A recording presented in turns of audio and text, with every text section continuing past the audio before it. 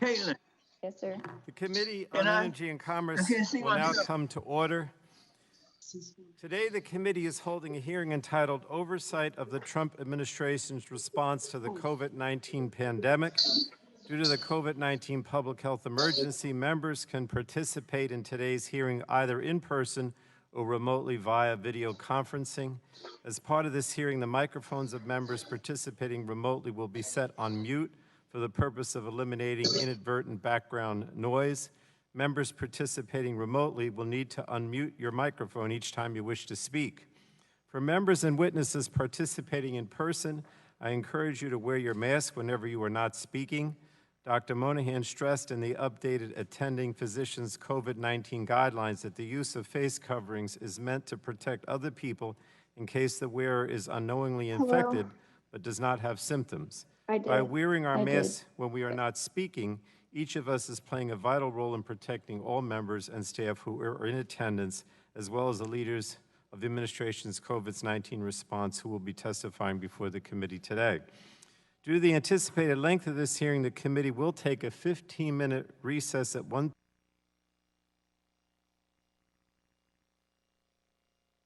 Can be sent to Benjamin Tabor at the email address we provided to staff. All documents will be entered into the record at the conclusion of the hearing. And now I recognize myself for 5 minutes for an opening statement. Today, the Energy and Commerce Committee continues its important work overseeing the administration's response to the COVID-19 pandemic. It's difficult to overstate this disease's devastating impact. To date, more than 2.2 million Americans have contracted COVID-19, and tragically, more than 120,000 have died. At the same time, more than 45 million Americans have filed for unemployment over the last 3 months. COVID-19 has wreaked havoc on this country's physical, mental, and economic well-being. And the pandemic has been especially brutal to people of color and low-income communities. Thousands of families can tell stories of losing a relative without being allowed to visit them in their final days, or the social isolation felt by seniors and others in long-term care facilities. Millions more could tell us about losing their jobs or being forced to close a small business.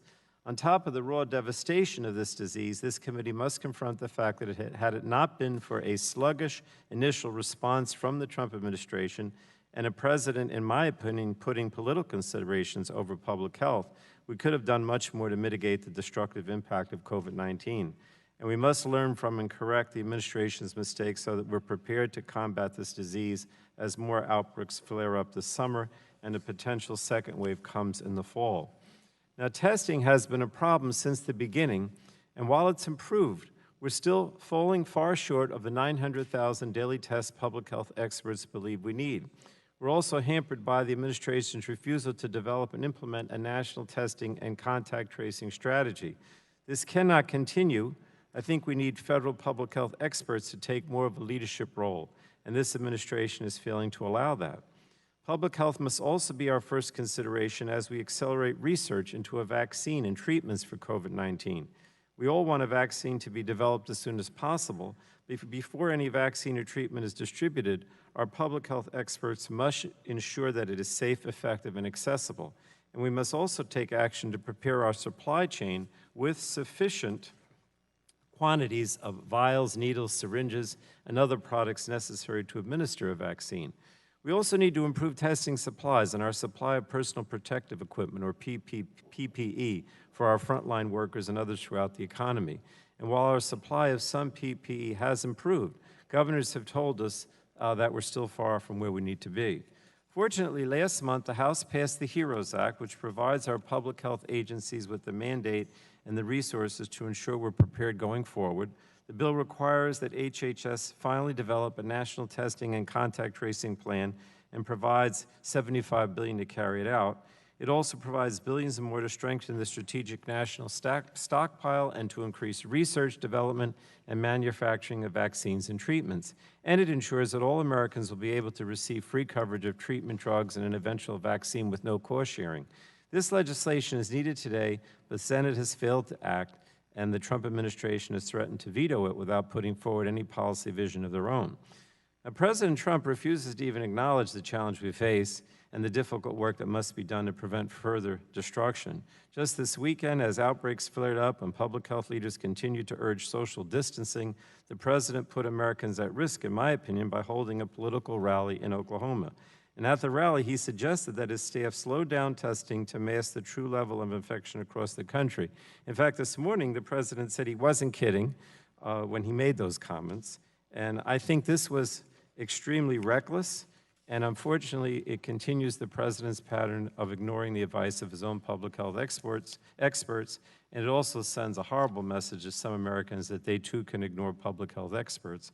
As this vicious disease continues to harm our country, it's extremely dangerous that the president, the vice president, and others in this administration continue to downplay the risks we continue to face. All around the country, warning bells are going off, with hospitals struggling to keep up with the rate of hospitalizations and ICU beds filling up in emerging COVID hotspots. And the administration's unwillingness to face these hard truths, I think, is going to lead to more deaths and more needless suffering. So I'm pleased that we have our nation's public health officials with us today. Thank you all for coming. I've admired your role and what you've done over the last few months. I think you can help us answer questions about what has gone wrong, what is improving, and how we can be prepared going forward. And I look forward to your testimony. And now recognize a ranking member for 5 minutes for an opening statement. Thank you, Mr. Chairman. Before I begin, I have a parliamentary inquiry. Yes. Mr. Chairman, Committee Rule 9B1 says that at full committee hearings, the chairman and ranking minority member shall be limited to 5 minutes each for an opening statement and may designate other members to give an opening statement of not more than 5 minutes. And pursuant to this rule, I designated Dr. Burgess to give an opening statement. And I raise this because I know in the past, at times, only the chairman and ranking member have given opening statements. At other times, we have allowed the minority, and you have, I believe, as well, to designate another member for 5 minutes. Given the importance of this hearing, I would hope that we could work this out where the subcommittee chairman and rankers could also comment, and I wonder if you would be willing to allow that.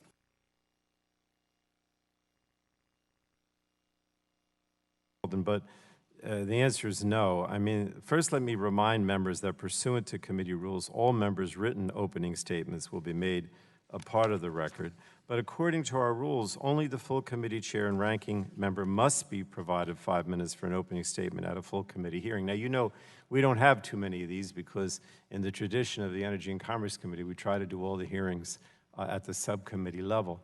But the problem with doing that today is that I thought this was important enough for a full committee hearing, but plus these witnesses are going to be testifying in areas that cross the boundaries of various subcommittees. And so, you know, if we let the health subcommittee ranking members, we'd have to let the ranking members of all the subcommittees, including O&I, and that's just going to drag things on too long. So I've decided that, you know, we would just have it for the full committee members.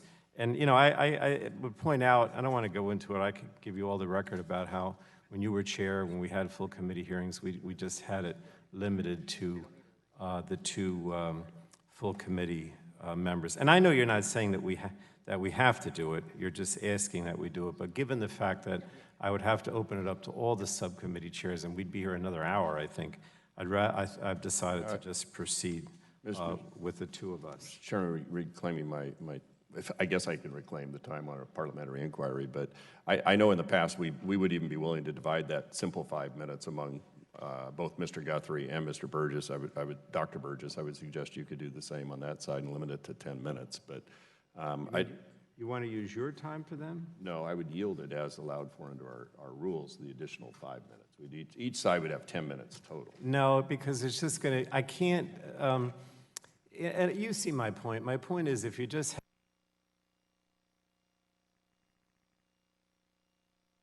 do that at this point. So let's just leave it the way it is, and you use your 5. Mr. Chairman, parliamentary inquiry. Yes. What part of Rule 9B do you think does not give the ranking member, the ranking minority member, the opportunity to delegate another member to give an opening statement of not more than 5 minutes? When I read this language, it's pretty clear.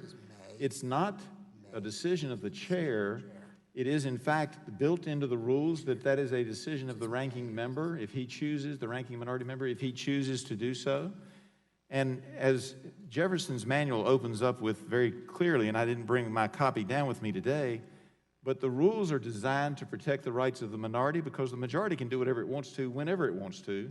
And the rules that we adopted just at the beginning of this congressional session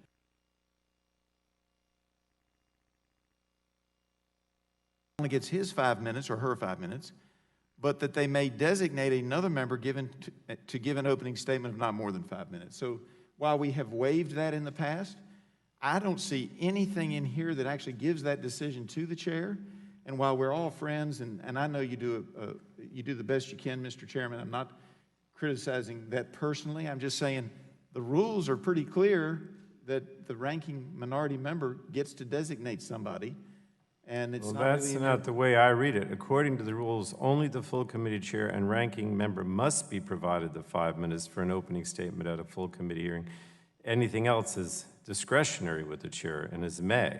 Well, Now, again, this interpretation is not unique to my term as chairman. At the first full committee hearing during the ranking member's term as chairman of the full committee on October 25th, 2017, hearing entitled Federal Efforts to Combat the Opioid Crisis, then Chairman Walden announced at the conclusion of my opening statement, we now go to our witnesses. Full committee hearing, only the chairman and ranking member give opening statements just for our committee's benefit, so now we go to our witnesses.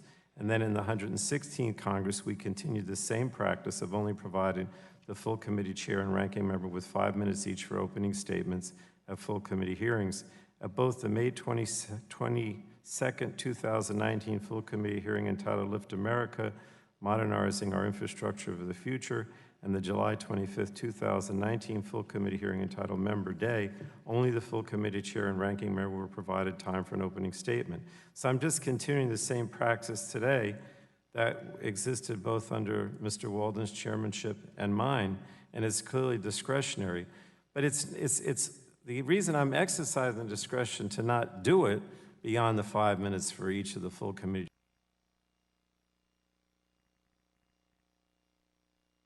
I want to tell you what to do, but I'm going to insist on that. And I'd rather proceed and hear from everybody. All right, you're recognized, Mr. Walden, for 5 minutes. Mr. Chairman, I'm frustrated by that. I know members on both sides, and in the past, back to 2011, 2013, chairs and rankers did work this out and did have others participate. So I will move on to my opening statement at this point.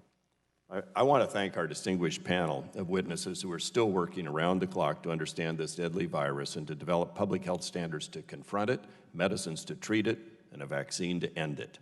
COVID-19 laid bare how vulnerable we are and how much more we need to do as a government.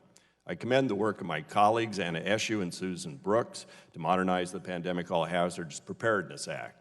And I acknowledge the incredible efforts of Fred Upton and Diana DeGette, who wrote the 21st Century Cures legislation. But even with all of that work, COVID-19 hit the world like a tsunami, quick and deadly, leaving unprecedented destruction and disruption.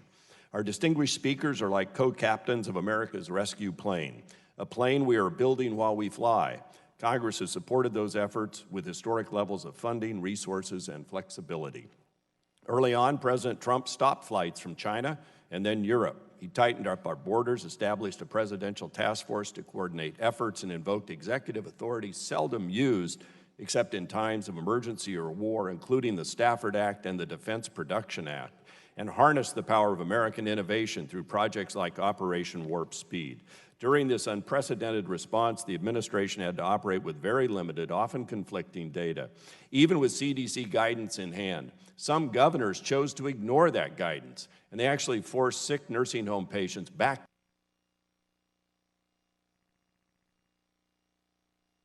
Backward-looking critics with unfair advantage of 2020 hindsight attacked you and the men and women who work alongside of each of you. I commend our witnesses today for keeping focused on the challenges at hand and for doing everything possible to beat this virus. 6 months ago, we'd barely heard of this virus. During our briefings, most thought that like SARS and MERS before it, we'd get past this beast, which didn't even have a name back then. We quickly went from knowing little about this virus to creating a test for it and testing more than 25 million samples with recent averages of more than 500,000 tests a day. But we all know there's more to be done. Dr. Giroir is a distinguished admiral who became a self-proclaimed swab guy, quote unquote, because that's what America needed. We discovered there were only 2 nasal swab manufacturers in the world, one in Maine and one in Italy.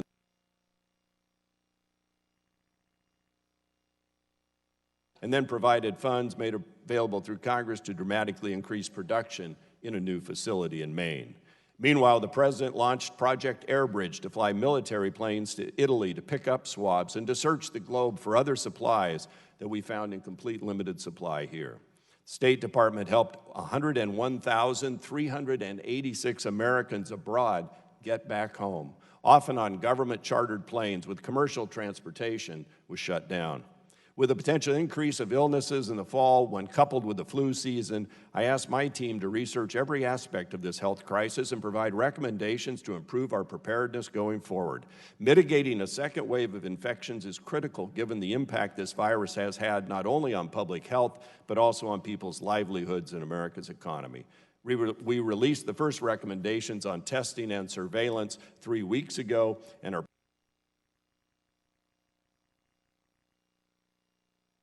less than 6 months, the United States has conducted millions of tests, manufactured medical equipment in car factories, used 3D printers to make personal protective equipment, developed multiple vaccine candidates, authorized use of more than 100 medical devices and drugs for emergency use, weighing the known and potential benefits and risks at the time, all at unprecedented speeds. These innovations have the ability to serve us well and far beyond this pandemic. We have seen remarkable coordination, flexibility, and cooperation between the executive branch, private sector, faith groups, volunteers, and lawmakers. America is strongest when we work together to achieve common goals. We're constantly learning how to improve our preparedness. We must adjust our response based off of facts at hand and focus on how to best move forward. We must unite in a common fight against this virus. Just as America mobilized in World War II to do whatever it took, today, our distinguished panelists have mobilized America's finest scientists, logisticians, and entrepreneurs to beat this deadly, microscopic enemy. Thank you for your leadership, for your years of public service, and for your dedication to this life-saving mission. Mr. Chairman, I yield back the balance of my time. Thank you, and I thank the ranking member, and I'd like to now introduce our witnesses for today's hearing. I keep calling the White House Task Force on Coronavirus, but I don't actually know whether that's still in existence or whether you're all members of it anymore. So first we have Dr. Robert Redfield, the Director of the Centers for Disease Control and Prevention. We have Dr. Anthony Fauci, Director of the National Institute of Allergy and Infectious Diseases at the National Institutes of Health. We have Admiral Giroir, Assistant Secretary for Health, U.S. Department of Health and Human Services.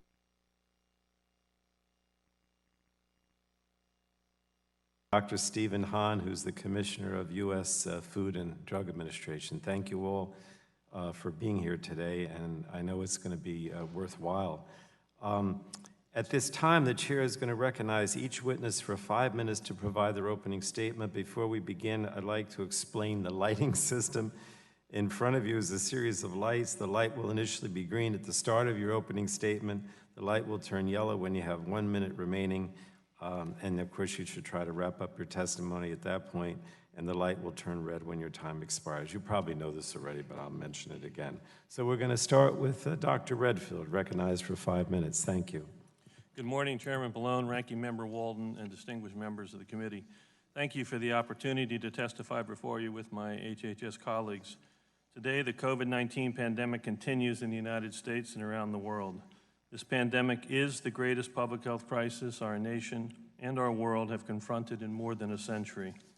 While overall case counts are going down, several communities are seeing increased cases driven by multiple factors, including increased testing, outbreaks, and evidence of community transmission.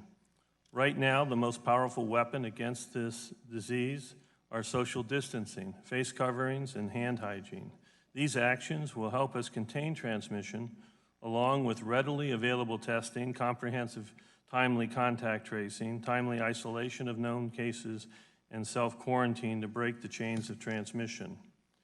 Once again, I call on the American people to remain vigilant in our collective obligation to protect those who may be at risk for severe complications of COVID-19 due to age or underlying medical conditions. We must also lessen the burden of COVID-19 among racial and ethnic groups disproportionately impacted.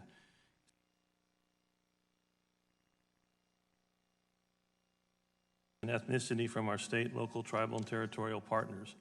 Reporting from hospital surveillance sites, for example, have increased in completeness on race and ethnicity from 30% to now more than 80%. CDC is also receiving more complete data from our public health partners. A recent CDC study examined more than 1.3 million COVID-19 cases, found that the most underlying health conditions were cardiovascular, diabetes, obesity, and chronic lung disease. Hospitalizations were 6 times higher for these individuals and death 12 times higher, those reporting these conditions compared to those without. CDC is working to ensure the equity and health outcomes and the social determinants are being addressed through the COVID-19 response. CDC continues to provide communities with technical expertise, tools, and information to confront the virus.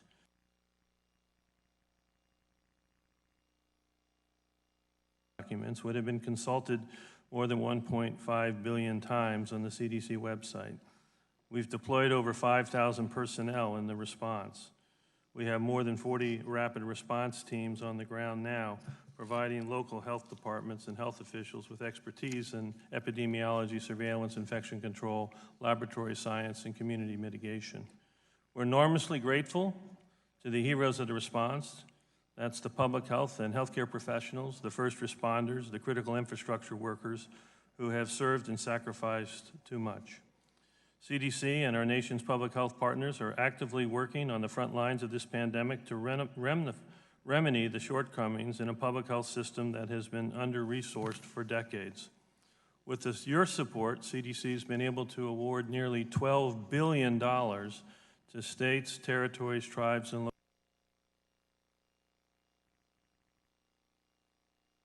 when confronted by any disease threat, CDC and public health departments must make real-time decisions based on real-time data. Data is the backbone of any disease threat response. With the resources that Congress has provided, data modernization is underway. We also must ensure that our laboratories have resilience, advanced technology, personnel, expertise, and supplies are being sourced. Our public health workforce must grow exponentially to address COVID-19 and future public health threats. Thousands of contact tracers are on board and being recruited by public health departments across our nation. Bottom line, sustained investment in the public health system is an investment in the health and prosperity of our nation. Last, CDC has begun to prepare for months ahead when the next season's influenza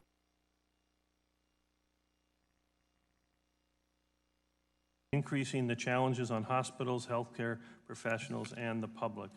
This fall, before the seasonal circulation of influenza increased, I encouraged the American people to be prepared and to embrace flu vaccination with confidence for yourself, your families, and the communities. This single act will save lives. Thank you, and I look forward to your questions.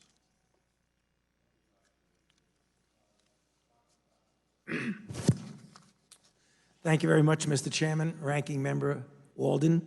Thank you all for giving me the opportunity to discuss with you today the role of the National Institutes of Health and Research addressing COVID-19. The approach to the NIH is very similar to what we do with other emerging infections. It's a four-pronged approach. First, to study the fundamental knowledge of the virus itself, as well as the host response to the virus. The second is to help develop diagnostics and assays.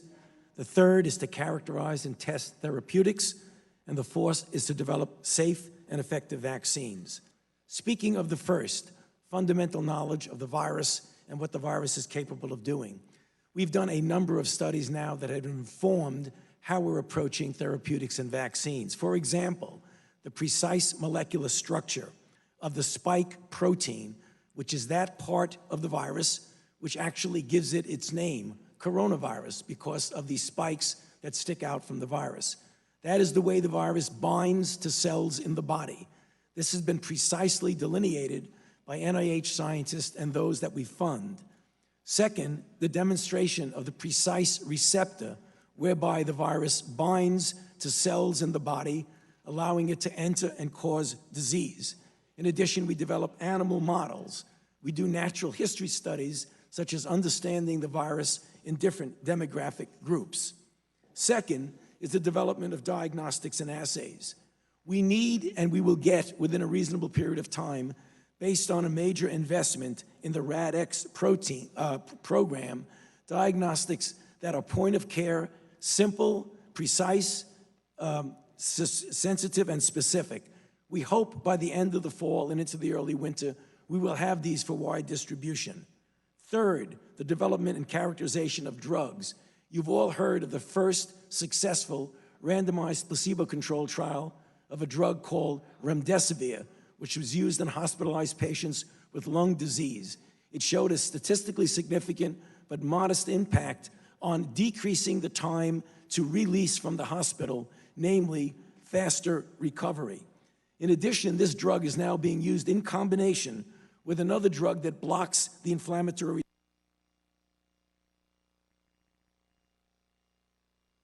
in plasma, hyperimmune globulin, other drugs, monoclonal antibodies, as well as other immune-based therapies.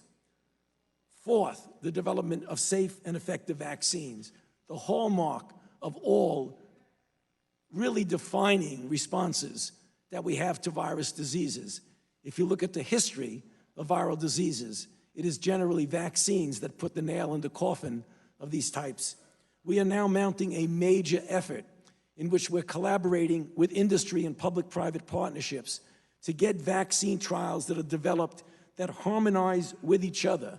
In other words, to have multiple trials in which we have common questions that are being asked, common laboratories that are being looked at, common data and safety monitoring board, and common primary, secondary, and tertiary endpoints so that the data can be compared from one to another.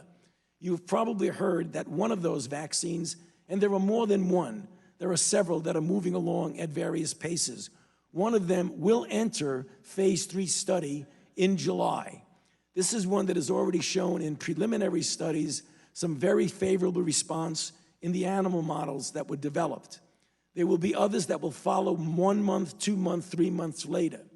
Although you can never guarantee at all the safety and efficacy of a vaccine until you actually test it in the field, we feel cautiously optimistic based on the concerted effort and the fact that we are taking financial risks, not risks to safety, not risks to the integrity of the science, but financial risks to be able to be ahead of the game so that when, and I believe it will be when and not if, we get favorable candidates with good results, we will be able to make them available to the American public, as I said to this committee months ago, within a year from when we started, which would put us at the end of this calendar year and the beginning of 2021. I'll stop there, Mr. Chairman, and be happy to answer questions later. Thank you. Thank you, Dr. Fauci, and thanks for all your contributions to fighting this pandemic. And I'll say the same about Admiral Giroir, who I bother the most. You're recognized for 5 minutes, Admiral. Thank you, Chairman Pallone, and I always enjoy our conversation. You call me anytime. Ranking Member Walden, distinguished members of the committee. On March 12th, Secretary Azar requested that I lead the coordination of COVID-19 testing efforts within the Department of Health and Human Services. And I would like to be clear that although I am no longer full-time deployed to FEMA, I am maintaining my role coordinating testing. To date, the nation has performed over 27 million COVID-19 tests, now averaging about 500,000 tests per day. Even without any major technical advances, I estimate the nation will have the capacity to perform between 40 to 50 million tests per month by fall. To address the public health challenges over the past months, we implemented a phased approach to meet the testing needs at each stage of the pandemic, especially now during reopening when the need for testing is the greatest. In early March, HHS and FEMA developed and implemented 41 community-based drive-through testing sites in locations prioritized by the CDC in collaboration with our state and local partners. These sites have tested nearly 300,000 high-risk individuals and served as prototypes that have been duplicated multifold. Next, we leveraged trusted pharmacies to further implement community testing, especially for minorities and underserved. This federal program is now providing testing at 611 locations in 47 states in the district, 70% of which are in communities with moderate to high social vulnerability. This program has tested over 688,000 individuals. Federally qualified health centers serve over 29 million people across the nation. They provide care to 1 in 5 of those uninsured, 1 in 5 rural Americans, 1 in 3 living in poverty, and 1.3 million homeless. Again, to assure we reach these most vulnerable among us, 93% of FQHCs offer COVID-19 testing. To further expand access, we authorized all licensed pharmacists to order and administer COVID-19 testing under the Public Readiness and Emergency Preparedness, or PrEP Act. Over 90% of Americans live within 5 miles of a pharmacy, again assuring widespread availability. On June 4th, using authorities provided to the Secretary under CARES, HHS released new mandatory laboratory reporting.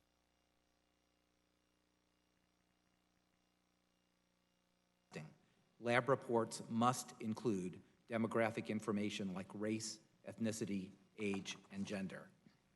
And today, I am pleased to announce the selection of Morehouse School of Medicine as the awardee for a new $40 million initiative to fight COVID-19 among racial and ethnic minorities, as well as rural and other socially vulnerable communities. This cooperative agreement with the Office of the Assistant Secretary for Health's Office of Minority Health and Morehouse School of Medicine will develop and implement a strategic network of national, state, territorial, tribal, and local organizations to deliver COVID-19 related information to communities hardest hit by the pandemic. In the first year of this agreement, Morehouse School of Medicine will receive $15 million. This massive expansion of testing resulted in unprecedented demand for supplies, reagents, and laboratory platforms. To meet this demand, we secured the global supply chain through a military air bridge.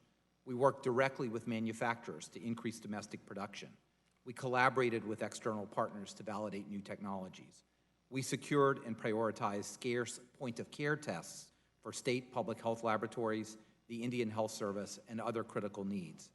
Finally, we used Title III of the Defense Production Act to further invest in domestic manufacturing. These actions and others have enabled our current efforts with states, territories, and tribes to implement evidence-based diagnostic and surveillance plans. I would like to close by recognizing my fellow officers in the United States Public Health Service Commission Corps, the uniformed service that I lead. 4,482 officers have deployed to support the pandemic response, including to the Diamond Princess cruise ship in Japan, to our military bases repatriating Americans, to our community-based testing sites, to FEMA and task forces directly inside nursing homes, and to field hospitals across our nation, exemplifying the care and compassion that all of us feel for those who have suffered during this pandemic.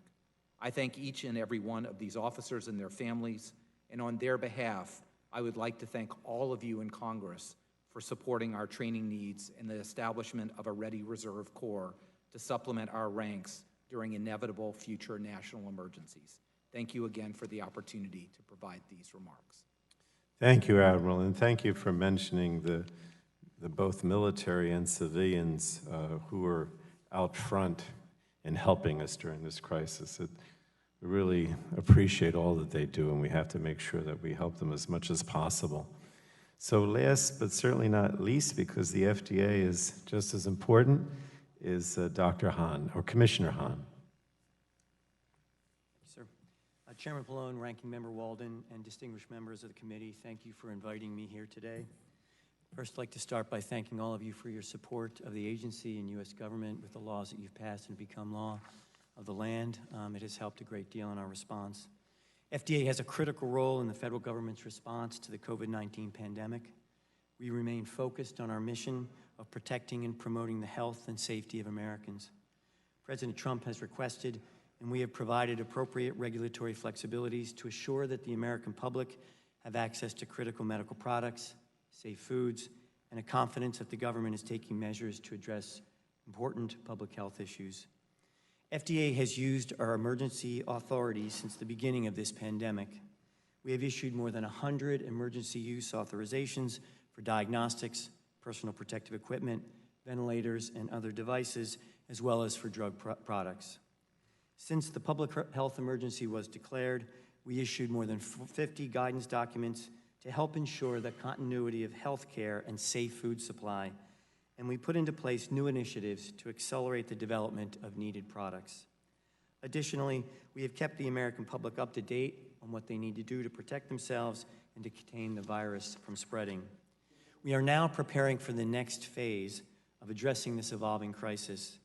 It is mission critical that the agency continue to be diligent, assuring the safety of the products that we regulate, and that we also put in place processes needed to assure the protections that the public will need. There are a number of experiences we have gained over the past few months that will inform our plans. We recognize that we must be bold in our decision-making and advance effective solutions to achieve challenging public health objectives. Therefore, we have begun a comprehensive real-time review and assessment of our actions to date to address the COVID-19 pandemic. The objective is to identify and address potential organizational and programmatic changes that should be implemented without delay to advance the ongoing response to COVID-19. We need to assure that we leverage what is working well, while at the same time review our framework and policies to be positioned to effectively identify and respond to quickly evolving public health situations. A major focus of this effort will be to identify what regulatory policies should be continued and accelerated consistent with Executive Order 13294 signed by the President. Durable policy, organizational and programmatic changes will be consistent with advancing the agency's public health mission and will inform our strategic priorities moving forward. One of the challenges facing FDA during the COVID-19 pandemic is how to assure the timely review of medical product applications despite an incredible surge in volume and constraints on our ability to conduct in-site inspections. I am pleased to announce today that FDA has maintained the same pace of meeting its goals on applications for medical products for the last 6 months that it has maintained in recent years. We are on target to meet our user fee goals for the drugs this year by reviewing and taking timely action on at least 90% of brand, generic, and biosimilar drug applications, even during the pandemic. Additionally, this work has continued at a time when the number of applications received in some centers is substantially higher than the pre-COVID-19 times. I want to thank the more than 17,000 employees of the FDA for their incredible efforts, one that reflects the remarkable dedication and commitment to the public health of all Americans. Finally, I'd like to discuss what is top of mind for all Americans, namely the work that FDA is doing to facilitate the development of safe vaccines and therapeutics. FDA launched an emergency review and development program called the Coronavirus Treatment Accelerated Program, or CTAP, and we continue to work night and day to provide guidance and to review proposals from companies, scientists, and researchers who are developing therapies. Let me be clear that data and science will dictate when we will have safe and effective treatments and vaccines for COVID-19, as Dr. Fauci just mentioned. Toward that end, FDA is using every available authority and applying every appropriate regulatory flexibility to facilitate development and testing. We have not lost sight of our solemn responsibility to the American people to ensure our decisions related to all medical products are based on science and data, and that is a commitment that the American public can have confidence in. Again, I assure you that the FDA will provide leadership, expertise, guidance, information, and whatever else is needed as we continue to address this unprecedented challenge. Thank you, and I look forward to your questions. Thank you, Commissioner Hahn. That concludes our openings from the witnesses, and so now we'll move to member questions. Each member will have 5 minutes to ask questions of our witnesses, and I'll start by recognizing myself for 5 minutes. Now, you know that I'm very critical of the president for a lack of leadership from the start of this pandemic, which I think continues. And of course, it's difficult because you work in theory for the president, and I feel that many of you on many occasions actually wanted to take more leadership and be, as Dr. Hahn mentioned, or Commissioner Hahn, fully cognizant of the data and the science. So it's difficult because I'm going to ask you questions about the president's lack of leadership, and I know it's hard for you to answer those, so we'll see. But I do believe the president is encouraging behaviors that are not consistent with good public health, such as encouraging thousands to attend a rally and not mandate the wearing of masks. And I can't imagine that NIH or CDC would suggest this as a best practice in the face of this pandemic. So it's sort of like there's two versions of reality here. One's the president's, and one's hopefully yours based on data and science. But I want to hear from the experts. So let me start with Dr. Fauci. You are a trusted voice and have always been candid with us and the American public. Give us an unvarnished view of where we are at our fight against COVID-19, quickly if you can. Thank you very much for that question, Mr. Chairman. It really is a mixed bag. We have a very large country, very heterogeneous, major differences, for example, between the New York metropolitan area and Casper, Wyoming. If you look at how we've been hit badly. I mean, anybody who looks at the numbers, we've had now over 120,000 deaths, and we've had 2.5 million infections. So it's a serious situation. In some respects, we've done very well. Right now, for example, the New York metropolitan area, which has been hit extraordinarily hard, has done very well in bringing the cases down and using the guidelines that we have very carefully put together in a stepwise fashion to try and carefully reopen their city and their state. However, in other areas of the country, we're now seeing a disturbing surge of infections that looks like it's a combination, but one of the things is an increase in community spread. And that's something that I'm really quite concerned about that. And you know that this has been something that's been in the press over the past couple of days, where we were going down from 30,000 to 25 to 20, and now we sort of stayed about flat, and now we're going up. A couple of days ago, there were 30,000 new infections. That's very troublesome to me. The way you address that, and I've said this over and over again, is you have to have the manpower, the system, the testing to identify, isolate, and contact trace in an effective way so that when you see those increases, you can understand where they're coming from and you can do something about them. Right now, the next couple of weeks are going to be critical in our ability to address those surgings that we're seeing in Florida, in Texas, in Arizona, and in other states. They're not the only ones that are having a difficulty. Bottom line, Mr. Chairman, it's a mixed bag. Some good and some now we have a problem with. All right, now I'm going to have to ask about the president because you talked about testing and how important it is, and Admiral Giroir and I know how important it is. At his rally over the weekend, the president said, and I quote, "When you do testing to that extent, you're going to find more people, you're going to find more cases.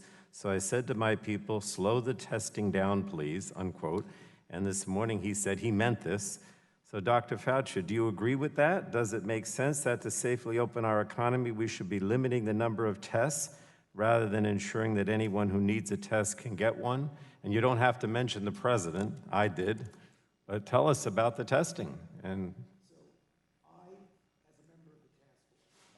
your microphone is on.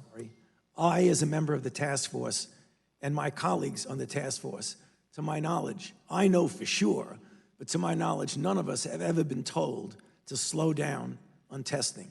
That just is a fact. In fact, we will be doing more testing, as you've heard from Admiral Giroir, not only testing to specifically identify people in the identify, isolate, and contact trace, but also much more surveillance if you want to get your arms around and understand exactly what's going on in community spread. So it's the opposite. We're going to be doing more testing, not less. And then let me just ask the same question of Dr. Redfield. Do you agree with the president on this? Or do you think we should be testing more people? You don't want to talk about the president, just tell us if you think we should be testing more people.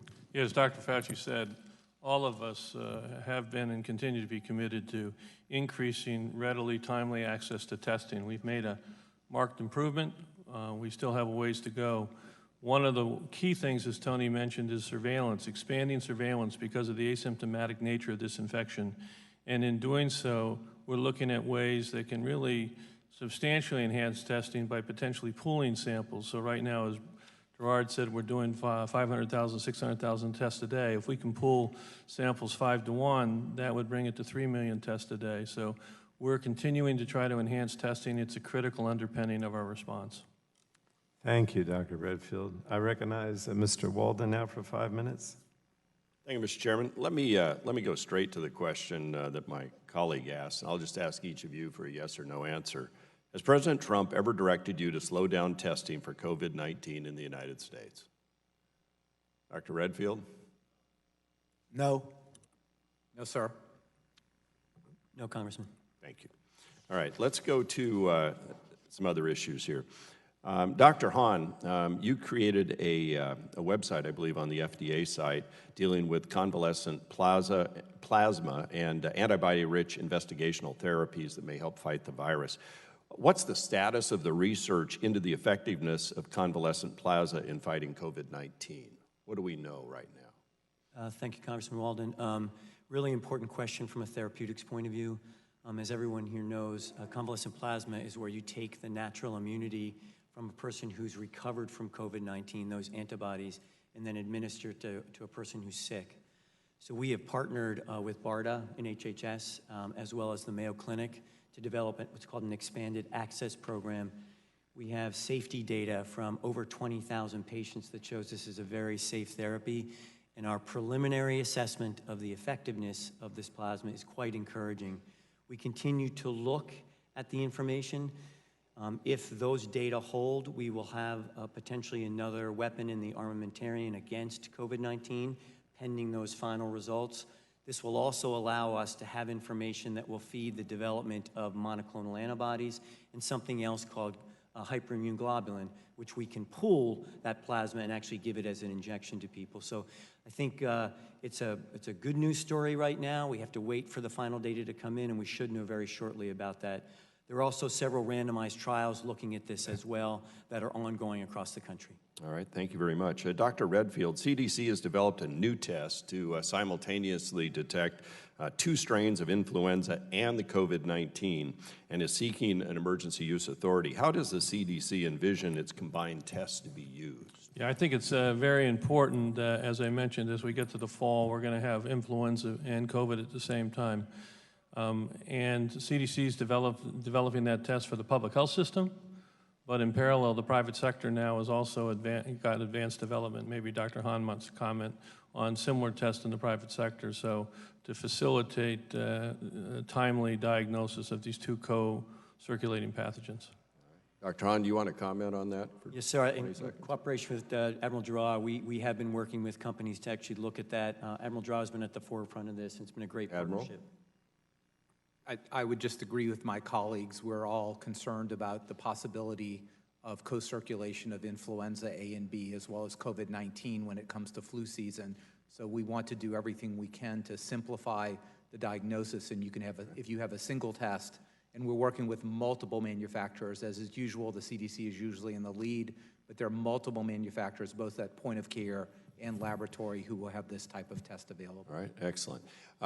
You all have been subject to a lot of criticism, as has the president. Often that's leveled after we know facts we didn't know at the time when things started. And so it's really great if you have hindsight and 20/20 vision. You can look back and say, should have done that then. I want to look forward. What is it you need from Congress that you do not have now to have America ready for the fall? What should we be preparing for now for the fall? I don't care who wants to start, but I'm down to a minute to answer. So, Dr. Redfield? I think first I want to just express our appreciation to Congress for the supplemental funding. I think it's of note that CDC has been able already to disperse $12 billion to the states to help prepare their COVID responses, and really that's an unprecedented amount of resources. I would only ask that we look to how to make this a sustainable investment as opposed to a sporadic investment to this particular challenge we have right now. All right. Dr. Fauci, what do we need to worry about? What don't you have? Well, I just to reiterate what Dr. Redfield said, we are extraordinarily grateful for the unprecedented amount of supplementary funding that the Congress gave to us, which really make it totally possible for us to do the kinds of things we need to do on an emergency basis. Right. But again, to mention what Dr. Redfield said, we have to establish some corporate memory. I've said to this committee literally many times over the many years that we forget things when we get distant from them. Yeah. We're going through a terrible ordeal right now.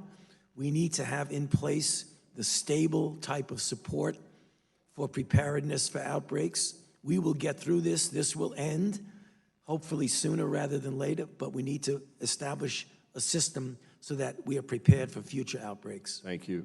Mr. Chair, could the other two just answer that question quickly? Admiral? What do you need you don't have? What should we be worrying about?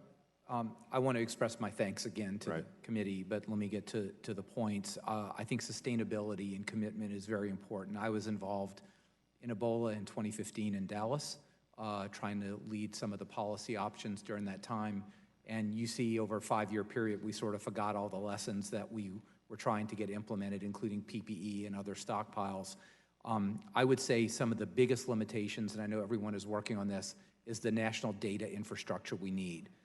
When we started out, I'm calling up 100 hospitals a day trying to understand who's on an ICU bed, who's not, who has a ventilator, how much you have left. Okay. And we got through this early, not by systems, but by people working 24/7. The third thing is, I'm just going to pound it, the vaccine infrastructure in this country, to promote vaccination, to promote vaccine confidence, to make sure that people have the right information about safety and efficacy, that we order enough flu vaccine, because we really need to get everybody vaccinated this winter. One thing that minimizes our problems, if we get everybody flu vaccine, that's one less virus that could kill 20, 30, 50,000, 70,000, and potentially even be a co-infection with COVID. Dr. Hahn? Yeah, thank you. Again, thank you for the support. One big point I want to make here is that what we've learned during this epidemic is what Admiral Giroir said, is that we have an access to information issue. We have learned that we need to collect real-world evidence in real time during an emergency, just like a doctor would do during an emergency, to inform decisions and how we could change them moving forward. So your support for real-world evidence generation would be incredibly helpful. So now we're going to move to our members based on seniority, and I think our next few are virtual. So just remind you to unmute. If you don't do so on your own, I'll just keep reminding you. So next we have Mr. Rush from Illinois. I want to thank you, Mr. Chairman, for holding this important hearing. Last week, the Health Subcommittee held an informative hearing on the racial and ethnic health disparities being highlighted by the coronavirus. The statistics around these disparities are very troubling and even extremely outrageous. A Scientific American article published earlier this month found that and I quote, if black people were dying at the same rate as white Americans, at least 13,000 mothers, fathers, daughters, sons, and other loved ones would still be alive. Even more shocking is that among those 35 to 44 black men and women died from the coronavirus at least 9 times the rate of white Americans. Dr. Fauci, when it become apparent that institutional racism and structural discrimination are playing a part in why certain racial and ethnic communities are suffering more than white communities? I think I know what I didn't hear it quite as clear as I want, but I think I know what the congressman is referring to. So when you're looking at the African American community and the minority community in general as a demographic group, there are two elements that make it much more difficult for them and why they're suffering disproportionately. One is the risk of infection. Because of economic and other considerations, the jobs that the majority of them would find themselves in does not allow them to protect themselves by looking into a computer and doing telework. Most of them are essential on outside, having to mingle in a society in which the virus is circulating. So right at the get-go, they have a greater risk of getting infected.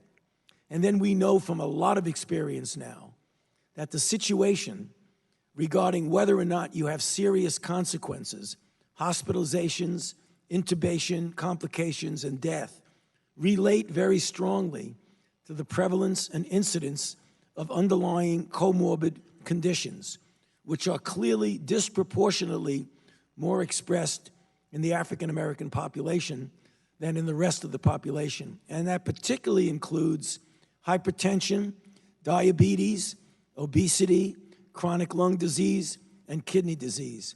So unfortunately, we have a situation where it's sort of a double whammy of a negative capability of them to respond through no fault of their own because of underlying conditions and the conditions in which they find themselves with. Dr. Fauci, would you consider racism itself as being one of the stresses that certainly impacts the African American community more in an extraordinary way that contributes to these comorbidities? I think the question was, would I consider institutional racism as contributing? No, I don't think there's... Yes. Yes, thank you, Congressman. Well, I mean, obviously, the African American community has suffered from racism for a very, very long period of time. And I cannot imagine that that has not contributed to the conditions that they find themselves in economically and otherwise. So the answer, Congressman, is yes. Admiral Giroir, I applaud your announcement that provides for $100 million, for $40 million to go to the Morehouse College of Medicine for contact tracing and testing. I have introduced a bill, the TRACE Act, which calls for $100 million for testing and contact tracing. Should we be seeking a larger amount, $100 million or more, for contact tracing and for testing?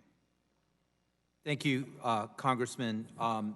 For testing and contact tracing, we're going to need billions of dollars. I mean, that's the amounts of investment that we're doing partially through CDC. This specific award is to have Morehouse lead a consortium of organizations like 100 Black Men, UDUNOS US, the National Association of Community Health Workers, the National Council of Urban Indian Health, et cetera, to really focus on the specific educational, testing, and linkage to care needs of underserved minorities, and some of those also in the rural population. My personal opinion is $40 million is a start. It's going to need to be a lot more than that in order to reach the people that we need to reach. Thank you, Bobby. Thank you, Admiral. Next is Mr. Upton from Michigan. Thanks very much, Mr. Chairman, and I really appreciate the testimony that we've heard thus far and the interaction that we'll have between all of our I guess the first question I have, Dr. Fauci, good friend, thank you for your service for sure. In recent weeks, of course, you made the statement that you thought we would have as many as 100 million doses of an FDA-approved vaccine before the year. I've heard from a number of companies, again, just in recent days, AstraZeneca, Pfizer, hopes to have perhaps 1 billion doses before the end of next year, calendar year 21. So is that our team now moved through the phase 2 process, or maybe even get into some production a little bit later by somewhat early August? Not the approvals yet, but where things, because of the promise of getting it to the marketplace and really saving the world, let's face it. What is your thought as to how early we may see an EUA, an emergency use authorization, approved for any of these vaccines based on what you know today, and under scenarios that we may see something in the next number of months in terms of an approval. Lay out what you think is a real distinct possibility of where we might end up being. Okay, thank you, I Fred. guess I didn't hear. on as well. I didn't hear everything you said, but I think I got enough of it to answer your question, at least the last part, that I think is very important, and I welcome the opportunity to address this. The idea about the doses that would be available, you know, a couple of 100 million doses in the beginning of the year, some companies saying that in a couple of years, a year or two, they'll have as many as 1 billion doses. I think that's real. Most people would raise their eyebrows and think that how is that going to happen? And it is because things are being done at risk. Companies are starting to plan to make doses even before you know the vaccine works. So the risk of the speed is not risk to safety, it's not risk to scientific integrity, it's risk to money. So put that aside. The point that Congressman Upton made, I think is very important. We need to be careful that we don't jump because of our need to get vaccines for those who need it, that we do not definitively prove safety and efficacy before we make decisions about distribution. We've heard a lot about emergency use authorization. An emergency use authorization is important, but it has to be done in a situation where you fulfill the criteria for the emergency use authorization. I would be very disappointed if we jumped to a conclusion before we knew that a vaccine was truly safe and truly effective, because I wouldn't want the perpetual ambiguity of not knowing whether or not it is truly safe and truly effective. That's the reason why we're doing several randomized placebo-controlled trials with power enough that could give us that answer. I hope that answers your question, Fred. Well, just one quick, what would be the earliest that you think, under the best scenario, that we might be able to see an EUA issued by you all, along with, I guess it would actually be the FDA, right, that would actually issue that? Yes, the answer is yes. Let me just quickly answer that and hand it over to Steve, because he may want to answer that. We're going into the first phase 3 efficacy trial in July. It takes at least a month to get to the second dose because it's a prime boost. You'll take another couple of months to accrue or enroll enough people that if there is viral activity in the community, and we have our sites not only in the United States, but all over the world, in Brazil and in South Africa. So if we get an efficacy signal, you're going to get an efficacy signal more quickly the more cases there are. Now, if it turns out that there are not a lot of cases, it may take longer.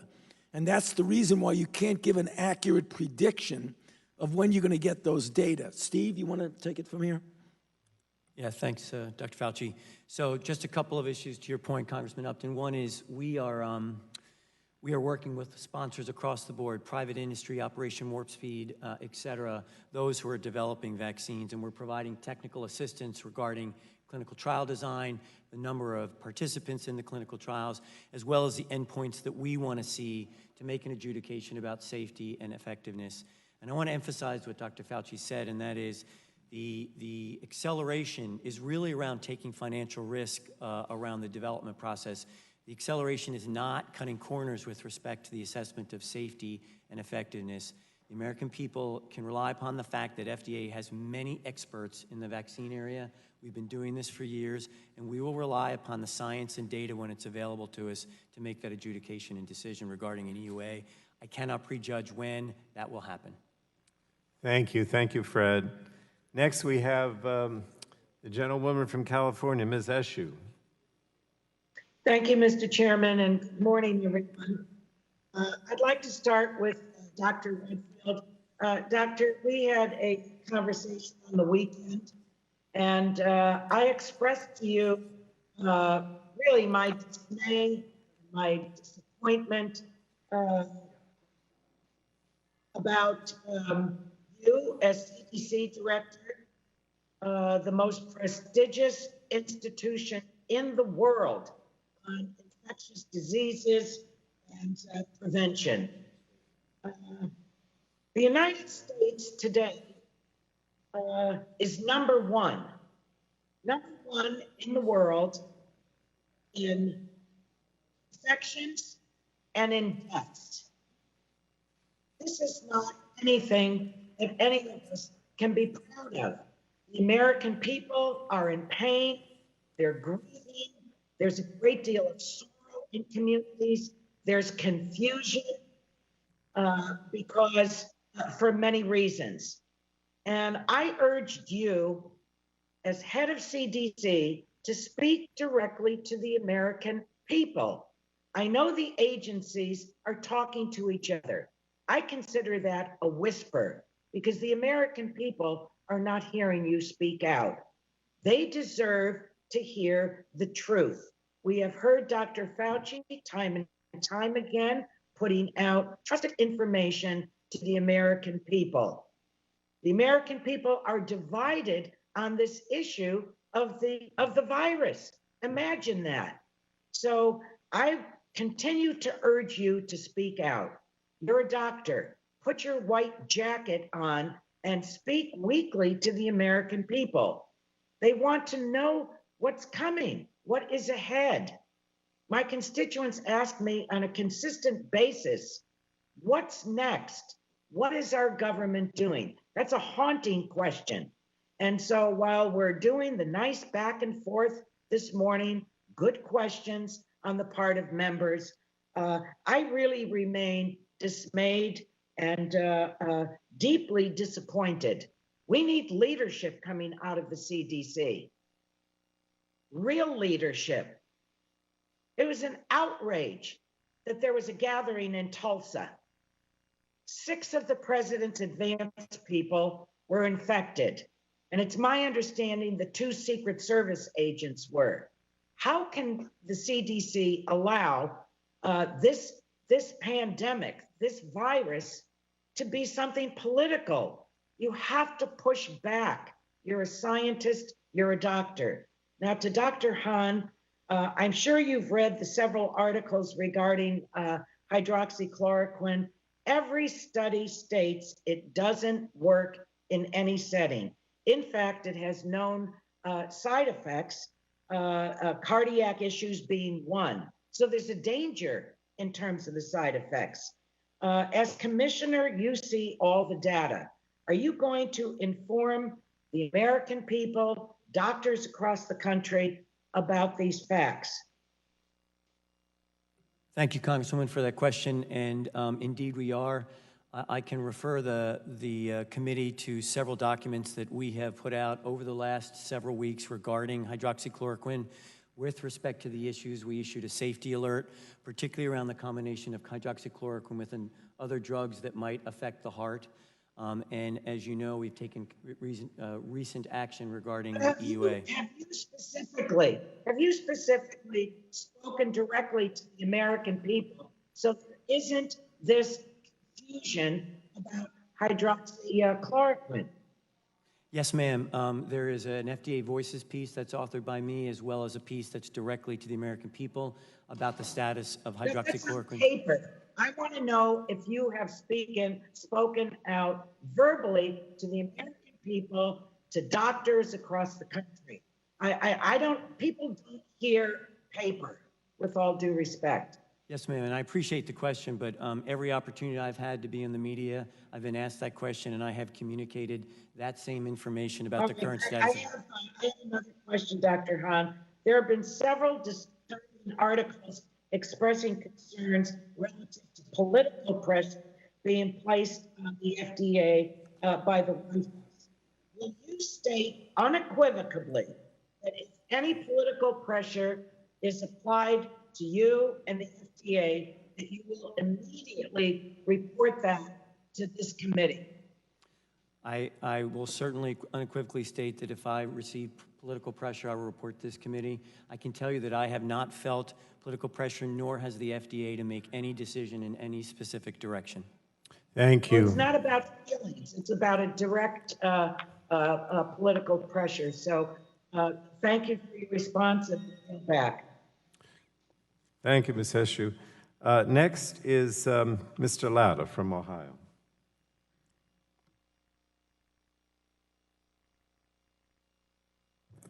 Well, thank you, Mr. Chairman, and thanks to our witnesses and all the hard work that you've been doing over the last several months for not only the United States, but for individuals from around the world. Greatly appreciate it. Dr. Fauci, if I could start my questions with you. And I know that our leader, Mr. Walden, had brought some of this up. Would you further explain how an infected individual develops antibodies and how long those antibodies remain effective in fighting off the virus? And are you seeing different levels of antibodies in people who have been infected and what that means in terms of immunity? Thank you very much for that question, Congressman Latta. So we need to start off by saying that we want to assume you're dealing with an antibody test that's been validated by the FDA or by the NIH. That's important because a lot of the confusion out there are tests that are not validated. But let's assume you have a good test. Whenever the body gets confronted with a virus and recovers, even when they don't recover, the body is stimulated to make antibodies. In general, for viruses that we have a lot of experience with, those antibodies serve to protect you against exposure and infection after you're exposed to the same virus. So that's what we call immunological memory, and these proteins block the virus. The one thing we do not know yet with COVID-19 is the relationship between the type of antibody, because the best antibody is called neutralizing antibody. Namely, if this were the virus, and this is where the virus binds to the cell, the neutralizing antibody blocks the virus from binding to the cell. There are antibodies against other parts of the virus that are called binding antibodies. They don't mean much. So you got to make sure you get the right antibody. The second thing is, what we still don't know is what the relationship between the titer of the antibody is, namely the level of the antibody and the degree of protection. The third thing we don't know is how long or what the duration of that antibody is going to be. We're going to find these things out as we study these individuals over months and a year or more. But remember, we're only a few months into this. So A, we know they make antibody. B, it's likely that they're protected for some period of time, but we don't know how long that's going to be.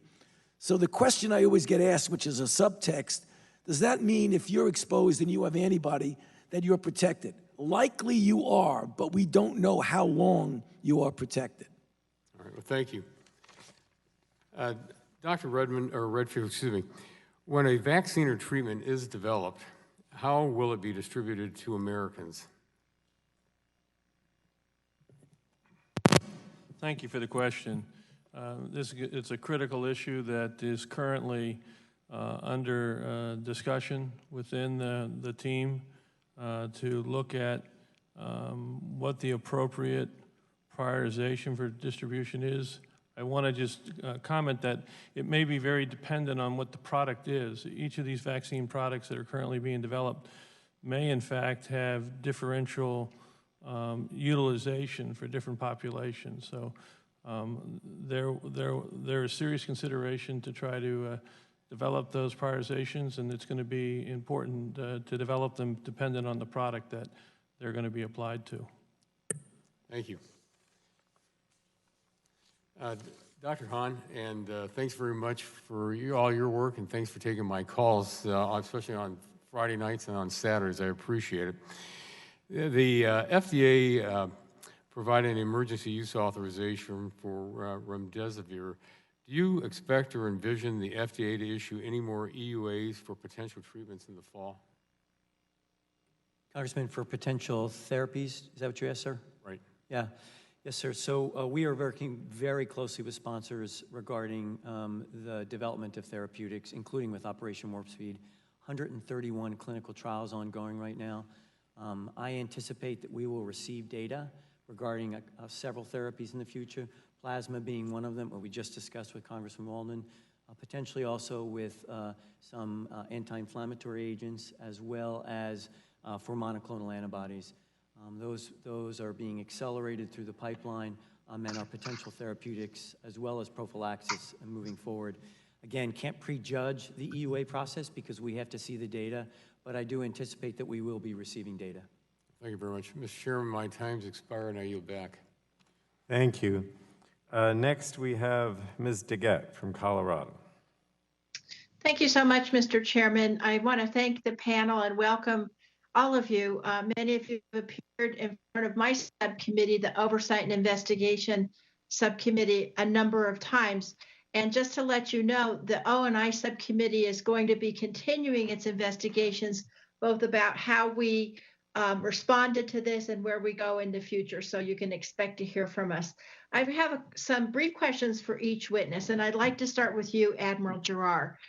The chairman talked about the president's comments last weekend, saying that it's a double-edged sword testing, because when you do testing, quote, you're going to find more people. And then again this morning, the president tweeted, cases are going up in the U.S. because we are testing far more than any other country and ever expanding. With smaller testing, we would show further cases. This is what he says. And he also said this morning that he doesn't joke about these things. So I know the chairman asked Dr. Fauci and Dr. Redfield, have they been instructed to test less? I'm going to ask you, since you are now in charge of overseeing the tests, has the president asked you to do fewer tests? Thank you. And again, I want to clarify that neither the yes or no will work. Yes or no will work, Admiral. Has no, the president has neither the president nor anyone in the administration has instructed or suggested that we should do less testing, have said that to me, and we are proceeding in just the opposite. We want to do more testing of higher quality. I want to ask you, Admiral, do you think that it's a good or a bad idea to do less testing so it will look like we have fewer cases?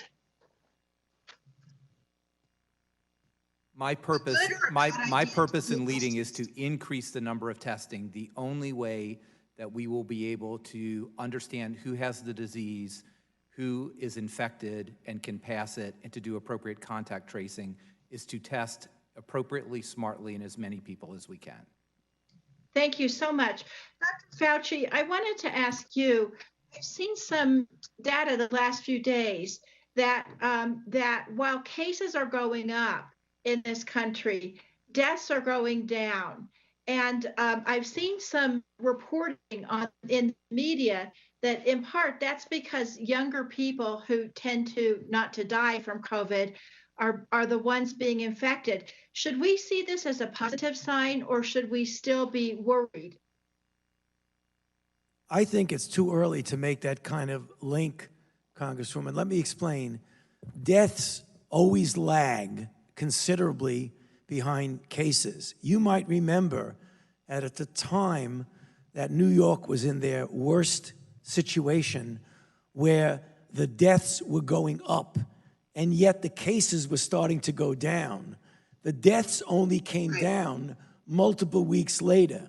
So you're seeing more cases now while the deaths are going down. The concern is if those cases then infect people who wind up getting sick and go to the hospital, it is conceivable you may see the deaths going up. So I think it's too early to say because the deaths are going down. Thank you, Doctor. And I have another question, Dr. Fauci, for you. We've seen, and I think you and I have talked about this, most vaccines take years, if not decades, to be approved and be proved efficacious. And sometimes we don't find a vaccine at all. I have two questions for you. Number one, do you believe that we will find a vaccine for the coronavirus? And number two, do you still stand by the prediction you gave us some months ago that we could actually have a vaccine by early 2021? I feel cautiously optimistic, Congresswoman, that we will be successful in getting a vaccine. There's never a guarantee of that, but the early data that we're seeing regarding the immunogenicity and the induction of good responses makes me cautiously optimistic, always knowing that there's never a guarantee. You remember I told your committee a few months ago that a vaccine would be available from a year to 18 months. I said that in January of 2020. A year from January is December. I still think there is a reasonably good chance that by the very beginning of 2021, that if we're going to have a vaccine, that we will have it by then. Thank you very much, Doctor. Mr. Chairman, I'll yield back. Thank the gentlewoman. Next, we have Mrs. Rogers from Washington State.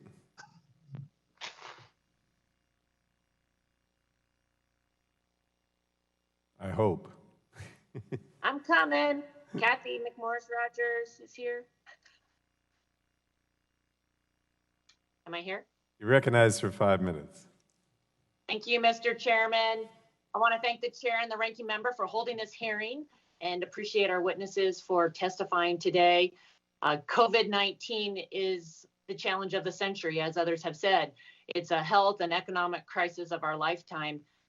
We mourn the deaths of over 100,000 Americans, and we must remember that we're not out of the woods yet.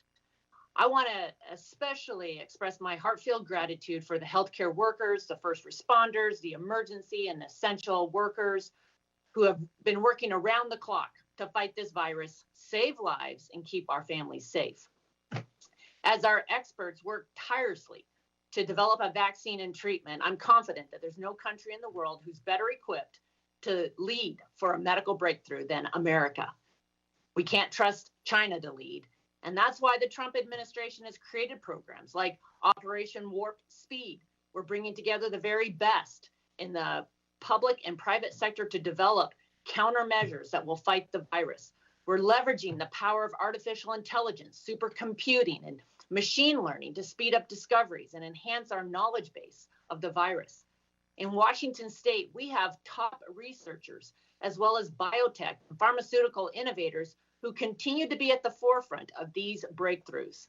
I look forward to learning more and appreciate all of you being here to understand what the administration is continuing to do to lead in the development of these tests and treatments that America needs so that we can usher in a new era of innovation and healthcare cures.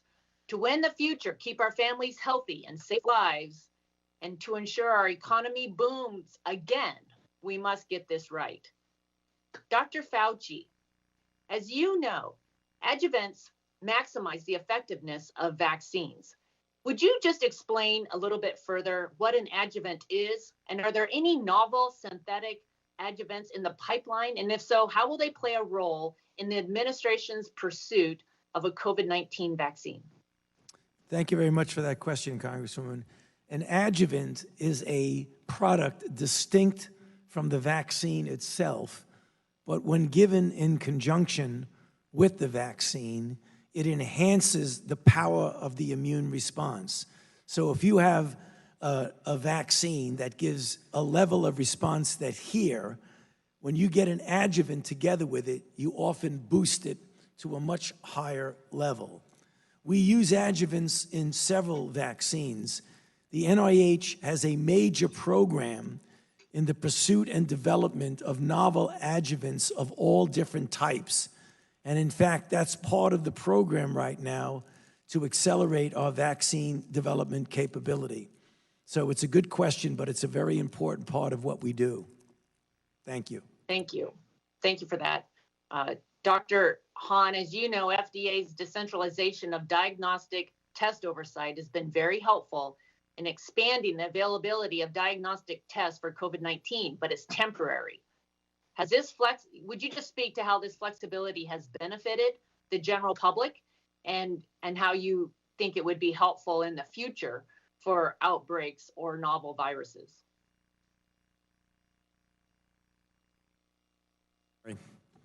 Thank you very much, Congresswoman. Appreciate the question. As you pointed out, the flexibilities have allowed us to work with test developers.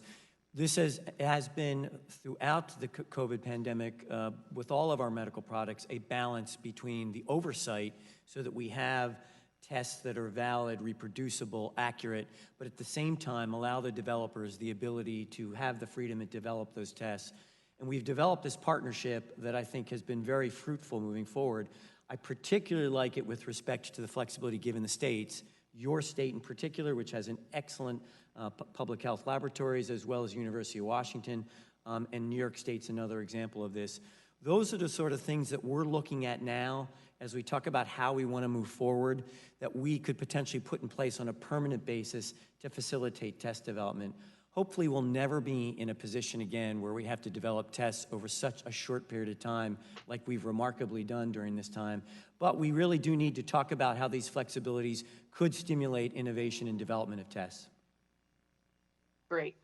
Well, thank you all. Thank you all for your leadership, your commitment during this time, the long hours, and I especially appreciate the way that we're looking forward to make sure that we are prepared in the future of whatever we may face. Thank you. Good to be with you. Thank you. Now we go to Mr. Doyle, coming to us from Pittsburgh.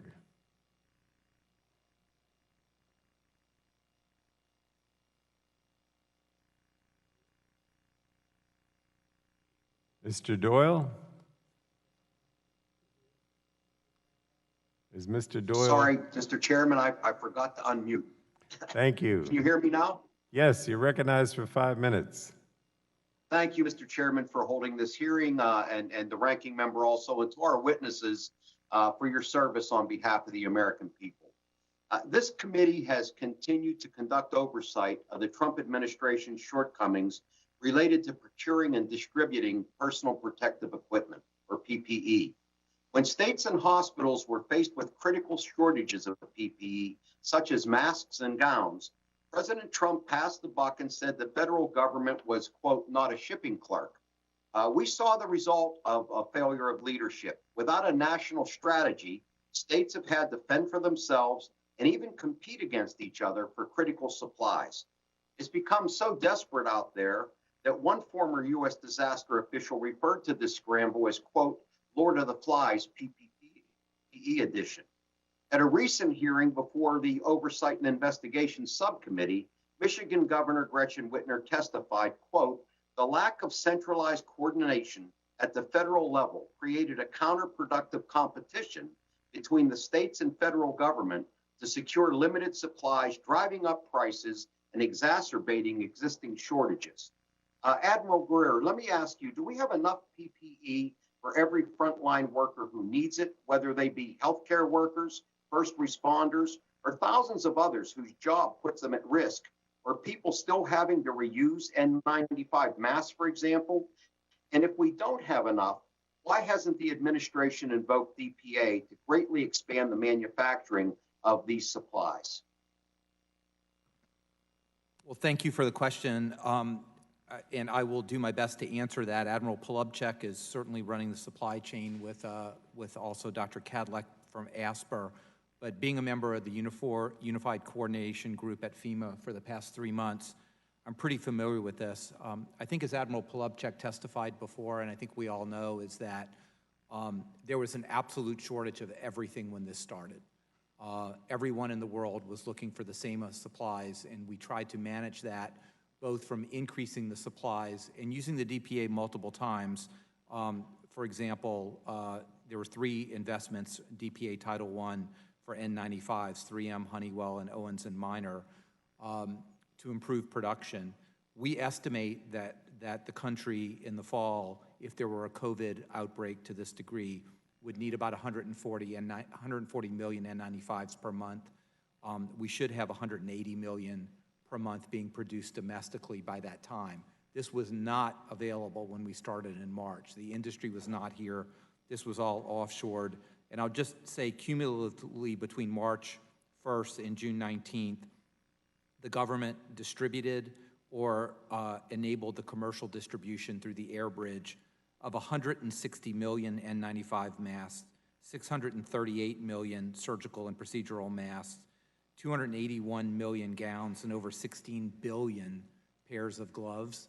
So this was really an enormous effort. We need to be better prepared. This all needs to be onshore.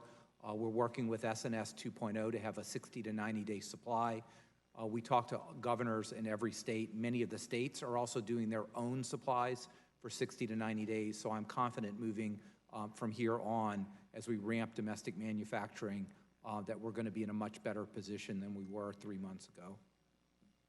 Thank you, Admiral. Dr. Hahn, let me ask you, since demand for PPE increased this spring, we've seen many actors with little previous experience in the supply field enter the market.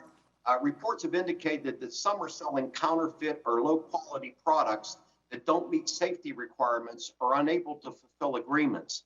What steps is the FDA taking to ensure that companies are not circumventing federal oversight and injecting potentially substandard PPE into the United States market? Thank you, Congressman. This is a really important issue. During the height of this epidemic and the increased demand, we provided regulatory flexibility for companies, but insisted that they provide certification, often foreign FDAs, if you will, certification that the PPE met the requirements that we have in place and that the foreign governments had in place. But we did something else with respect to that, and that is we also partnered with CDC and NIH, for example, with N95s, to test, to verify that, in fact, that self-certification over the validity of the efficacy of the PPE was in place. And you've correctly identified that for a variety of reasons, subsequent product that was shipped into the country did not meet those specifications. We immediately took action to make sure that those were off of the market and continue to do that and monitor it very closely. Thank you, Mr. Chairman. I see my time has expired. I yield back. Thank you, Mr. Doyle. Next, we have Mr. Guthrie coming to us from Kentucky.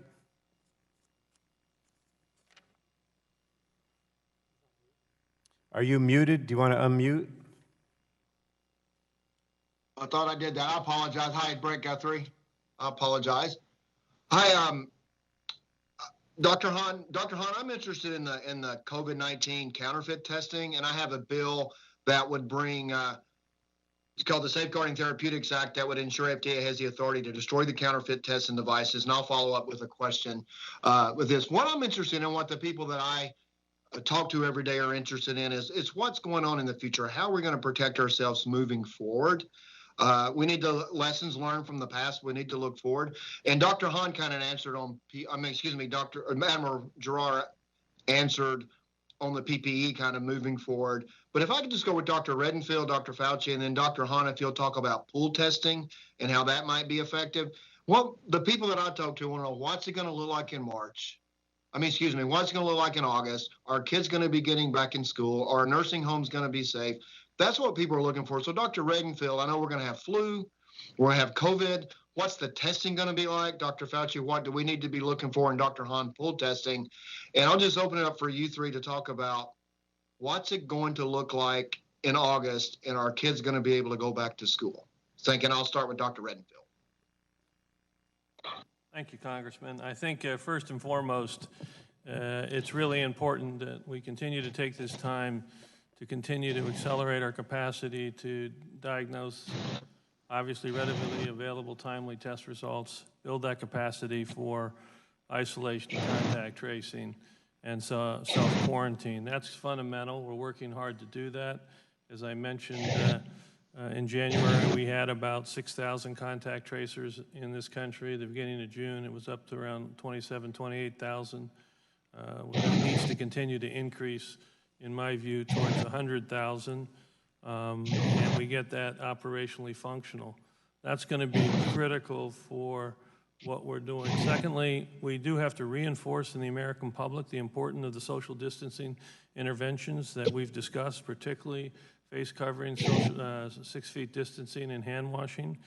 I anticipate that the states will begin to open up higher education and K through 12. It's going to be on a jurisdiction-to-jurisdiction decision. CDC will be issuing additional guidance on this topic in the days ahead as we continue to try to work and give guidance how to open up these, particularly the school systems, how to open them up safely. I will end with nursing homes. I think we've made an enormous progress in the long-term care facilities, enhancing infection control. Admiral Giroir may want to comment about the commitment that FEMA made to provide all nursing homes protective equipment for a period of time. And we're continuing, I think, to have aggressive surveillance in the nursing homes across this country, where we've recommended that all residents get tested so that we can start with a clean baseline of understanding where the epidemic is. I will just end with the fact that although they only make up 0.6% of our population, nursing home residents have made up more than 35% of our mortality. Let me very briefly. Thank you, Dr. Redfield. Yeah. Dr. Fauci? Yeah, let me briefly address the question you asked about schools, because we get asked that all the time. I think the important thing to point out is that, as you well know, we live in a very big country that is certainly not a unidimensional country. It's very, very different, whether you're in a New York metropolitan area or Casper, Wyoming. So when you're asking about schools, you have to say, where are you talking about? Because we have different regions, different states, different cities, towns, and counties. So some counties may have such a low level of infection that schools can open in a way that's exactly like normal. Others may be in a situation where it isn't really bad, where you want to close the school, but you might want to make some modifications, alterations of scheduling, things like morning, afternoon, one day or another day. So it's up to the local officials to evaluate where you are in the particular region, what the recommendations that we really very carefully put out about the guidance of opening schools. So you don't want to make one size fits all for the United States. You want to tailor it to the degree of viral dynamics in the particular location that you're talking about.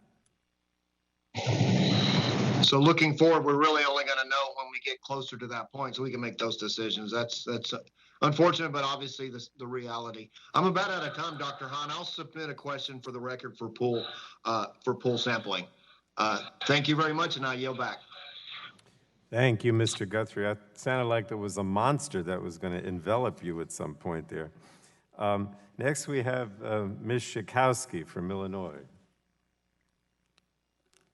Thank you, Mr. Chairman, and I want to thank the witnesses. I have to disagree with you, Dr. Redfield. I think nowhere has the Trump administration's lack of leadership been more apparent than in our nation's nursing homes and long-term care facilities, where we've lost 50,000 residents and workers to COVID-19. So let's review some of the deadly failures. You delayed data collection on cases and deaths in nursing homes. You have not required states to conduct testing. You are not giving workers adequate PPE, and I agree with Congressman Doyle on that, to protect themselves. You are allowing facilities to literally kick residents out onto the street if there's a more profitable COVID patient to take their place. And since CMS Administrator Verma, who is responsible for the safety of our nursing home residents, has declined Chairman Pallone's invitation to speak, let me refer then to Dr. Redfield. The CDC website explains that your mission is to save lives by providing health information that protects our nation. So why didn't you require nursing homes to report any data on COVID-19 cases and deaths until May, 4 months after, you may remember, you told me about the first case in Illinois, January 30th, to report the case of human-to-human transfer. On June 4th, you testified before the House Appropriations Committee and apologized for CDC's inadequate, I quote, response to COVID-19 race and ethnicity data. Yet, the same day, CMS and CDC finally published COVID-19 data from nursing homes and failed to include race and ethnicity information. So when when my office asked CMS about the exclusion, we were told to ask the CDC. So will you promise to include race and ethnicity information moving forward so that we can identify the address, and address the racial disparities in nursing home COVID-19 cases? Thank you, Congresswoman, for your question. First, I want to stress that since the early beginning of the pandemic, we've initially encouraged all nursing homes to report the cases through their health departments and through our National Healthcare Safety Network as of May 8th. If I could just briefly interrupt on the word encourage. That, I think, is a problem, that there's been guidance, there's been encouragement, but what about mandating?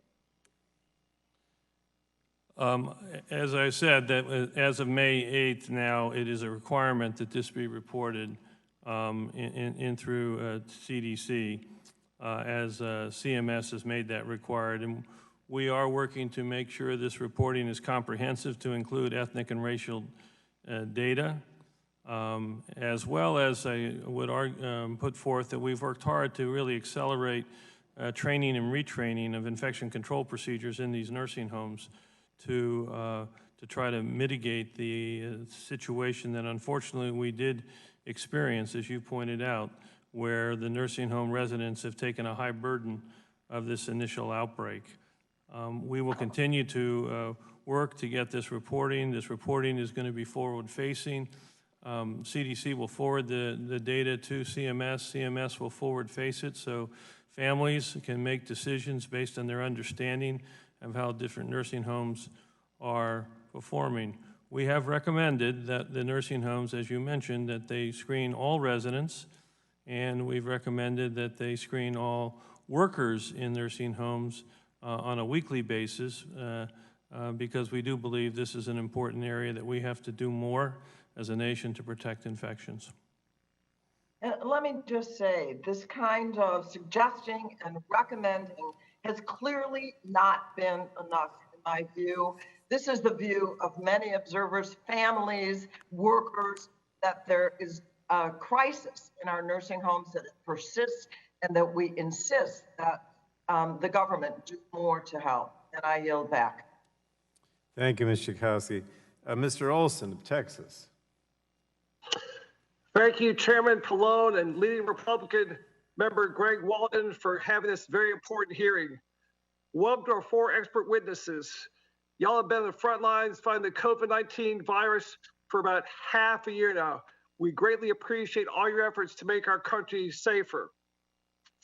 And a special howdy to a former Rice Owl like myself, Commissioner Hahn. Go Owls.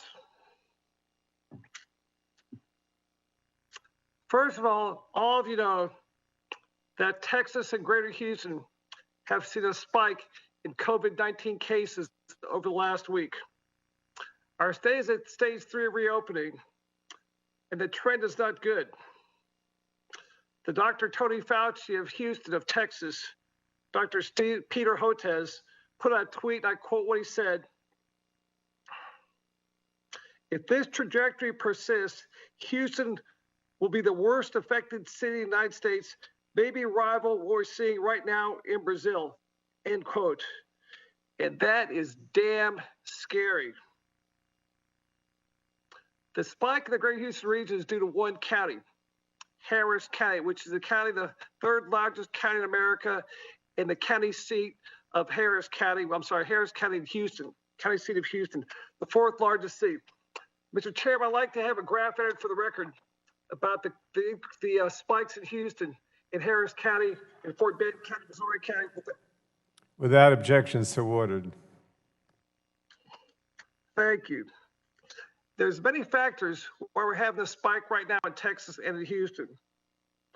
But what scares me the most is the increase in infections cases from people aged 20 to 39, the so-called youngsters. The last week, there are 1/3 of the new cases in my hometown of Sugar Land in my home county of Fort Bend in the Greater Houston region. This is because of their attitude. To sum up their attitude, my former boss Phil Graham said it best about these people, how they view this crisis. Bending the COVID-19 curve and ending the pandemic is like going to heaven. Everyone wants to go there, but fewer and fewer want to do the hard work to make it happen. I call this the bad attitude curve. And Dr. Fauci, if you were king for a day, how can we change this bad attitude curve and make these people address this issue for the threat it truly is? Well, Congressman, you bring up a very good point. One of the very perplexing things about COVID-19, and I've, as some of you know, I've been dealing with viral outbreaks for the last 40 years. I've never seen a single virus that is one pathogen have a range from 20 to 40% of the people have no symptoms, to some get mild symptoms, to some get symptoms enough to put them at home for a few days. Some are in bed for weeks and have symptoms even after they recover. Others go to the hospital. Some require oxygen. Some require intensive care. Some get intubated and some die. So you have a situation that is very confusing to people because some people think it's trivial, it doesn't bother me, who cares? And that's one of the reasons why what we do have is a lack of appreciation, that you have a dual responsibility. You have a responsibility to yourself, because I think thinking that young people have no deleterious consequences is not true. We're seeing more and more complications in young people. But even though the majority, the overwhelming majority of them do well, what you can't forget is that if you get infected and spread the infection, even though you do not get sick, you are part of the process of the dynamics of an outbreak. And what you might be propagating inadvertently, perhaps innocently, is infecting someone who then infects someone who then is someone who's vulnerable. That could be your grandmother, your grandfather, your sick uncle, whom have you, who winds up dying. So it's a very difficult messaging when people say, I'm young, I'm healthy, who cares? You should care, not only for yourself, but for the impact that you might have on the dynamics of the outbreak. The bad attitude syndrome. I'm out of time. I have a question for the record for Dr. Redfield about hurricane evacuations of COVID-19 people from nursery homes. I yield back. Thank you very much. Thank you, Mr. Olson. Next, we go to Mr. Butterfield from North Carolina.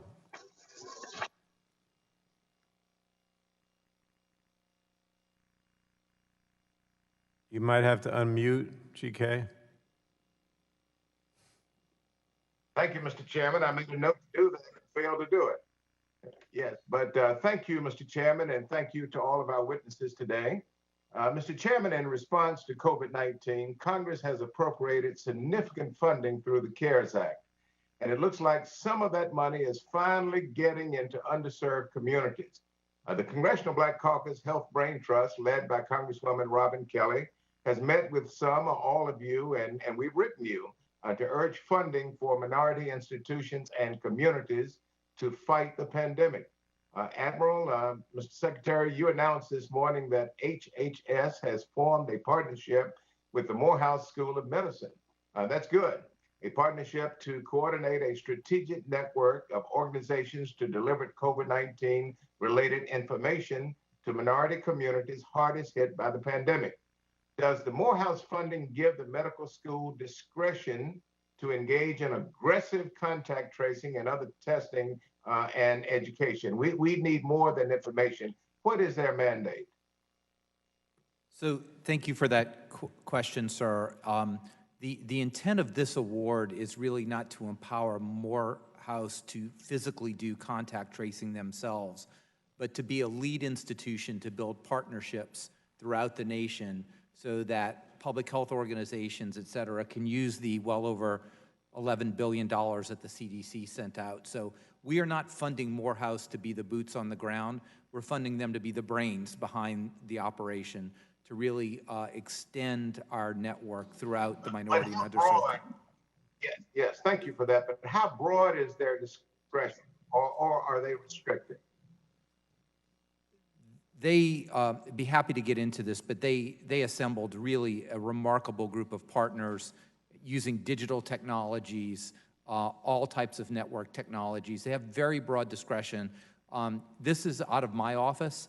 And look, what I want to do is make sure that the underserved get the information, get testing, and get linked to care. That's what I wanted to hear, broad discretion. Dr. Fauci, the Washington Post reported this morning that Arizona is seeing a troubling spike, the state of Arizona.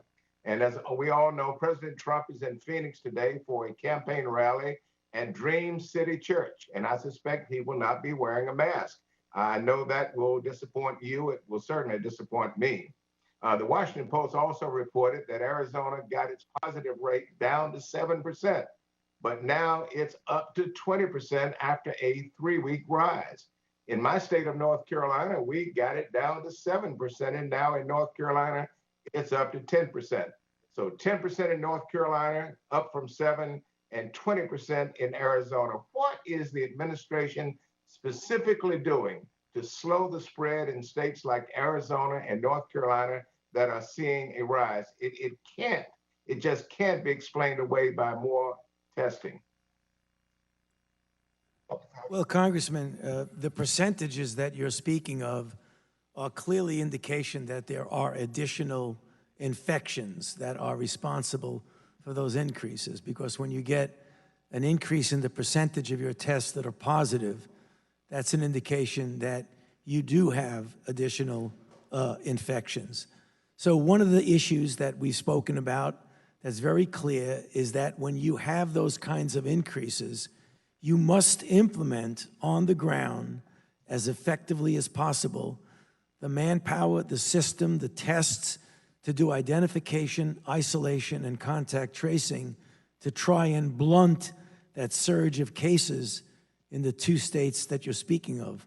Hopefully that will be successful in the blunting of those cases, because if not, then you have the danger of having a gradual, insidious increase in community spread, which will be much more difficult to contain as the community spread amplifies itself.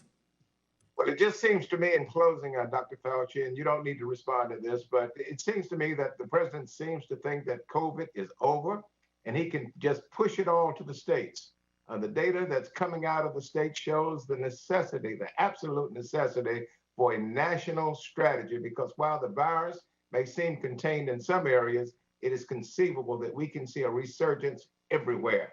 This frightens me and should frighten the American people. Thank you, Mr. Chairman. I yield back. Thank you, Mr. Butterfield. So now Dr. Burgess is here, and we'll recognize him for 5 minutes. Thank you, Mr. Chairman. In fact, I was with you virtually earlier, so I heard all of the discussion back and forth, and I would ask unanimous consent that my opening statement be made part of the record. And I do want to thank our panelists for being here today. Outside of a tiny little bit that we tacked onto a budget hearing on February 27th, we really have not heard from this group enough in this committee, and certainly the Health Subcommittee. So I want to thank you for your willingness to be here today and testify. I'd also observe that we're about the 1-year anniversary of the passage and signing of the Pandemic All Hazard Preparedness Act. We had a wonderful opportunity in January, February, perhaps early March of this year to do some real-time introspection as to whether or not that bill had gotten things right. Did we do was it performing as intended? Was it going as expected? And for whatever reason, we chose to talk about flavored tobacco, horse racing, and ticket stubs instead. So we can be critical of the administration, Mr. Chairman, but this committee bears some of that responsibility as well.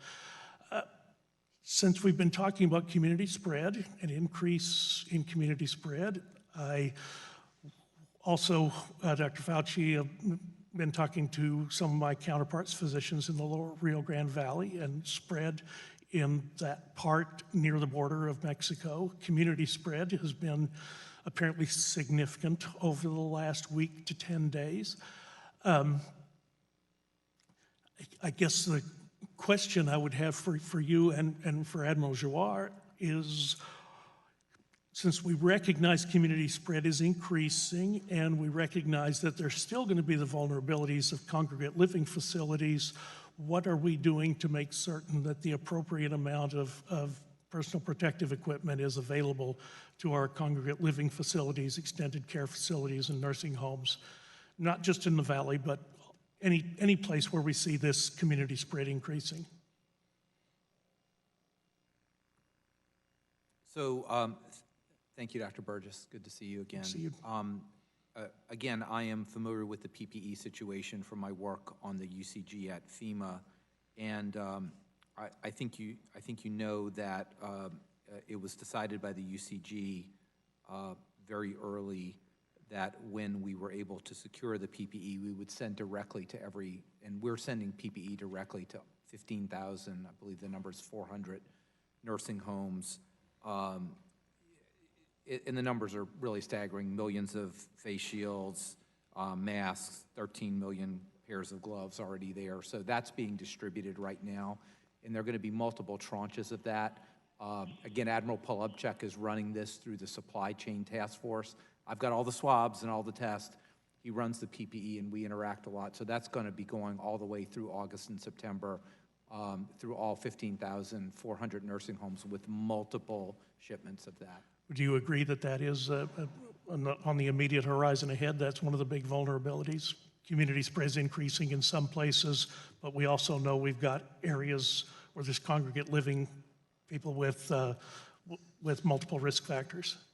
So I think, as maybe been said by the colleagues, we are clearly seeing community spread in a number of areas. If you look at counties, I think Dr. Birx detailed yesterday that there are about 110 counties of real concern throughout the country. Well, I guess, Admiral, excuse me for interrupting, but my time is short. I guess what I'm really asking is, are we preparing, and do our administrators and executives in nursing home facilities, know how to access the vast amounts of personal protective equipment that's being made available through AirBridge and through the work you've done? Because if we don't get it to the end user, then it's a vulnerability, and it will affect all of us. Very briefly, because I know the time, I'm going to say the answer is yes, because we decided to ship door to door because we couldn't necessarily rely on the state distribution systems, because you just can't get that deep. So the only way to do it is get the address and ship it. And then secondly, the testing regimens that are now mandated through CMS, recommended by CDC, are pretty excellent, right? Every nursing home resident gets tested. Every worker gets tested every week. This is a very robust testing regimen that we think is going to put high protection. Certainly has been in Texas. Dr. Redfield, in just a very brief amount of time I have remaining, let me just ask you a question. We heard some things, and of course people are concerned about China and the impact that China has had on our ability to fight this virus. Are there people working in the CDC in Atlanta who are Chinese nationalists? Do you have such people on loan from Chinese labs in the agency? Well, CDC does have an office. CDC has an office in Beijing that is right next to the China CDC, and we work collaboratively on a series of things, particularly respiratory viruses and particularly influenza. We haven't been brought into the overall Chinese investigation of this current coronavirus epidemic. It's something I requested back on January 3rd and informally on January 6th. All right. I want to be helpful to you on that, so I will follow up with you, and I have some ideas of some other things that we might think about as well, but I think that's a critical part of our discussion going forward and being prepared into the future. So thank you all. Thank the panelists. Thank you, Dr. Burgess. Next, we go to Ms. Matsui in California.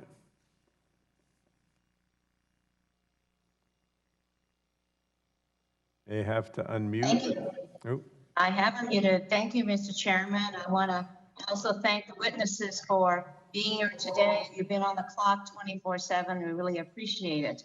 Now, while a lot of our questions today have focused on how we found ourselves in the midst of this pandemic, I like to focus my questions on the future and how we are preparing for the coming weeks and months and the possibility of another dramatic surge in cases of a second wave this fall, particularly during flu season.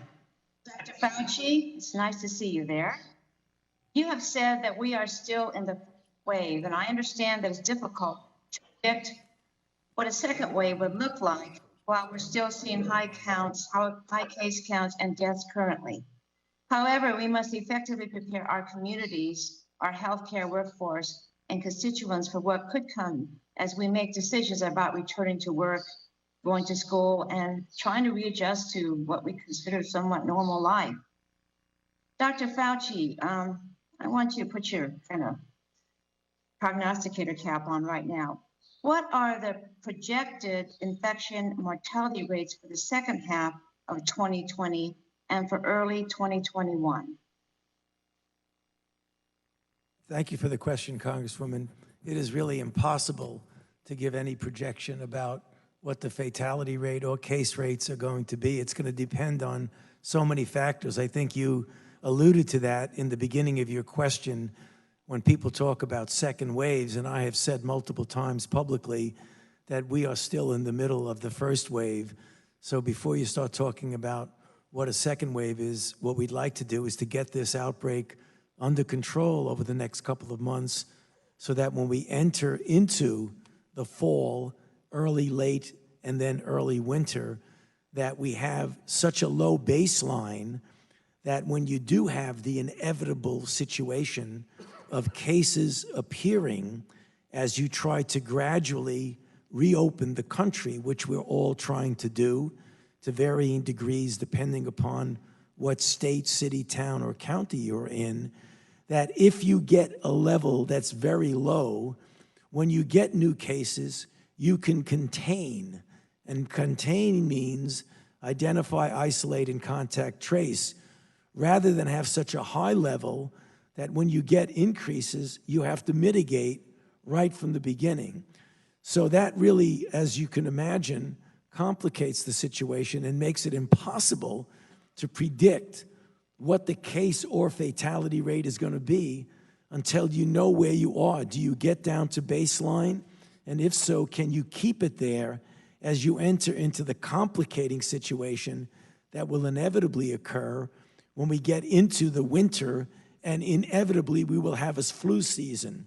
And that's the reason why we were saying, all of us, why it's so important to really get as many people vaccinated with influenza as you possibly can, so that you can at least take off the table for many people one of the confounding issues that we're going to face this winter of two respiratory-borne infections simultaneously confounding each other. Now, what would you say, Dr. Fauci, understanding that we don't know yet, but we have a sense that we are going to have a second wave? What should the public know so they can be prepared for this? And what, as a country, can we all do to reduce the potential for this second wave, somehow or another to manage it? Because I think that all of us believe something is going to be happening, and we need to know what we can do now.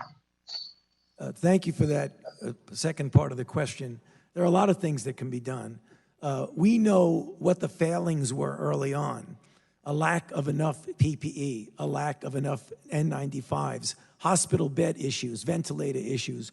All that is right now being stored up in the Strategic National Stockpile in preparation for what we hope never occurs, but which very well might occur.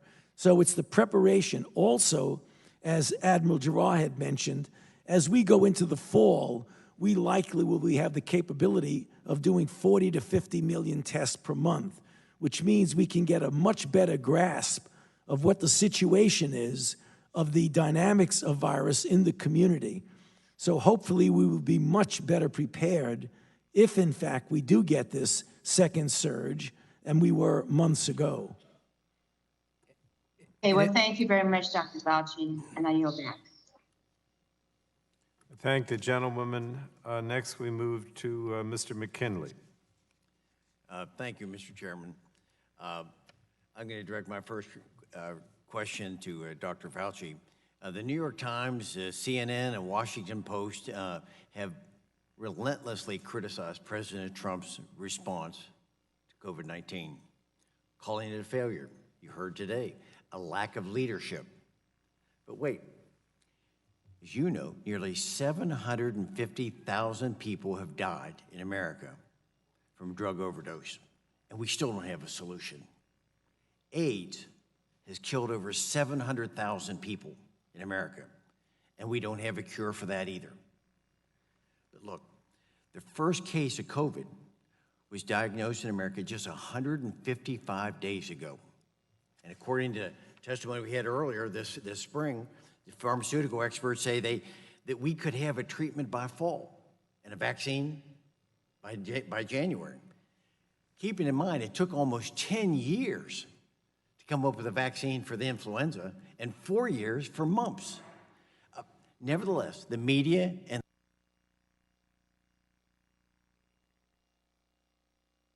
so my question to you is, do you think that President Trump is being judged fairly?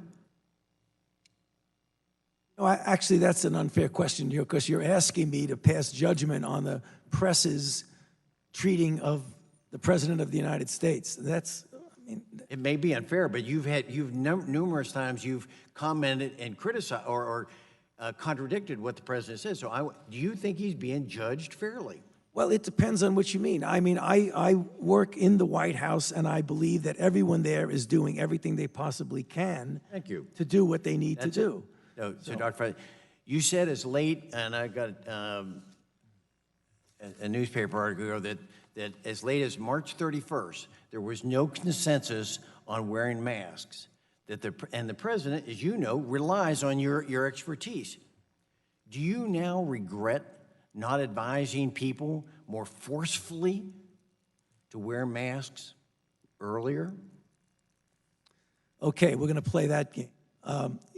Let me explain to you what happened back then. Should be a yes or a no. No, there's more than a yes or no by the tone of your question. I don't regret that, because let me explain to you what happened. At that time, there was a paucity of equipment that our healthcare providers needed, who put themselves daily in harm's way of taking care of people who are ill. We did not want to divert masks and PPE away from them to be used by the people.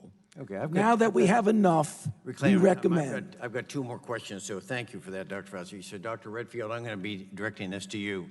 Nursing homes, as we've talked about here earlier, make up nearly 90 or 40% of all the COVID deaths. And the CDC issued guidance on proper protocol for these facilities.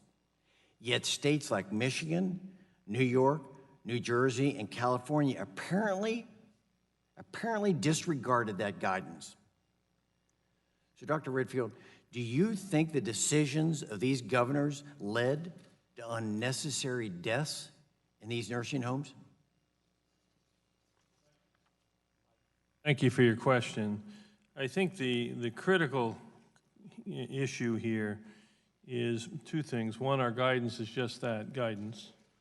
Two, areas that we could impact the nursing homes, particularly in the infection control, working together with CMS very aggressively early on after the Seattle outbreak was recognized in that nursing home, really rechanneled energy into looking at the effectiveness of infection control in those nursing homes. Then restricted visitors to make sure. Do you think that the decisions led to unnecessary deaths by allowing infected residents to come back into the nursing home? I think, again, all of these decisions that have been made in the early days are subject to hindsight. We gave clear guidance on how people should be handled if they come into these nursing homes. Okay, good. Now, the third question, back again to you, Dr. Redfield. We know in the foreseeable future that we're not going to have a zero risk of transmission. We're not going to get to that. So if we want our economy to recover, we know our schools have to reopen. So going back to the school question, In addition to tracing, distancing, wearing masks, what rate of infection is needed in your mindset for children to go back to school? What's the rate of infection? 1%?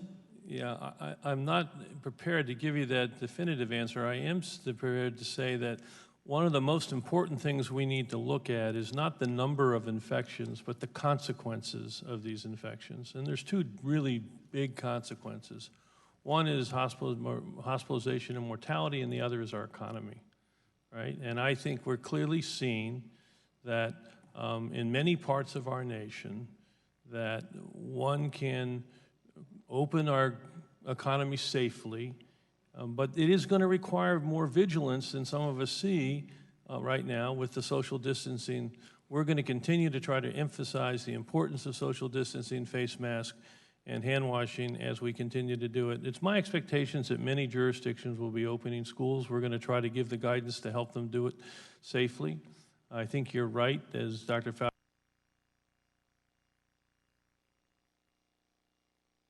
outbreak in the jurisdiction at the time. I'm not prepared to give you that number, but I think we're going to see progressive jurisdictions move to open schools in the fall. Yield back. My time's up. We now go to Ms. Castor, the gentlewoman from Florida. I'd ask everybody to unmute before they begin. Great. Thank you so much. Thank you to our witnesses today. When you compare the number of confirmed cases and the number of deaths in the United States with countries across the globe, it's really shocking, and it makes me angry and it makes me sad at the same time. We have 2.3 million confirmed cases.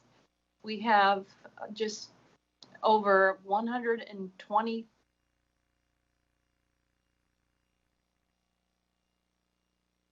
And it appears that other countries have done a better job of controlling the spread.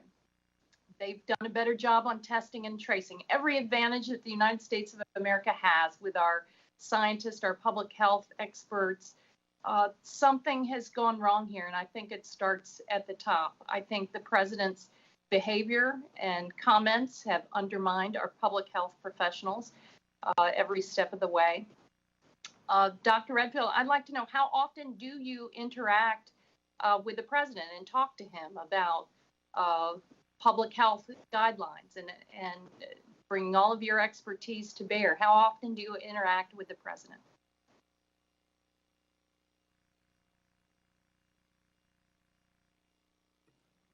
Well, I have regular interactions with as part of the White House task force as a member.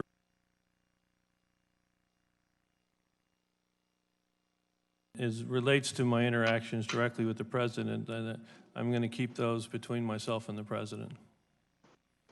Well, you know, every time the president contradicts scientists, every time he contradicts our public health experts, whether it's the wearing of masks or mass gatherings or drinking bleach or taking hydrochloroquine, it costs lives. And I agree with my colleagues that we really expect you to be more outspoken when it comes to these public health advisories. It will cost lives. It has cost lives, and but I'll change direction now for Dr. Fauci. You know, Floridians are very concerned with the latest spike in cases. The Florida Department of Health announced just a little while ago we've got another 3,300 cases and 64 deaths just since what was announced yesterday.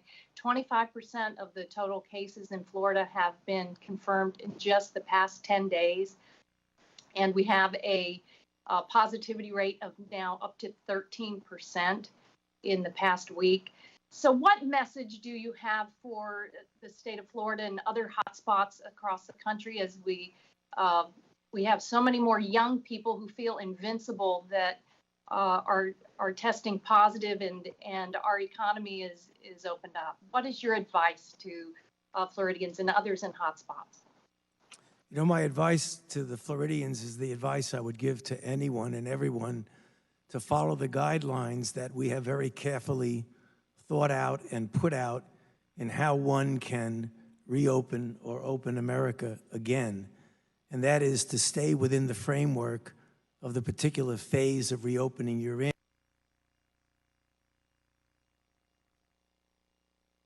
The comment I made a little while ago about the confusion there must be, particularly among young people who have a pent-up urge to go out, which is understandable.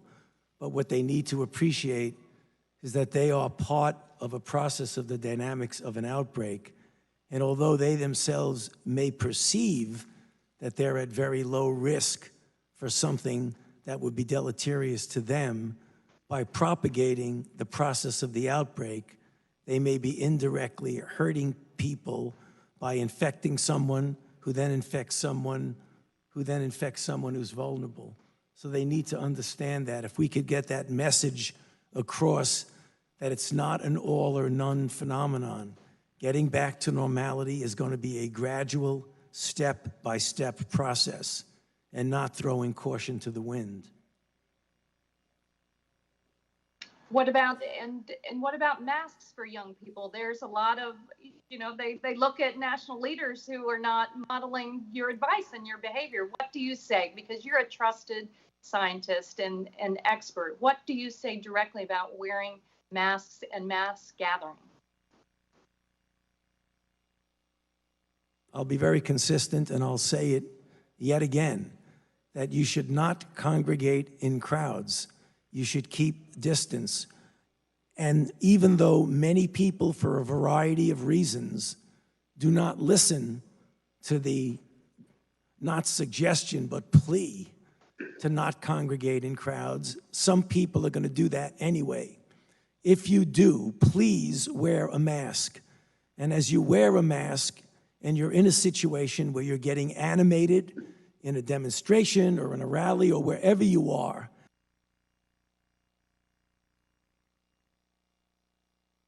and shout. So plan A, don't go in a crowd. Plan B, if you do, make sure you wear a mask. Thank you, Ms. Thank Caskey. you, Dr. Fauci. I yield back. Next, we go to Mr. Kinzinger in Illinois. And well, unmute. thank you, Mr. Chairman. I'm unmuted. Thank you, Mr. Chairman, and thank you to all the guests for being here. It's a weird time and very important, so thank you. I think, one of the discussions is this communication is important. So whether it's between federal government, state governments, local governments, nonprofits, businesses, but also international governments. And I think we need a lot more information eventually on what the Chinese Communist Party knew, what they withheld, and what real impact they had. And I look forward to that being more investigated. We've all seen the stories about people who are testing positive for the virus and they show no symptoms at all. And in some cases, it was able to spread through entire communities of people without ever knowing that they've been infected. So, Dr. Fauci, let me ask you, given the significant rate of these asymptomatic infections, how can antibody testing improve our understanding of the transmission of COVID-19 and to help identify populations at risk?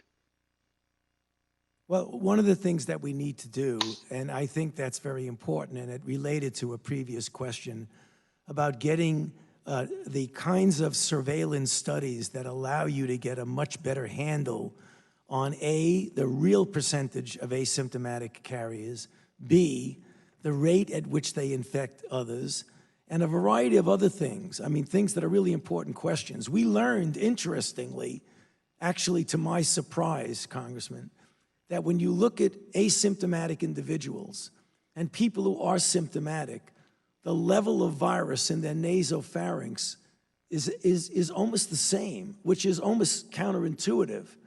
But it is a fact which tells you that the danger of transmissibility is such that it is very important to understand the penetrance of asymptomatic infected people. And when you do get them, you need to identify them, isolate, and contact tracing. And questions that were asked, I don't know, an hour or so ago to the testing issue, we need to do much, much more surveillance testing. And so the 40 to 50 million tests per month that would be available as we get into the late summer and early fall, are going to be able to ask some of the questions you're appropriately asking. Brett? And I just wanted Thank you. to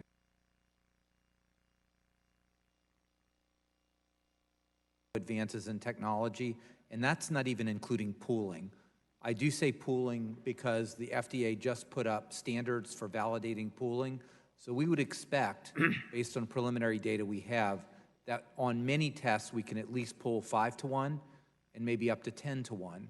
So when you do that math, that I think will be validated very quickly by academic institutions and by large organizations, that number of 50 million is going to go up by 5-fold at least per month. Great, thank you. And that's what's amazing is, frankly, American ingenuity when we put our minds to it and seeing the advances, and hopefully when we get to a vaccine. So at the beginning of the pandemic, both my wife and I actually experienced what we thought were symptoms of COVID-19, and we recently decided that we'd go in and get an antibody test. I had that done, and I found out that I was actually negative for the antibodies. So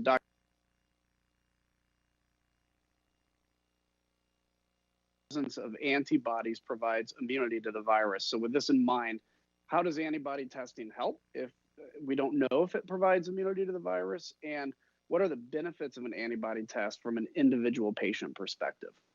Thank you very much for the question, Congressman. I think right now at this stage, I think important at the individual patient level, we don't know what it means, particularly in terms of immunity, as Dr. Fauci said earlier. What it does mean, again, assuming it's a reliable, approved FDA test, that you've been infected in the past. We don't know, though, what that means in terms of immunity. Its value to us at CDC is its surveillance advantage. Right now, we've continued to do surveillance throughout the United States through a variety of different systematic collections we're doing, and it allows us to see what the full extent of the infection. Right now, the data at a national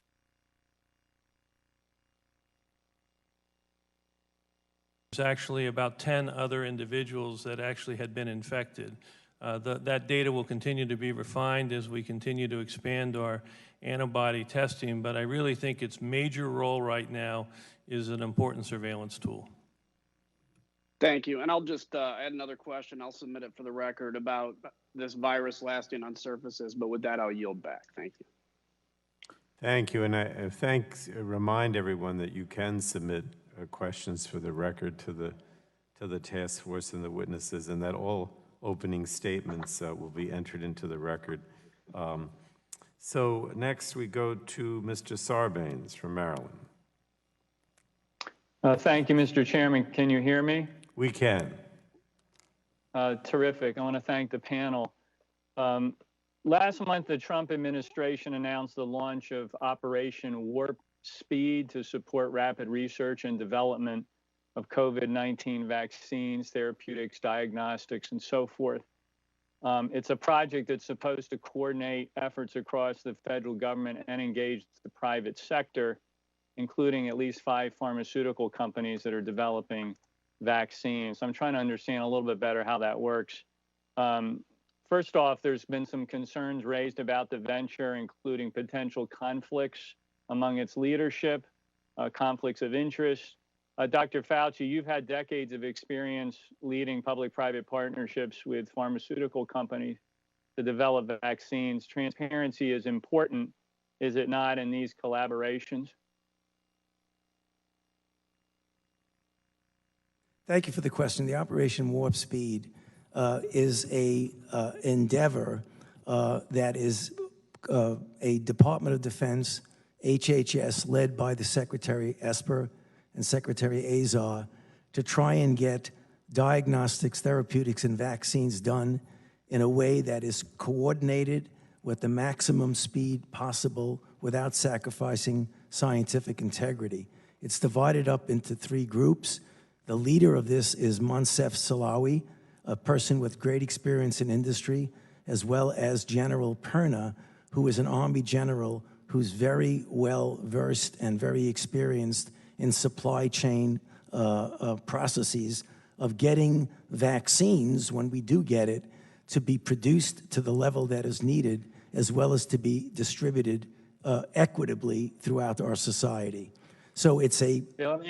Yeah, let me jump in because I wanted to ask Dr. Hahn. I understand that a senior FDA official was initially tapped to lead the vaccine development under Operation Warp Speed, but then left the project out of concerns about political pressures to approve vaccines. I assume you agree that the role FDA plays in this has to be one that's not impacted by political pressure, and that your agency is ready to adopt the highest standards in approving any vaccine that's developed under this initiative. Congressman, thank you for the question. Your point is very well taken, and I can assure you that we will retain our regulatory independence. We will use the science and data that come to us, and we will use our high standards to assess the safety and efficacy of a vaccine. We have world-class experts who will continue to maintain that. One point I do want to make clear, sir, is that we drew a very bright line between Operation Warp Speed and all of our sponsors. We do not engage in decision-making, neither I nor Dr. Mark.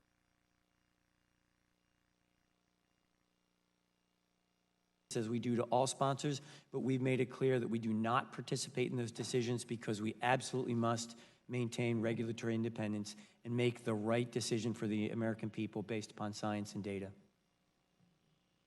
Thank you. And again, I'm trying to understand the sort of the boundaries or reach of the Operation Warp Speed effort. So my initial sense is that it was focused on these 5 selected companies that are pursuing vaccine candidates.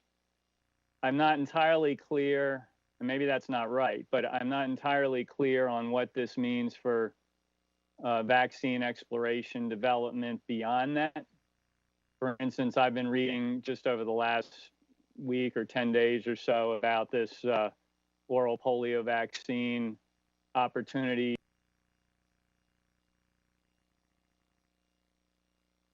I guess may be warranted. Is that, I'd like to get the panel's perspective on whether you consider those kinds of inquiries outside of Operation Warp Speed, or is Operation Warp Speed broad enough to accommodate those kinds of things in addition to whatever's happening with the 5 companies, and sort of from where your different agencies sit, what's your perspective and understanding of that? So let me just, I guess, go down the line. Dr. Redfield, why don't we start with you, and then Dr. Fauci, and I guess Commissioner Hahn would be the other one.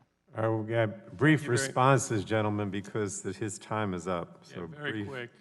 The only thing I would say is it's intriguing in terms of the potential of what we call viral interference with these live virus vaccines, whether it's polio or measles, that they may impact another RNA virus from being able to establish infection.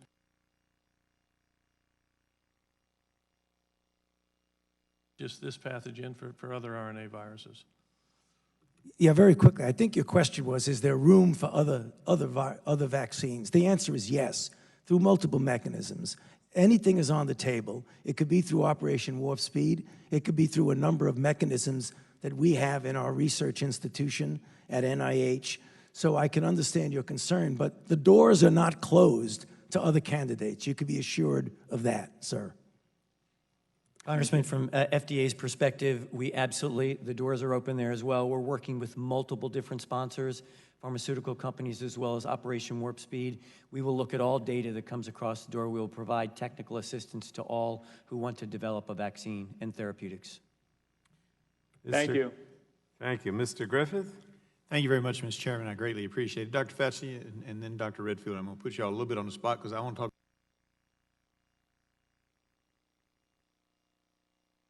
concerned about what's happening in the schools. And Dr. Fauci, you earlier made some statements which led me to believe that you believe that not only nationally, but even within a state the size of Virginia, we probably ought to be looking regionally and maybe even locally as to how we do it and how we go forward. Did I understand that correctly? You understood me correctly, Congressman. And that's the point I want to make because it's really a source of confusion. It's not one size fits all. I think you have to look at it at the local level, the county level, the regional level, the city level, the state level. So we often say, in America, should you or should you not be open? I mean, that's almost a question because we're such a large country and so heterogeneous and such a range of involvement of this virus in different parts of the country. And Dr. Redfield, I'll move to you because in the Commonwealth of Virginia, they often are citing for various things related to schools and others, they cite the CDC. Do you agree with Dr. Fauci and his assessment? Yes, it needs to be a very targeted jurisdictional decision. And I greatly appreciate that because my district is 4 hours from D.C., even though people often think I'm right next door. And then the district stretches from the very edge of it, which is 4 hours away, another 4.5 hours, so that it ends up going further west than Detroit, Michigan. And the district, just my district, is larger than the state of New Jersey. So even within the district, we may need to have some additional regional approaches. Would you all agree with that? Yes. And Dr. Fauci indicates that as well.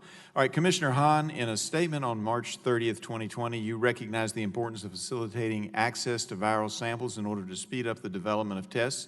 You noted that in the future, making viral samples available earlier to commercial developers will be crucial to deploying tests quickly. This certainly will not be the last time we face rapidly spreading virus,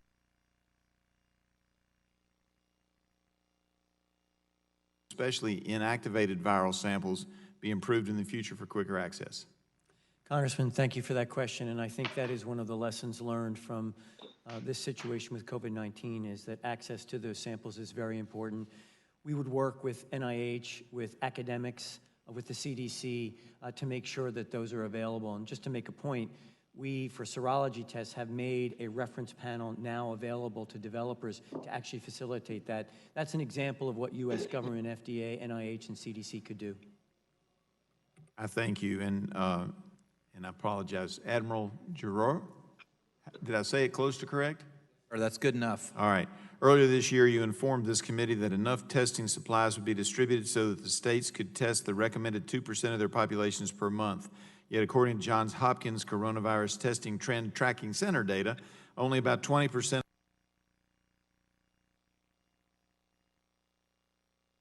less than 1% of their population per month.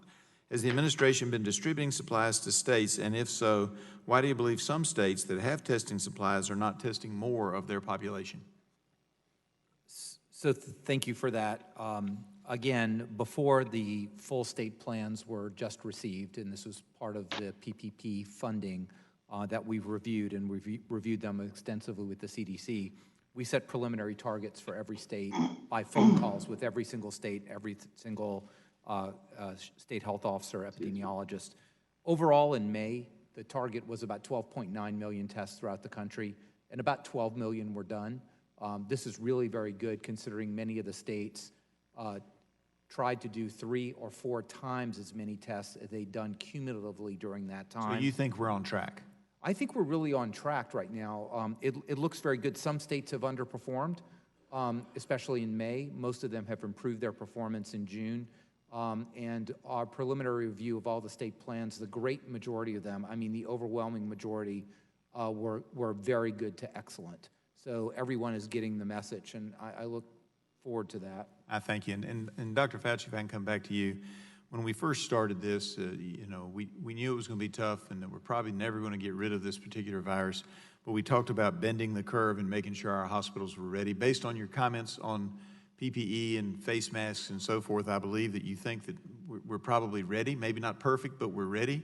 And have we not bent the curve? I understand it's not over. It's not going to be over anytime soon. We've got to wear our masks and do what we're supposed to, but don't you think we've bent the curve and that our hospitals are now ready? Well, I think so. We've been through a terrible ordeal, but right now we hopefully learned this lesson. Is your mic on? Sorry, sir. Yes, we've been through a terrible ordeal. We've learned a lot. The preparedness now is clearly logarithmically different than it was in the beginning. And so we've bent the curve and our hospitals are ready. I yield back. Thank you. Next, we go to Mr. McNerney, coming from California. Would you unmute? Thank the chairman, and I thank the witnesses for your work and your expertise. We're going to take a break. Are you able to hear me there, Chairman?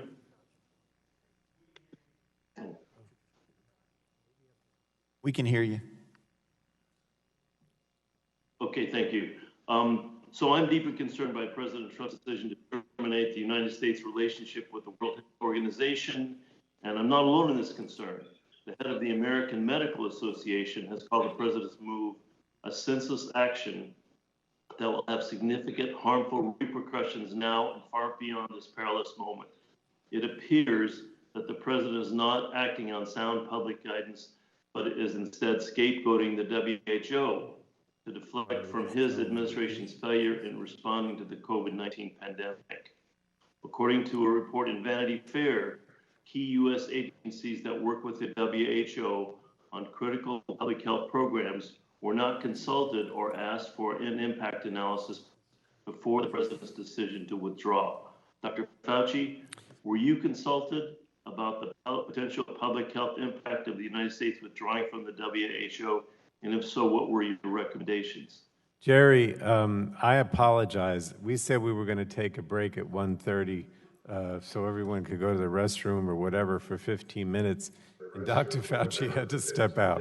So I'm going to ask you to start over again. We'll take a 15-minute break so everybody can use the restrooms, and then we'll start again with Jerry, and you'll have to repeat.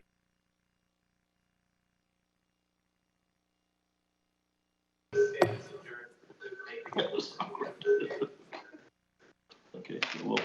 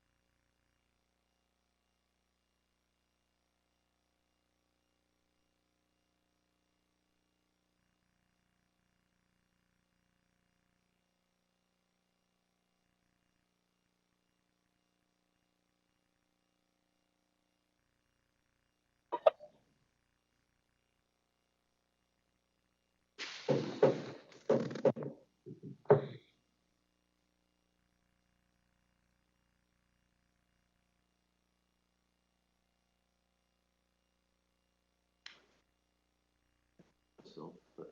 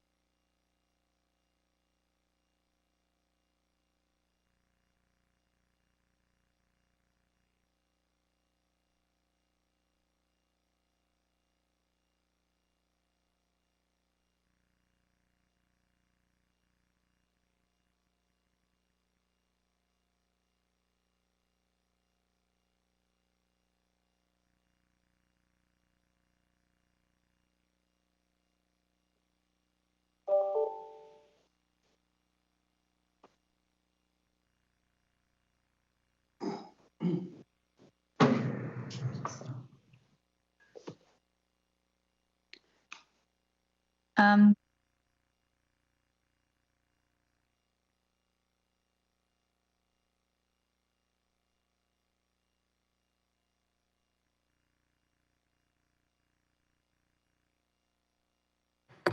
All right, the committee will reconvene. We'll try to go as quickly as we can.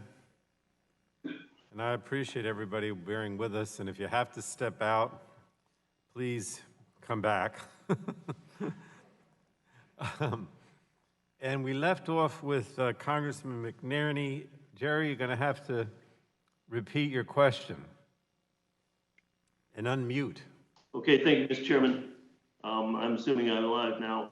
I want to advise the chairman that your video from the committee is coming in and out, so I'm not sure if I'm in sync or not, but I'm truly concerned by the President Trump's decision to terminate the United States relationship with the World Health Organization, and I'm not alone in that concern. The head of the American Medical Association, for example, has called the president's move a senseless action that will have significant harmful repercussions now and far beyond this perilous moment. It does appear that the president is not acting on sound public health guidance, but is instead scapegoating the WHO to deflect from his administration's failure in responding to the pandemic.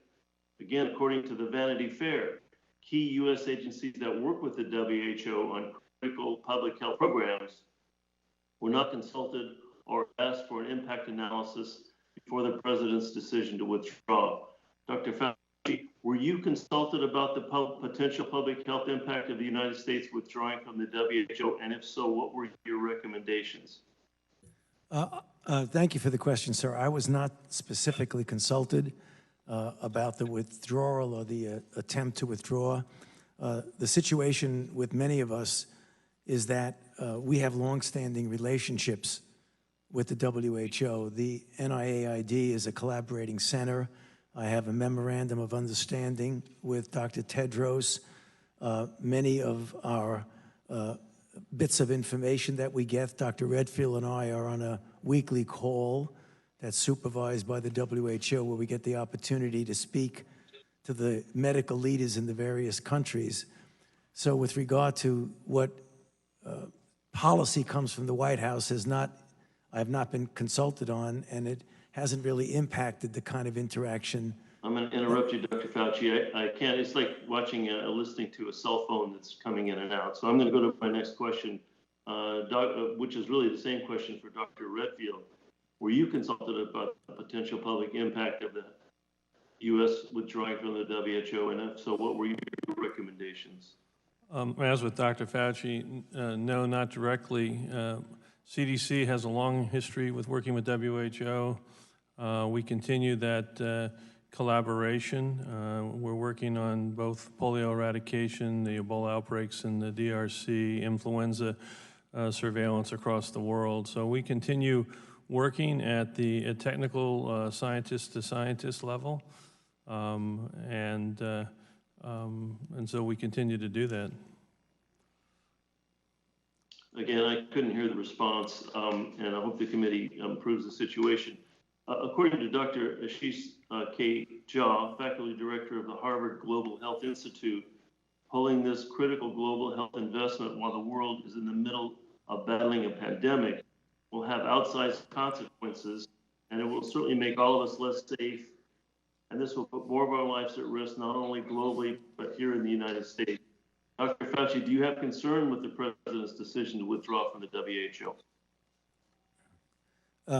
Yes, I do, and that's the reason why I'm sorry you did not hear my explanation. What I was saying is that despite any policy issues that come from higher up in the White House, we at the operational level continue to interact with the WHO in a very meaningful way, literally on a day-by-day basis. Thank you. Dr. Redfield, if the United States formally withdraws from the WHO, how will that impact the CDC's ability to protect Americans? Yeah, we will, as I said, we're continuing to work with WHO and our public health efforts in a number of different programs. And again, the implication will become, We're there as colleagues and able to collaborate. Clearly, there can be limitations on our ability to provide direct funding to the WHO, but we have the ability to provide funding to the operation through different mechanisms, so we continue the public health work that we need to get done. Thank you, Dr. Redfield. Well, as a member of Congress with a science background, I'm concerned that science is being ignored for political purposes. We must be certain that consequential decisions, like withdrawing from the WHO, are based on sound public health guidance and not on political pursuit of a scapegoat.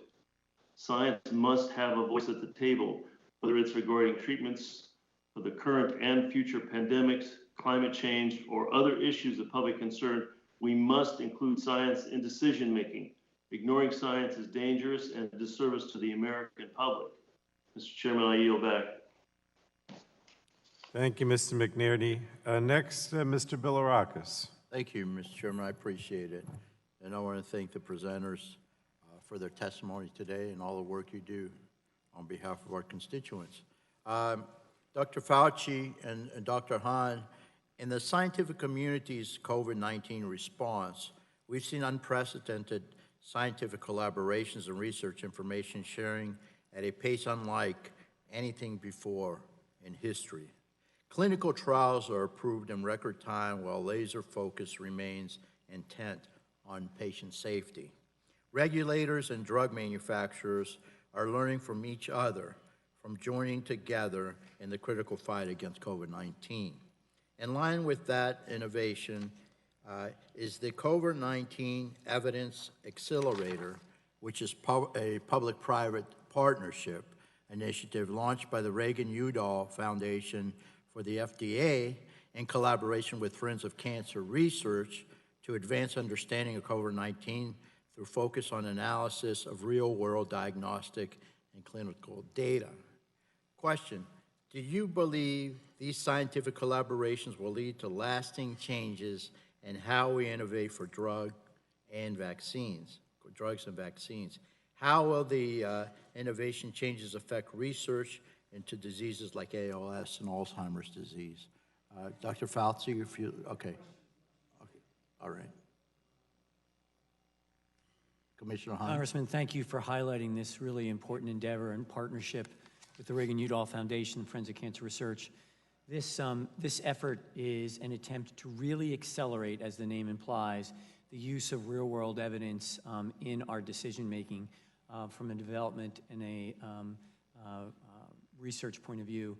A couple of points I'd like to make, sir, and I do thank you. One is we have to be really careful that we do this in a robust and careful way, because the gold standard remains in clinical trials, randomized clinical trials. That's important that we understand that level of evidence. However, in a rapidly moving situation like we have now with COVID-19, where we make decisions based on the data that's available to us at the time, having additional data afterward, as those decisions play out, as we gather evidence about how tests work in the real world, about how treatments are administered, very pragmatic data that allow us to then go back and revisit the decision. To me, there's nothing wrong with that. That's actually a really good thing.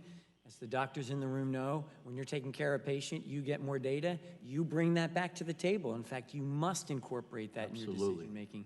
So I think this is a great opportunity. I'd love to see us do more of it, as I mentioned earlier when asked that question, and would love to continue the conversation with Congress. Very good. Dr. Fauci, would you like to respond? Yeah, I totally agree. I think that what Dr. Hahn has mentioned is something that spills over into what we do at NIH and NIAID, is the clinical trial process, which is really the gold standard of those types of decisions. Very good. Thank you. Next question is for Dr. Redfield. Has CDC coordinated with agencies such as the Administration on Community Living to improve efforts to protect the elderly? What steps has CDC taken to foster increased collaboration between the public health sector and aging services sector to meet the needs of older adults during this pandemic? Thank you, Congressman. Thank you. CDC has a long-established relationship with the ACL to continue to work on health and well-being, particularly the elderly, but also people with disabilities. We work together in trying to cross-clear information from other agencies and the materials. We also, CDC's reached out to, obviously, AARP, help to provide tools for older adults that we can get out and take advantage of their distribution. And we'll continue to do that. Obviously, it's a critical group. It was highlighted in terms of the morbidity and mortality of this particular pandemic, as you know. So again, I think we'll continue to cross-collaborate with the ACL and try to help facilitate their mission. Excellent. Next question, again, Dr. Redfield. Given the fact that we continue to learn about the virus in real time, how often is CDC updating its testing guidelines? Well, it is intermittent. We recently posted our updated testing guidelines last Friday, and I know as we've gotten some feedback from the states, there's an interim re-posting that's going to come to clarify a few issues this week, probably. And then on top of that basic guideline, we are posting specific guidelines for specific situations. So we did infrastructure, critical infrastructure, we did nursing homes, we did medical. This week, I suspect we're going to do K through 12 and higher universities. And then I suspect shortly thereafter, we're going to do non-critical infrastructure businesses. So we are trying to add specific testing guidelines to specific situations. And obviously, when there's new science and new situations, we update them in that setting. But I think you'll see that there's going to be a series of targeted testing guidelines for unique situations that will be posted over the next several weeks. Very good. I appreciate that. I yield back, Mr. Chairman. Thank you. Thank you. Next member is the gentleman from Vermont, Mr. Welch. Unmute, please. Thank you very much. Thank you very much, Mr. Chairman and Ranking Member Walden, and thank the witnesses for your patience and for your extraordinarily good work. I think it's fair to say that not a single member of this committee, Republican or Democrat, as of December last year, or even January or February, had any notion that there was this emerging threat from the coronavirus. But on the other hand, my understanding is that public health officials always anticipate, and there are two things that are essential to be ready. One is preparation, and two is communication. I want to ask a few questions about preparation. My understanding is that the National Security Council had a playbook for early response to high consequence emerging infectious diseases. And that indicated that we should, in preparation, move swiftly to fully detect outbreaks, procure PPE, secure supplemental funding, use the Defense Production Act. Are any of the witnesses aware of that report having been followed as in 2019 or January or February of 2020? Just a yes or no?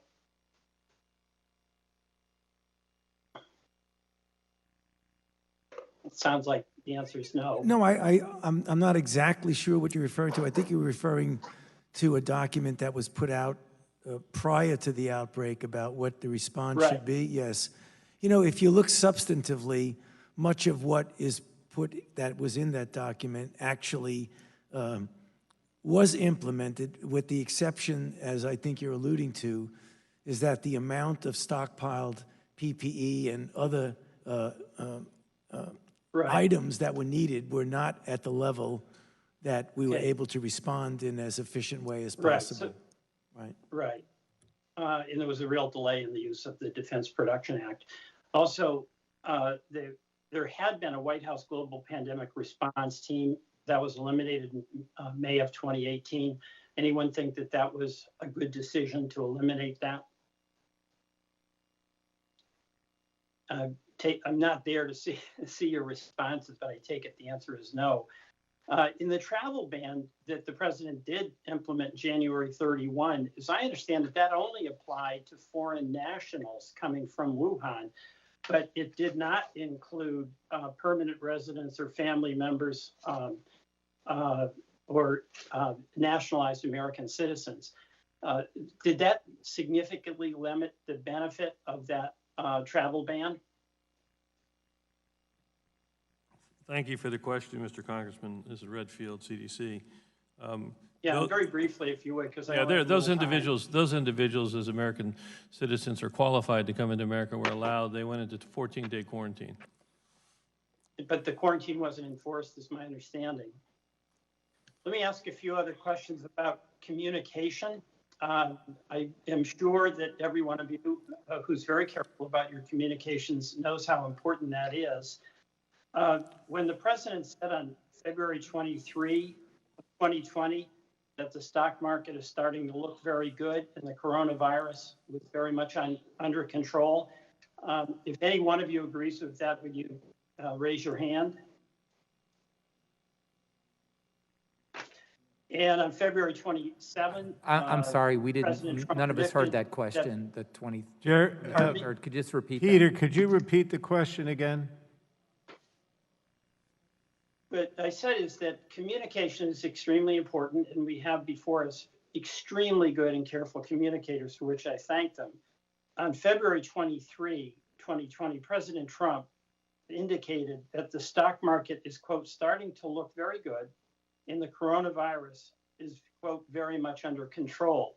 Does anyone at the table agree with that statement? If so, raise your hand.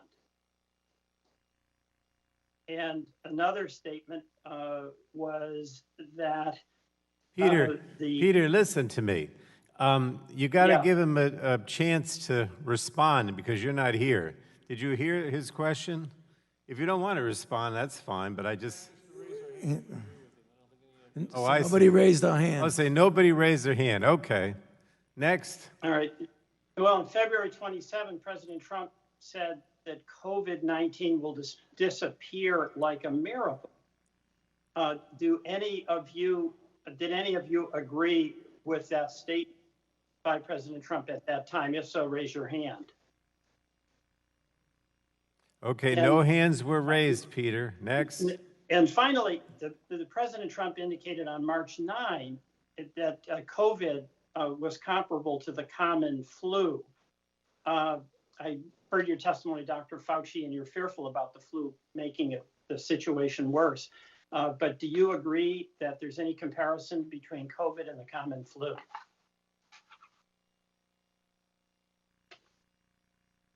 You had to put your mic on, Dr. Fauci. Sorry, it is not the common flu. Okay, thank you. I see my time is up. I yield back. All right, thanks a lot. Mr. Johnson of Ohio is recognized for 5 minutes. Well, thank you, Mr. Chairman and Ranking Member Walden, and to our witnesses, especially our witnesses, for taking your critical time. The work that you're doing is so very important. Obviously, we're not out of the woods with this virus yet, so you're still on the front lines of it. You know, I want to shift gears a little bit and talk about something I don't think I've heard anybody else talk about. You know, during this COVID-19 pandemic and the associated lockdowns and distancing orders, many vulnerable Americans for the first time became isolated and in many cases too fearful or unable to get essential health care. In eastern and southeastern Ohio, where I live, and across rural America, unfortunately, this can be the reality even in normal times. A specialist could be a 3-hour-plus drive away, or a symptom could go unchecked for days because an elderly person might not have a loved one close by to drive them to their doctor. Increased use of telehealth could help alleviate this problem. Telehealth has been a priority of mine for a long time, and it's taken on a new sense of urgency with so many elderly and medically compromised people finding it potentially hazardous to leave their homes due to COVID-19. I'm really pleased that President Trump and his administration used the emergency authority that Congress gave them to remove the regulations and red tape that had previously hindered robust deployment of telehealth. And as a result, countless vulnerable Americans now have access to their doctors from the safety of their home, ensuring continuity for essential medical care. I've heard patient after patient and provider after provider who've taken advantage of these safe new services. They love the convenience of it and the immediate access to care They tell me they don't want to go back to the way that it was before. It's time for Congress to make robust access to telehealth permanent for all Americans, especially the most vulnerable among us. So Dr. Fauci, I'd like to start with you. Do you believe that telehealth practices such as virtual doctor's visits could be an effective tool in helping to promote or protect vulnerable individuals in the event of a second wave of COVID-19 or even in a future infectious disease pandemic? Yes, I do, sir. I believe that telemedicine is a very important component, should have been even more implemented, but as we look forward in the future, I think you're going to see a lot more of that, not only for the reasons that you bring out, given the specific situation we're in now, but for a variety of other situations. And I think Admiral Giroir has a very keen interest in this. Thank you. I would just like to emphasize that as well, is that I think we learned tremendous lessons about the utility of telemedicine, lessons that most of us thought that would be there. But for example, just to understand the uptake, the week of January 15th, there were only 500 telehealth visits by Medicare. The week of April 15th, there was 150,000 of them. We've seen telehealth visits be instrumental in combating our burgeoning SUD issues, particularly with opioid use disorder, teleprescribing, increasing access to buprenorphine. So I think all of us with MDs behind our name understand that the whole key is getting healthcare to people where they are and not making them come to a major tertiary or quaternary center unless they really need to be there. So we're all very anxious to increase the use of telemedicine going forward. Okay. Well, Dr. Redfield, you know, during the last several months, we've seen situations where at-risk elderly and isolated individuals have missed regular doctor appointments and preventative health screenings. As one of America's leading public health experts, can you speak briefly to the dangers to public health if patients looking to continue mental health treatment, to check in with their specialist, or even to consult with their doctor are not able to do so over an extended period of time? Thank you very much, Congressman. I think it's important to emphasize, you know, as we did limit health care, largely the purpose was to keep certain jurisdictions from overwhelming their health systems when we were working towards the peak. Unfortunately, with health care being broadly limited across the nation, as you point out, there were real health consequences. Clearly, in individuals, mental health services, individuals, substance abuse services, but also, you know, individuals, we have a marked decline in childhood immunization. Many people miss their preventive medicine visits for mammograms or pap smears or colonoscopies.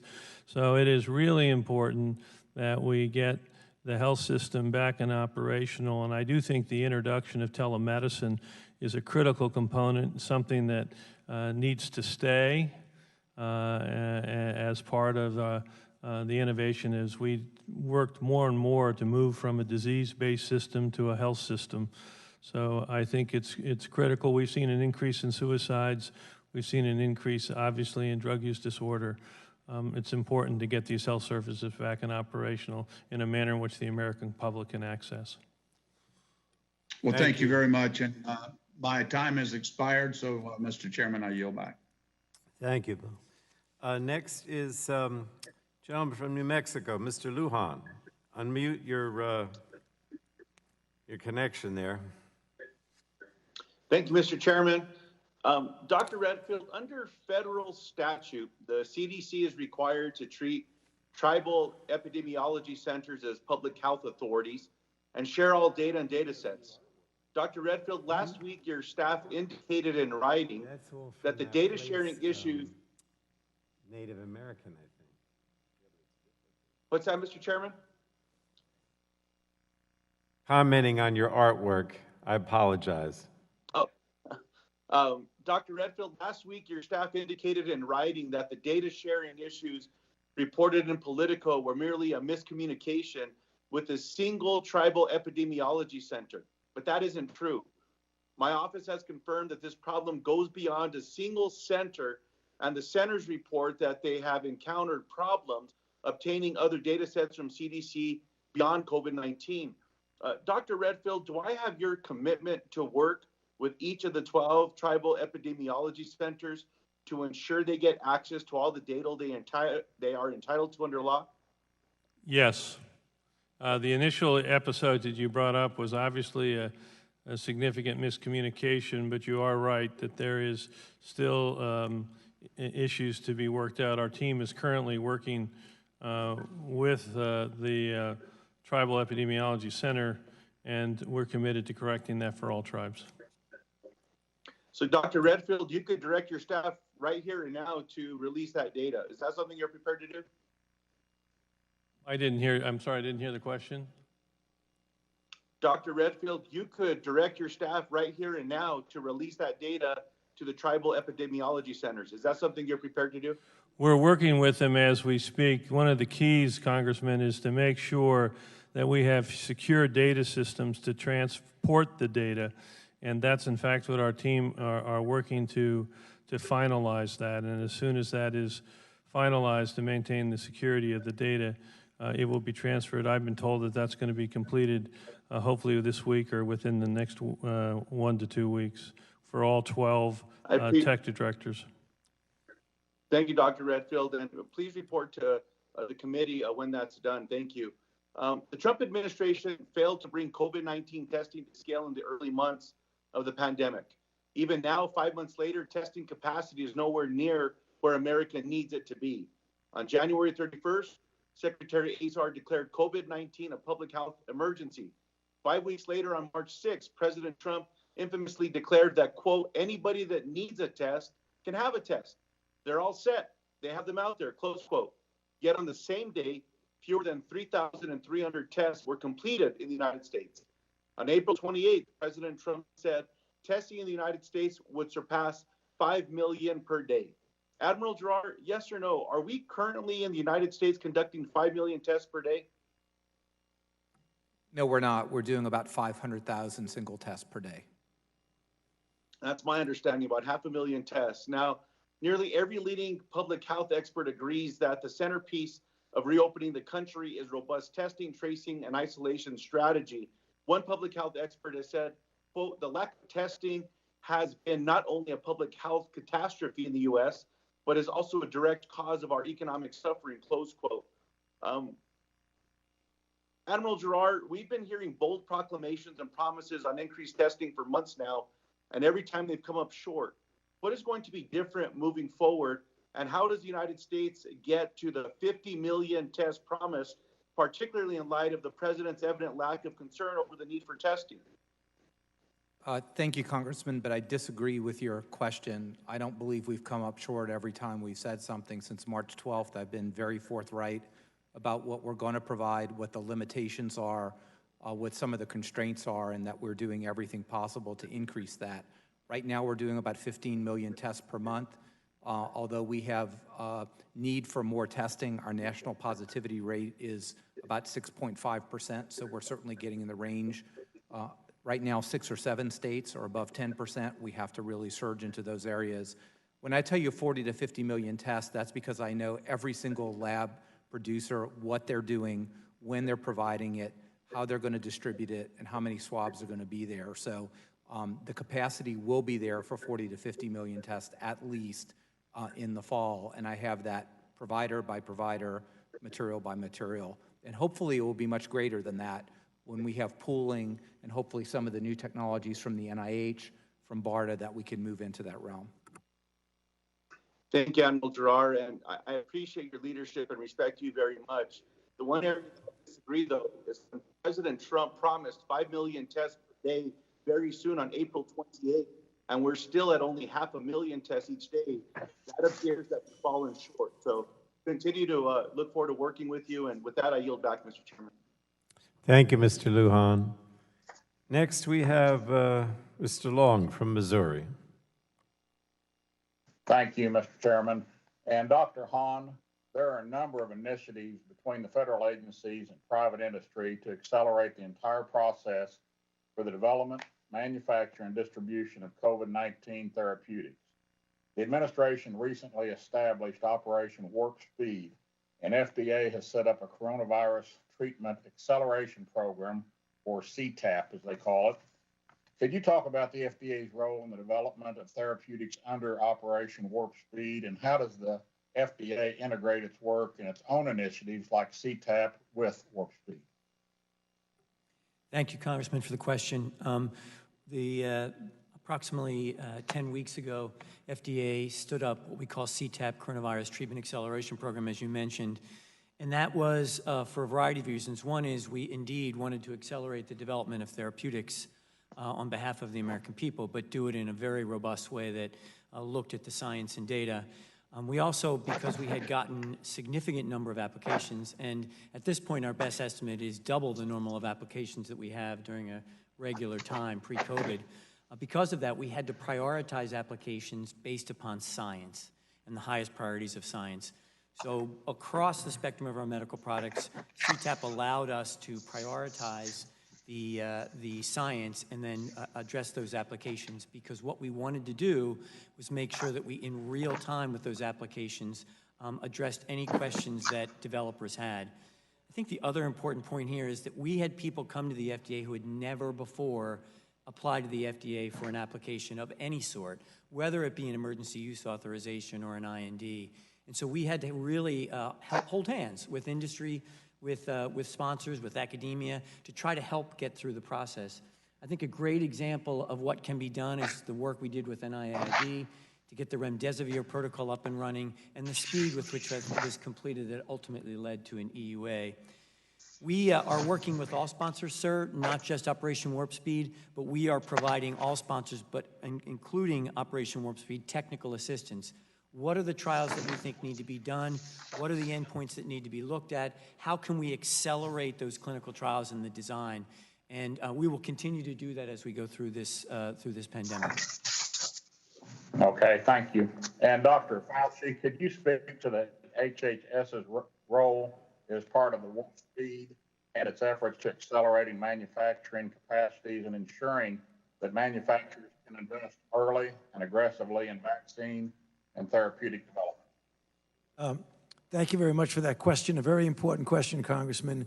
And that was one of the things I referred to earlier on in the discussion, that as part of the process of developing the vaccines in Operation Warp Speed, that there is the employment of contracting organizations to already start scaling up the development of vaccines, particularly the first one that I mentioned that will go into a phase 3 trial in July, has already had contracted through HHS and BARDA for the production by a contracting organization of hundreds of millions of doses ultimately, the first group of which would be delivered at the end of the year and the rest in the first quarter of 2021. Okay, yeah, thank you. I was a little confused in your opening remark. Of course, we've been here a long time today, and I can't remember exactly everything that I heard, but I was wondering about that, so thank you for clarifying. And Dr. Hahn, I'll go back to you. Looking long term, what do you think the FDA and Congress could do to promote domestic manufacturing of drug therapy? Congressman, this is a very important issue, and I appreciate you bringing up. We have seen across the medical products that we regulate issues related to redundancy in manufacturing and our dependence, particularly in the foreign sphere, where during a public health emergency, we might have a lot of difficulty given the increased demand of having access to those supplies, both precursor products such as pharmaceutical precursors, as well as final finished form of the drugs, and PPE. So very much we've been working on our technical assistance, because manufacturers depend upon our technical assistance to help them develop the manufacturing procedures that lead to a quality product. We very much are leaning in on this. It's one of our major initiatives for advanced manufacturing, but also domestic manufacturing. It would be very good to work with Congress further on this. I think this is a particularly important lesson learned. And the more we can bring manufacturing home and provide that redundancy to the supply chain, I think the better off we'll be in the future. Thank you. Okay, I've got a red light, so I do yield back. Thank you all. Thank you, Billy. Mr. Tonko of New York, unmute.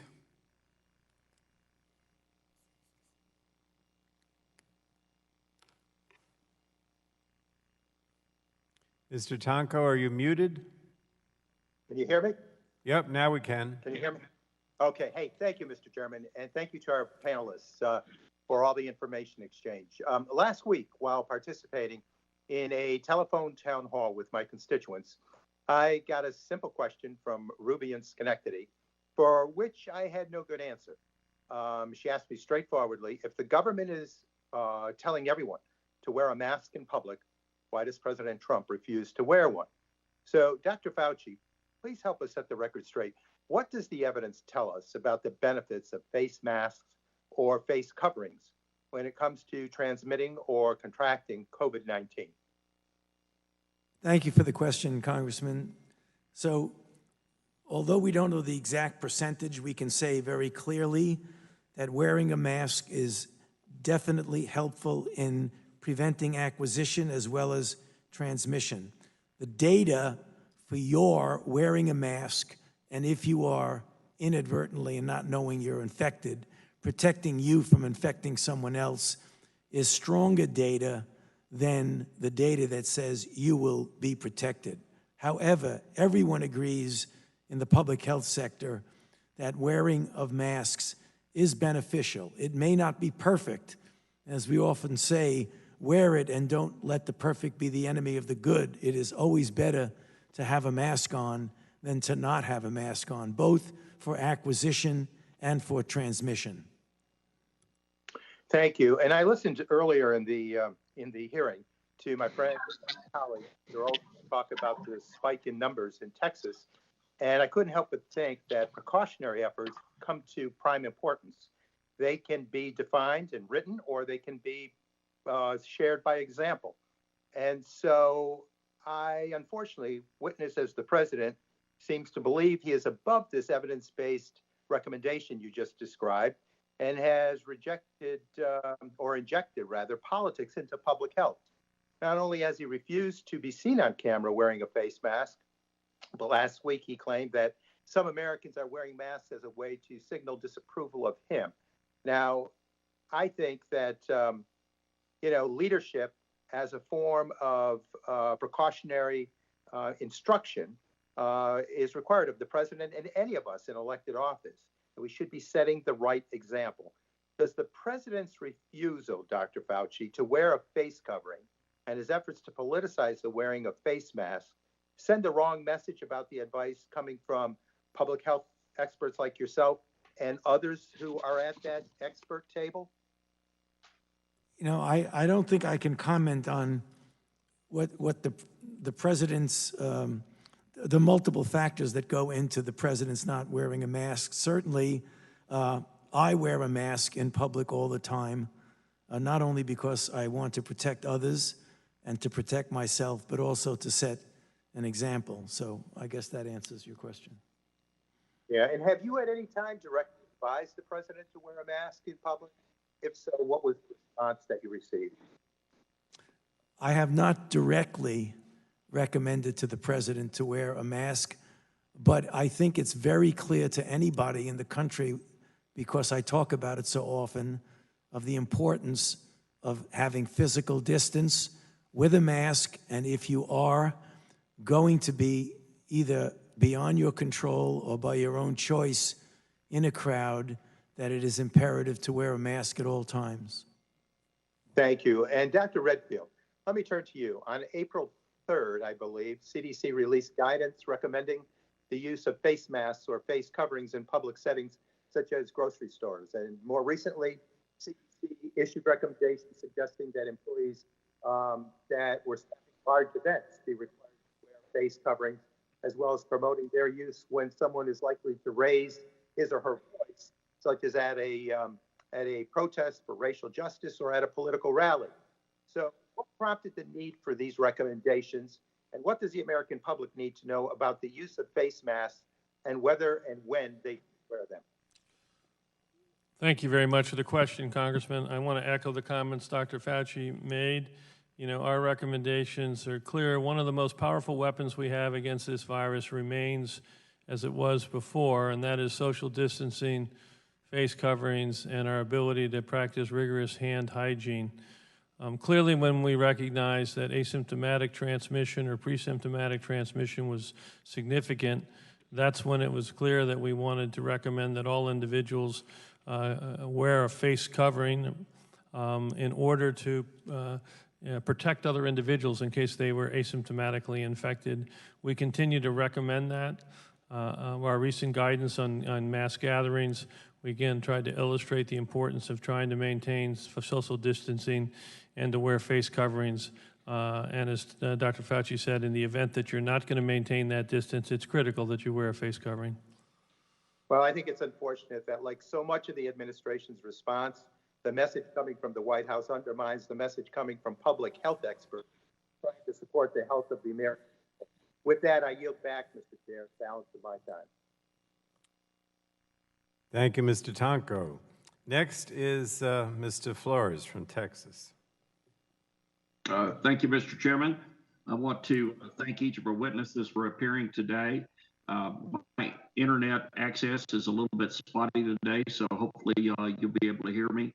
I want to brag on the Trump administration and the team of witnesses that are here today for the response to the SARS-CoV-2 spread. First of all, we have several new therapeutics underway. We've got several vaccines under development.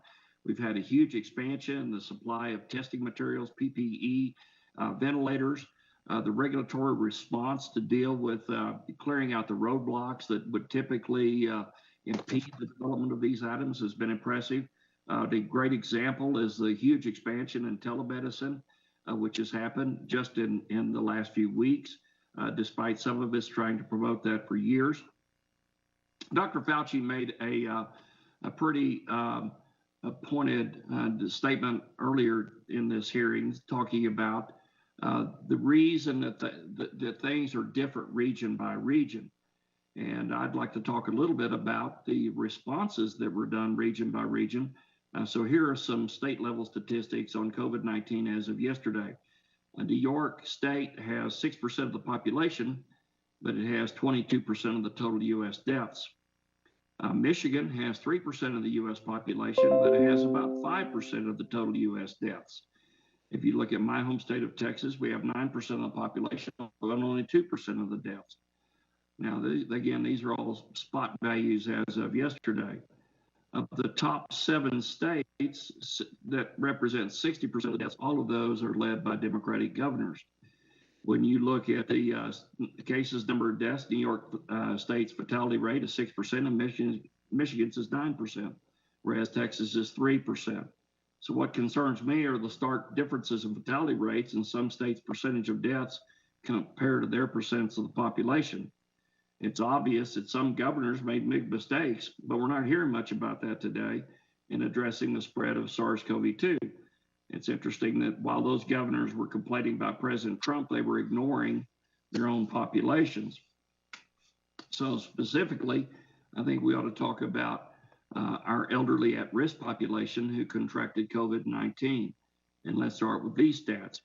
In Michigan, 1,947 patients in long-term care facilities died from COVID-19. In New York, that number was 6,200. In Florida, that number is only 1,637.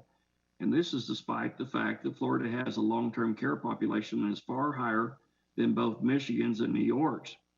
In Michigan, state officials declined a proposal to use new, vacant, unlicensed facilities to house patients who tested positive for COVID-19. Instead, Michigan put those patients in a nursing homes with other uninfected patients. And as we've heard previously in this hearing, in New York, the health department ordered nursing homes and rehab centers to accept COVID-19 patients who were discharged from hospitals. This led to more than 4,500 patients who tested positive for COVID-19 being put back in long-term care facilities. Now compare these policies to Florida, where state officials set up isolation centers that focused on treating patients with COVID-19. So my questions for Dr. Fauci and Dr. Redfield are as follows. As I noted, there have been fewer deaths reported in Florida's long-term care facilities compared to either Michigan's or New York's, despite the long-term care population of Florida being significantly higher. So can you talk specifically about these approaches to elderly care and whether putting COVID-19 positive patients in the nursing homes with non-infected patients with good policy and worthy decisions in the best interest of our seniors? So Dr. Fauci.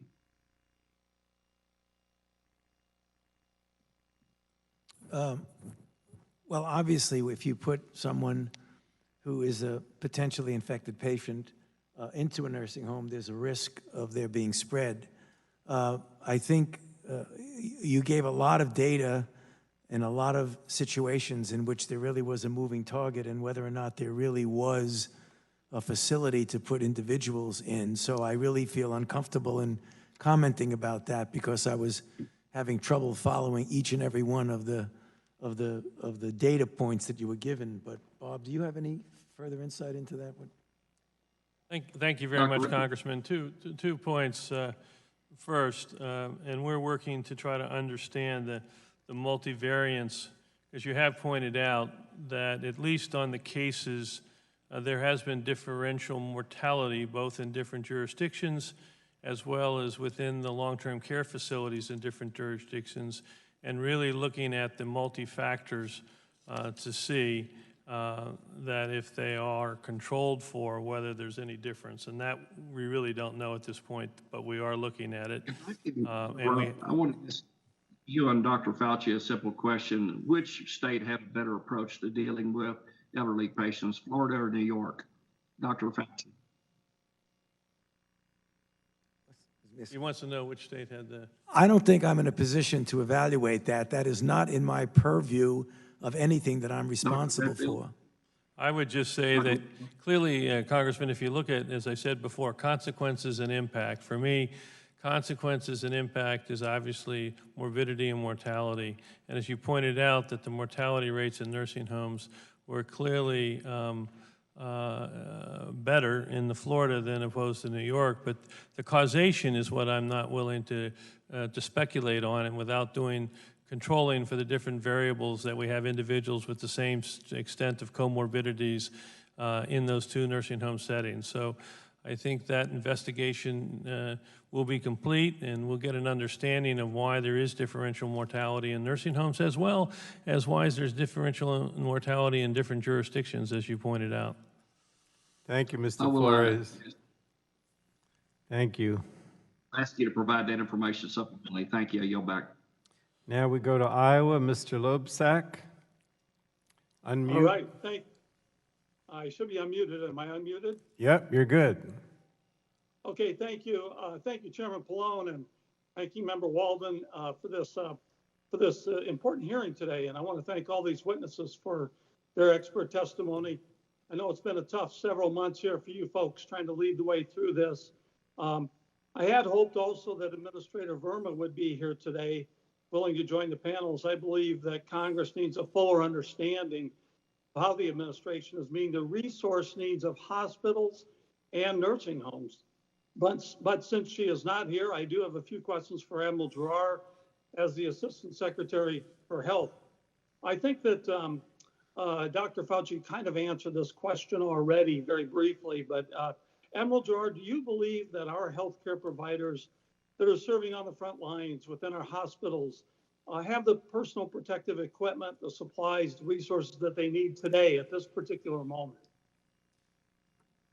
Today, at this particular moment, I do believe they have the supplies that they need.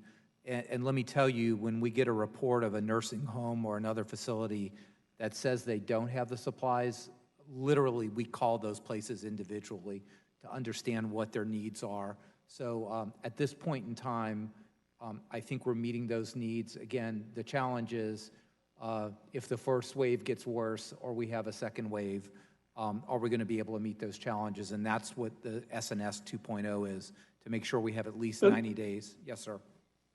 No, thanks. I appreciate that. I want to move on to the future, if you will. But before I do that, I do want to ask every one of the panelists whether he agrees that it is likely that we will, in fact, see a second wave. I know there's a lot of controversy right now as to whether we're still in the first wave, if you will, and it's sort of disproportionately, the different regions of our country are dealing with it in different ways and are feeling different effects as well.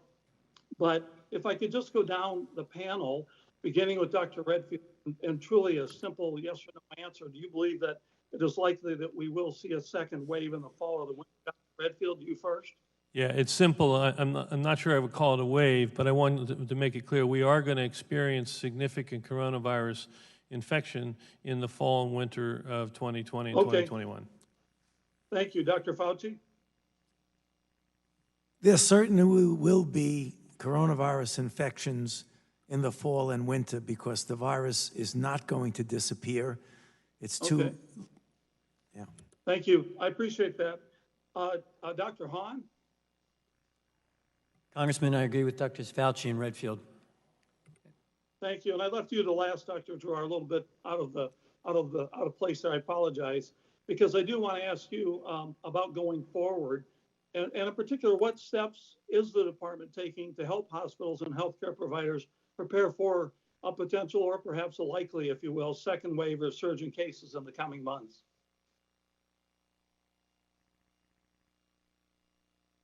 Dr. Giroir. Okay, thank you. I don't want to take up all your time because it's really everything from understanding what the needs are to understanding the supply chains down to the individual hospital levels. Because like I said, when we started out, it was impossible to know what supplies were being used objectively, what ventilators are being used objectively. We've gone through that all the way to the therapeutics that Dr. Fauci has talked about, and Dr. Hahn, of course, remdesivir, steroids, hopefully plasma, all these things and everything in between. It's really all hands on deck, and all our task forces are still operational, including the Hospital Resilience Task Force that is not only dealing with COVID, but if this happens again, we don't want our immunization rates to plummet. We don't want our mammograms to plummet. We don't want our colon cancer screenings to plummet. All of these things were really victims of the COVID response, just like COVID patients were. So we need to fix all of that. Okay, one last question to you, Dr. Giroir. As you know, hospitals have struggled dramatically financially through all this, especially when they could no longer perform elective surgeries because they had to be ready for the COVID patients. And we did pass legislation here in Congress, obviously. We provided $175 billion in direct funding to providers for expenses and lost revenue. What is the status, Dr. Giroir, of the next allocations for the remaining funding that is yet to be distributed from the provider fund? Yeah, I'm sorry. I'm going to have to take that one for the record because the secretary and the people on that side are really controlling that, but we'll be happy to supply that answer to you from... I look forward to that. My time has expired anyway, but thank you all. Thank you, Dr. Giroir, and thank you, Chairman Pallone. I yield back. Mr. Chairman, before you proceed, there's quite an uproar on social media about the fact Dr. Fauci has changed face masks and the implications thereof. Do you have any comment? I'm an avid Washington National fan, so I thought I would break up this a little bit by putting on my Washington National face mask. Okay. Thank you. Next, we have Mrs. Brooks.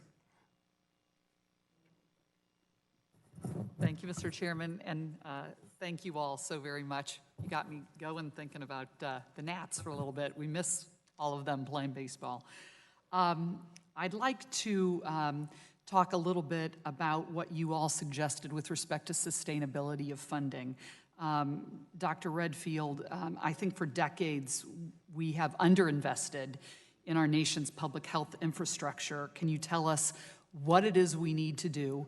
You all mentioned sustainability, but if you could, talk with us about what steps would be necessary, not just federal government, state and local. What do we need to do to really think about our public health infrastructure in this country?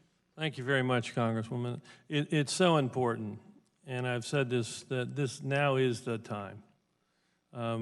Because for decades we have underinvested in what I call the core capabilities of public health, data analytics, to have predictive data analysis, laboratory resilience, public health workforce, emergency response form, and then our our global health security around the world. And those are all the different things that you think everyone, state, local, and federal, ought to be investing in at higher levels. And we need to do it. And when you look at it, if you didn't quite palpate it before, we're going to probably spend close to $7 trillion, all right, because of one little virus that came, which we recognized very early.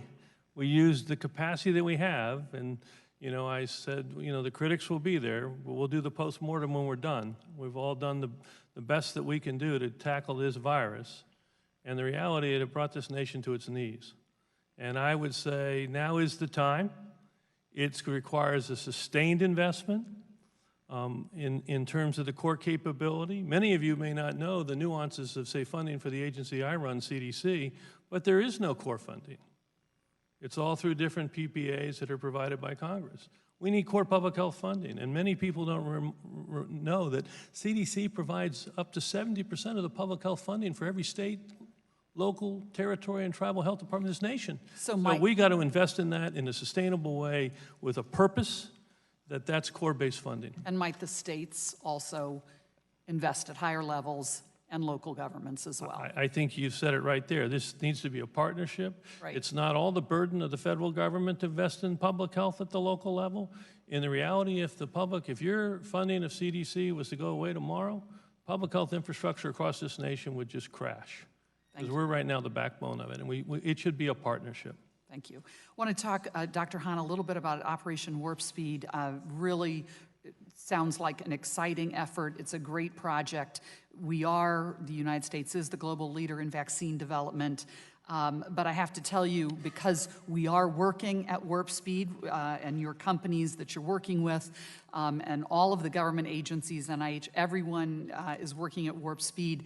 There's many who have concerns about vaccine safety and efficacy, and that when we get to that point, which hopefully is at the end of this year or early next year, where one of these products breaks through and gets there, what do you want to tell the American people and the world in many ways about the safety and the efficacy and the steps that we're taking to make sure that when that vaccine does break through, that it will be safe for everyone to use?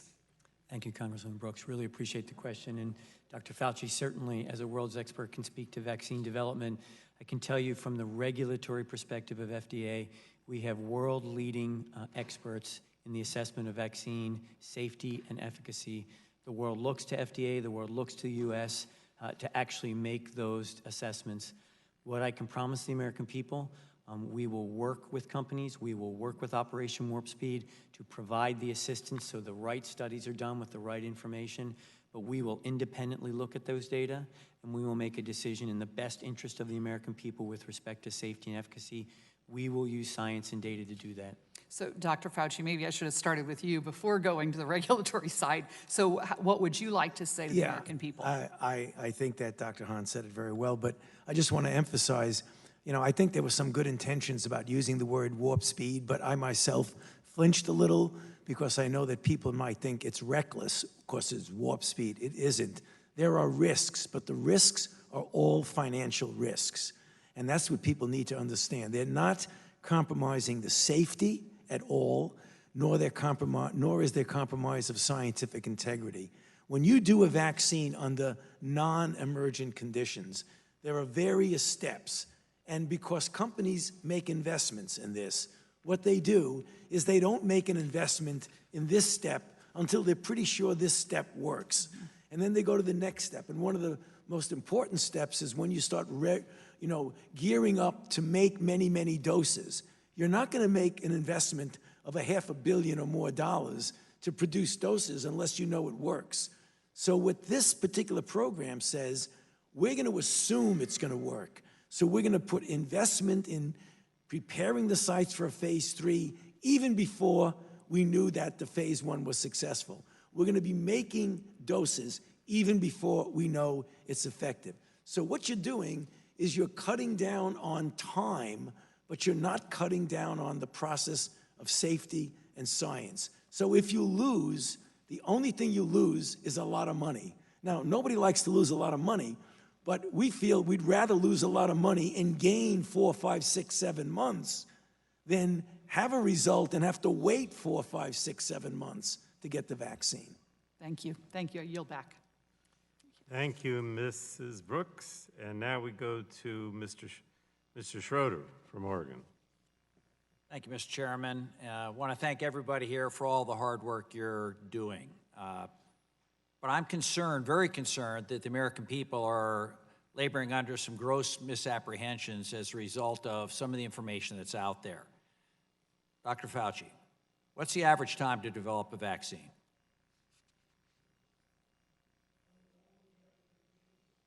Mike, please. It depends on the vaccine and the situation in which you're doing it. If you're developing a vaccine in the middle of an outbreak, I'm just asking, what's the average? about 7 years. All right. And what was the fastest we've ever done?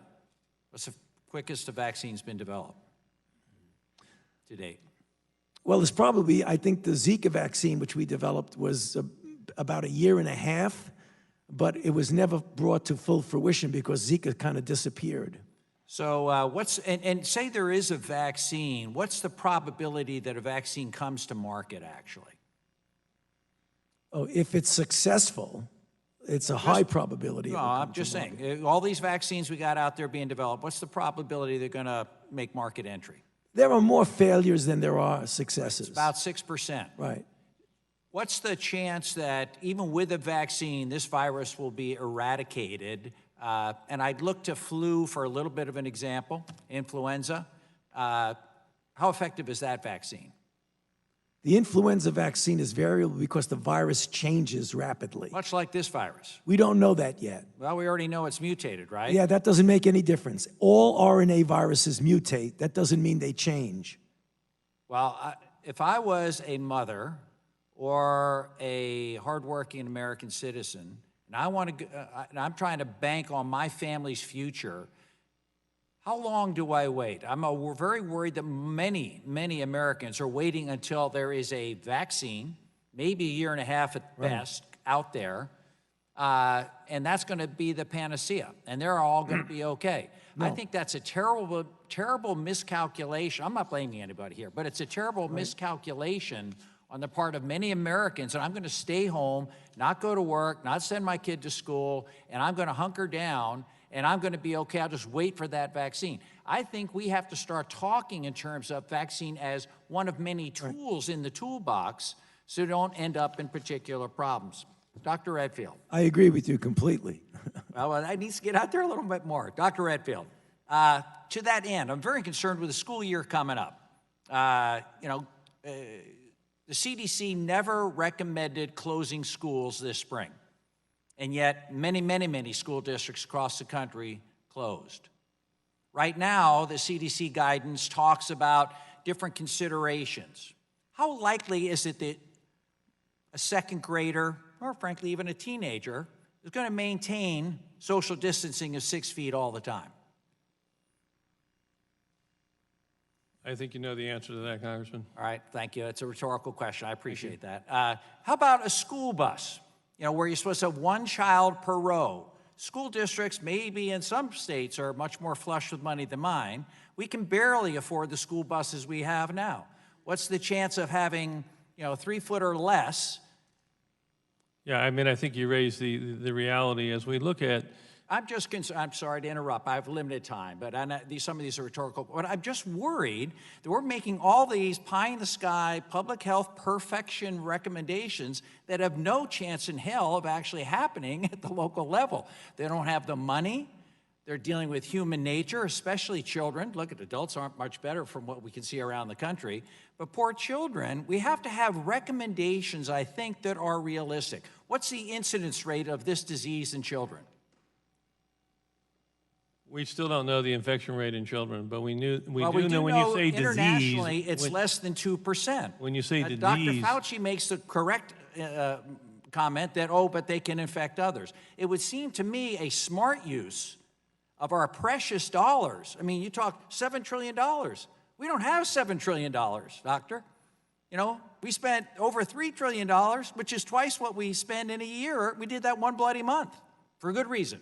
And hopefully, and you guys are showing us good results, and I appreciate that. But we need to make sure that citizens out there aren't withholding Johnny and Susie from going to school because they think, you know, this is all going to be over in a month and a half or 2 months. That's what the president tells them. That's what, you know, we're telling them, or they're getting that impression. That's wrong. And if we have kids not going to school, we run the huge risk of the wealthy kids get a great education online with their nice moms and dads. The lower income kids get no education. And is that it's so important, the inference of what you're saying is we need to use the knowledge that we have now, which we didn't have then. As you know, CDC did not recommend closing schools. Yes, sir. Okay? Thank you. And we didn't recommend it because we didn't think it was a one-size-fits-all. We close schools jurisdiction by jurisdiction when we see issues in the schools. So I do think we have to focus as we move forward in the fall and now, what I said before, on the consequences of this virus. And those consequences are mortality and hospitalization and the economy, right? And I think when you see that, you'll see that different recommendations for the jurisdictions will come to rise. And as I said, I'm pretty confident we're going to be opening our schools, and your comments are true. We need to open our schools with the reality of how we expect those schools to act based on the consequences of what we think this virus is going to pay for those individuals in school. That doesn't mean we don't have to be vigilant about protecting the vulnerable. You need to work on that in those families, but no longer does that mean we have to shut down schools, shut down, you know, the economy. It means we have to focus on how to prevent the consequences of this virus. thank you very much. I'm sorry for the line of my questioning. Thank you. I yield back. Now we go to North Carolina. Mr. Hudson. Thank you, Mr. Chairman. Thank you for holding this hearing today and for convening such an esteemed witness panel. Admiral Giroir, it's a pleasure to see you.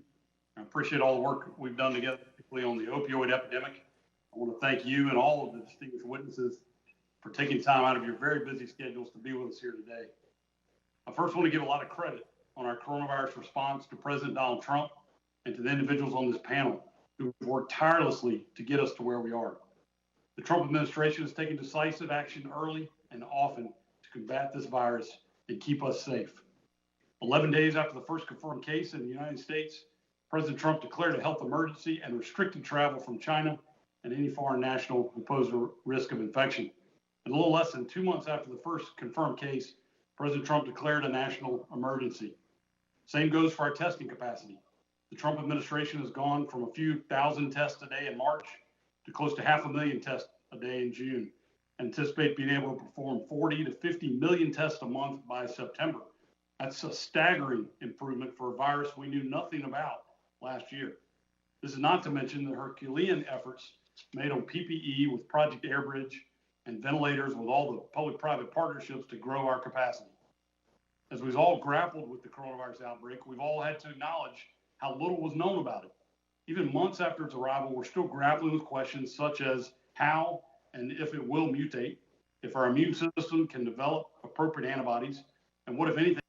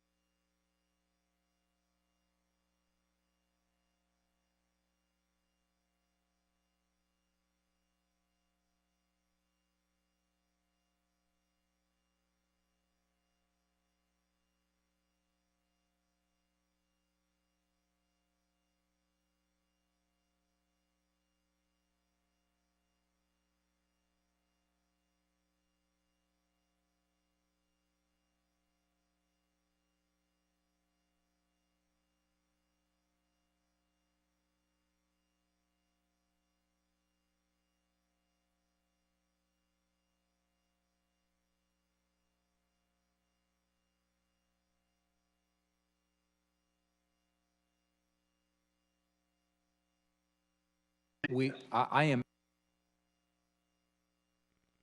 absolutely committed to aggressively getting this information. It's not only African Americans. African Americans have suffered horribly with this disease. Latino Americans are also at very high risk, and the highest risk are Native Americans and Alaska Natives who suffer even higher rates. So all these are critically important to us. Yes, sir. Thank you. And as I noted earlier, the Trump administration has greatly increased our testing capacity. One area that has had uncertainty, though, is the serology testing, something that could help us tremendously as we reopen the economy, people move back to work. Commissioner Hahn, in recent months, we've seen a large number of serology tests enter the market, some decisively not as accurate as others. The FDA has since taken action to remove several of these. How is the FDA ensuring that only high-performing serology tests are available in the U.S. market? Congressman, thank you for the question. As I think you know, when we issued our original regulatory flexibility around serology testing, it was not known completely how these tests would be used and what the operating characteristics of them were. Our guidance allowed these to be used in a real-world setting. At that time, we required the manufacturers to certify that the tests had been validated. We found that in some cases that certification was not correct. And so we developed a partnership with the National Institutes of Health, NCI, to actually do a U.S. government independent validation. And as you probably know, sir, over 20 of those tests have been taken off the market. We have subsequently required that all manufacturers provide us with that manufacturing data, and if they don't, they have to be removed from the market. We continue to look into that, and we'll continue to follow that policy, sir. Thank you. Mr. Chairman, I see my time's expired, so I'll yield back. Thank you. Next, we go to Mr. Kennedy in Massachusetts. If unmute.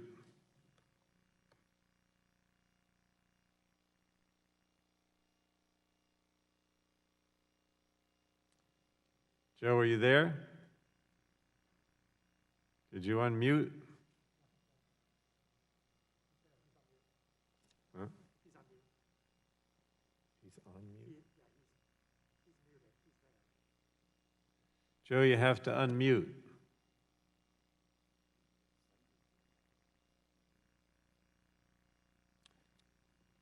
I think he's there, but he's still muted. You're still muted, Joe.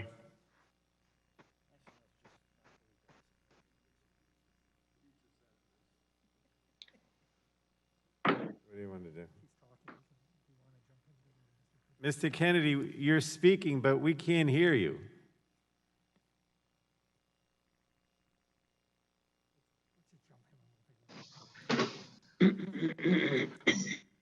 Are you there? All right, we're going to go on. We'll come back to Mr. Kennedy. Next is Mr.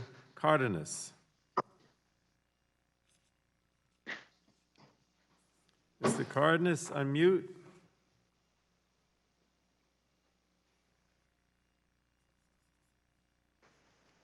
Maybe there's a technical problem. I don't know.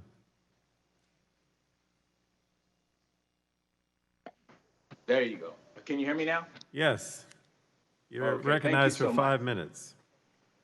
Thank you so much. Thank you, Chairman Pallone and Ranking Member Walden, for holding this important hearing. And thank you to the expert witnesses that we have before us. And we all appreciate all the work that you're able to do when you're allowed to do it. This February, there's been a steady flow of reports of Centers for Disease Control and Prevention, otherwise known as the CDC, being sidelined. Its experts have been overruled. And in the midst of a pandemic, this is unacceptable. Dr. Redfield, earlier this month, you expressed concern that the CDC's public health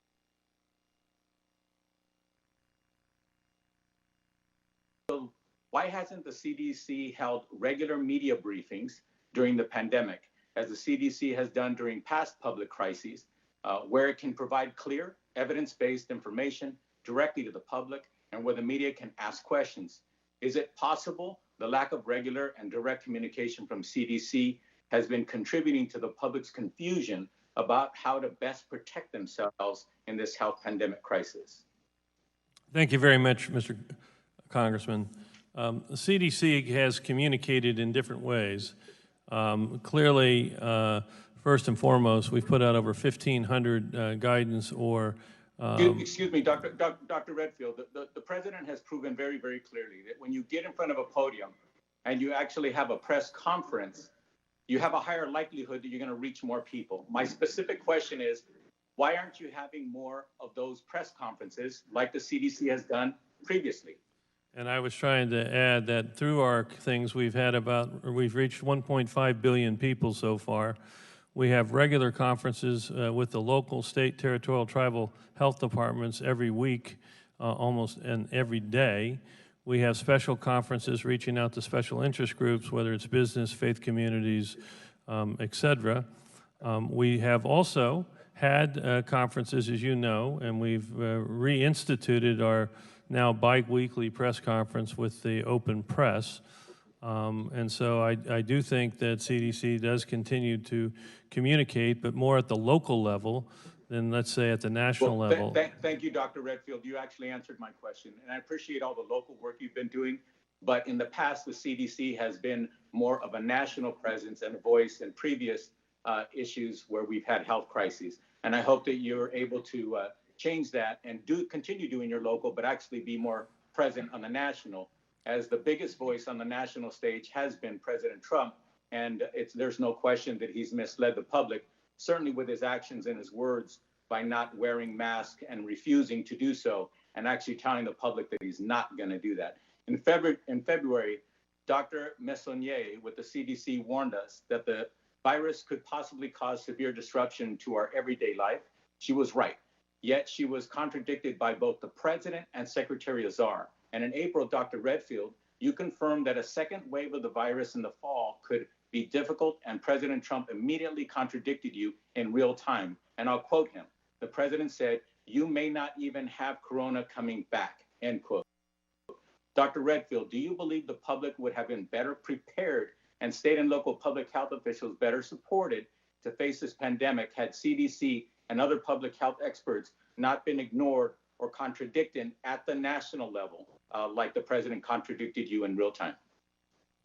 Well, I think, Congressman, obviously we continue to try to get our message out. I thought Dr. Messonnier obviously did a service in sharing her perspectives at that time and letting people understand what could be on the horizon, which obviously eventually was on the horizon. I've tried to do the same in making the American public prepared that this fall and winter is going to be difficult, and we need to be prepared for it. Thank you, Dr. Redfield, and thank you for complimenting Dr. Messonnier for her bravery and her willingness to speak up at the moments that is necessary. I'm concerned, gentlemen, that we have a problem right now that over 120 lives have been lost in the United States due to COVID-19, and yet the public is still not on the same page as they should be when it comes to how to protect themselves, and they're getting missed messages at the national level from our leaders. So what I hope and pray is that the CDC make its presence more aware and more clear with evidence-based advice to the American people. And then also, I gotta hope and pray that, and I'm gonna ask some questions to be forwarded back to the committee as to the misleading statements, such as touting the fact that PPEs have been provided to the American people to the tune of a few million here and there, when in fact, some of you have actually reported that ideally we should be in the billions of PPEs. And I'm going to ask those specific questions so that the full public can hear the answers and we can have it on the record of this committee. My time's expired. I yield back. Thank you. Thank you. Next, we go to Mr. Wahlberg from Michigan. Thank you, Mr. Chairman, and thanks to the panel for sticking with us for this lengthy period of time. And thank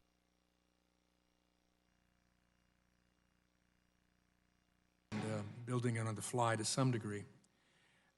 As we've discussed already, and as you know, there were a handful, 5 states to be exact, including my state of Michigan, where my governor required, through an executive order, nursing homes to admit COVID-19 positive patients back in their facilities. This proved to be a terrible policy, as we found out, with the consequences for our seniors, with almost 2,000 nursing home residents in Michigan having died.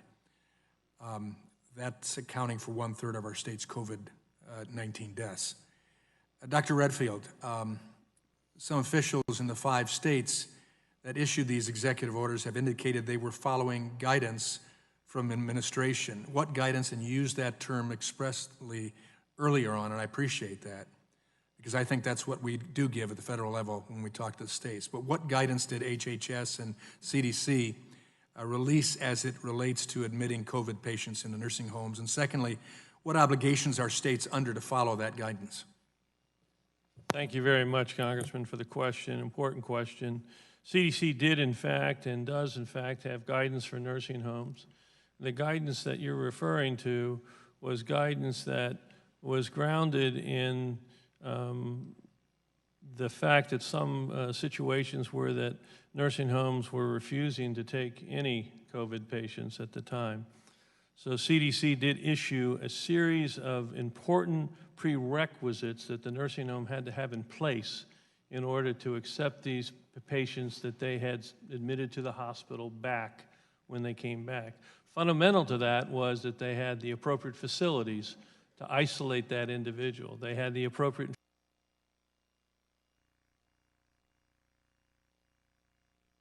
not saying you have to take somebody back, it's that you have to be open to taking care of COVID patients, provided that you have the capacity to do it correctly. And correctly is the key thing. And correctly, and so that that patient doesn't spread the infection to other individuals. And I think some of the speeches that we've heard in the press fail to understand that it's to do it correctly. As you know, over half of the nursing homes in this nation right now, over 7,000 nursing homes in this nation have a COVID patient in them. The question is how to do it correctly and safely. And save the lives, yeah. And save the lives. Well, it gets down to data as well. So let me ask you, what are the obstacles to collecting and reporting the data that you are now requiring, and my governor has finally started to put out? What are the obstacles to collecting and reporting this data, particularly among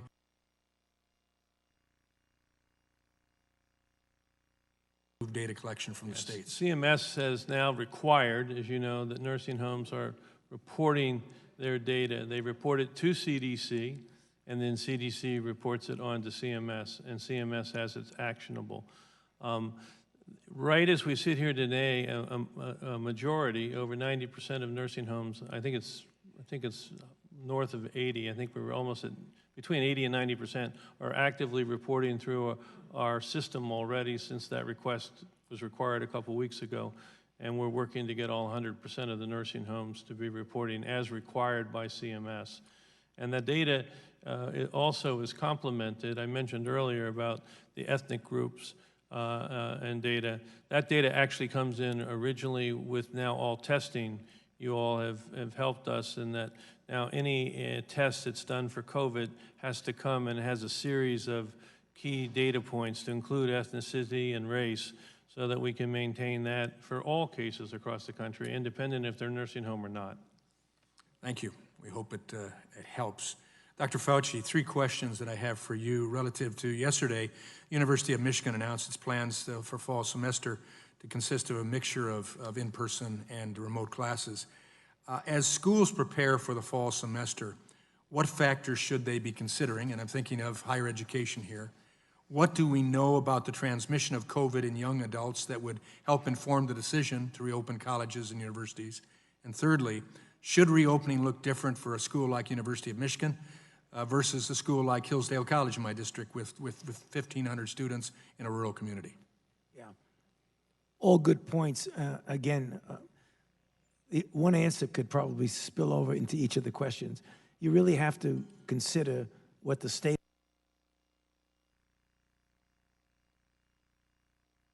very few cases, like in a small college in a county, I think you can be really very liberal in the opening. What schools are doing, and they're doing it in a very creative way, is to try and make sure that there is separation enough that you have situations where, first of all, masks should be done at all times, without exception. You've got to protect the vulnerables. You've got to allow both faculty as well as students who are in that category of underlying conditions to be able to have the capability of either teaching or learning online. You have to have the capability of when you get an infected student, which you invariably will, no doubt, to be able to remove that student to a safe, comfortable place for the period of time until they can go back. If you leave them in the community, you're going to wind up having a situation that could make the whole thing fall apart. That's just a few of the things we need.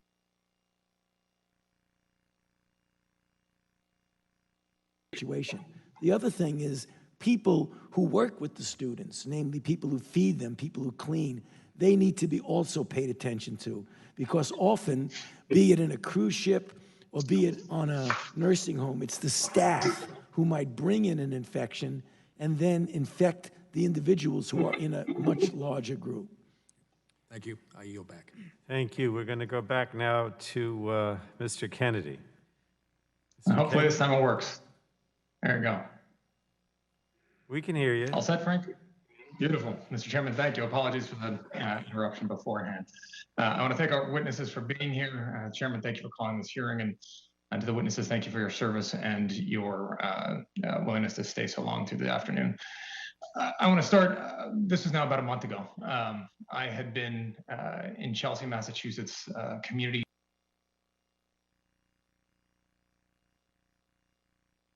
average. I was delivering meals at a nonprofit, local nonprofit there, with food lines longer than I've ever seen anywhere in the world. And on my way out of the community, I called one of the heads of the local community health center, and I asked what else they needed for help. The individual I spoke with said that they had recently received some mapping software, and they were looking for cool spots in the community. And I asked him, why cool spots? Aren't you looking for the hot spots? And he said, no, we know that everybody's been exposed. What those cool spots will tell us is where we haven't been testing. You know where the biggest cold spot was? The public housing facility, where in a population of 900 people, 4 had been tested. 4.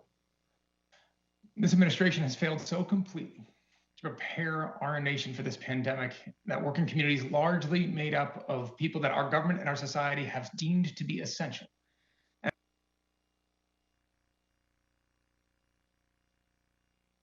Just days ago, President Trump stood up before the American public and told us that he asked his administration to slow the tests down because what they revealed was that tests were accelerating and it was instrumental to his political survival. And I know we've received testimony today that his statements here were not true, although the president has also contradicted that again, saying he does not joke.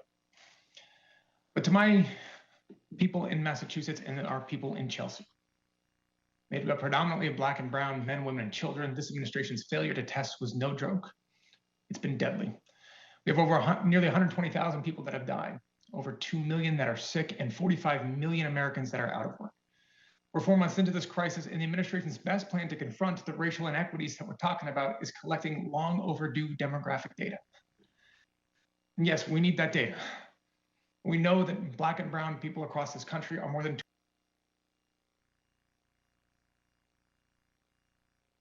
likely if you are Black and in Washington, D.C. In Massachusetts, the positive rate among Black and brown residents is 3 times higher than for white residents. So yes, we need more data, but only because the administration spent months ignoring what advocates had tried to warn us about in the first place. So let's talk about the actions this administration is taking to confront these inequities. Dr. Redfield, I'll start with you. The CDC finally released guidance requiring demographic data from commercial testing companies earlier this month, but it does not take full effect until August 1st. Do you believe that that lag time is acceptable as thousands are diagnosed still every day? Thank you very much, Congressman, for your question. I can say that we are committed to making sure that we get comprehensive data, particularly on race and ethnicity, as well as data on these underlying comorbidities so we can better understand. I appreciate that, Doctor. We're talking about collecting it on August 1st for a virus that arrived on our shores in January and February. So I have limited time. That delay seems to be quite substantial. I want to move on because there's news that I think broke today indicates that the federal government is going to stop supporting testing sites in Texas and other states. We see skyrocketing numbers of cases. Does stopping federal support for those testing sites, is that going to be effective at helping to mitigate the spread of the virus? So I'll take that question. Thank you very much. The only testing sites, so the first set of testing sites were 41 sites that were completely federally run under federal contracts. The retail sites have now been over 600.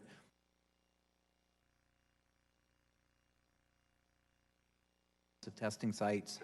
The only sites that we sunsetted with the full agreement of the governors, because I spoke to all of them, were 13 remaining sites, 7 that were in Texas, that were of the 1.0 variety that had really, that were ready to go, because there were so many other sites around them. We matched each site to FQHCs surrounding them, to retail sites. So we are not withdrawing the support for well over 2,000 sites. We're just transitioning those 13. And very quickly, briefly, because I don't have much time here, but we have seen 45 million Americans lose their jobs. Yet we have an administration that continues to push the need for work requirements for individuals on Medicaid.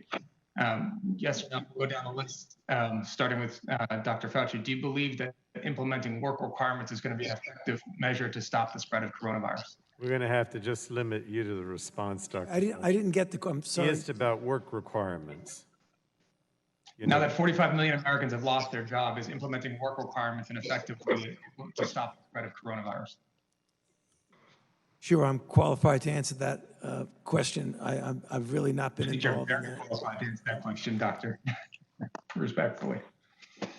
I didn't even hear, sir, I'm sorry, but I really didn't even hear the question or understand it.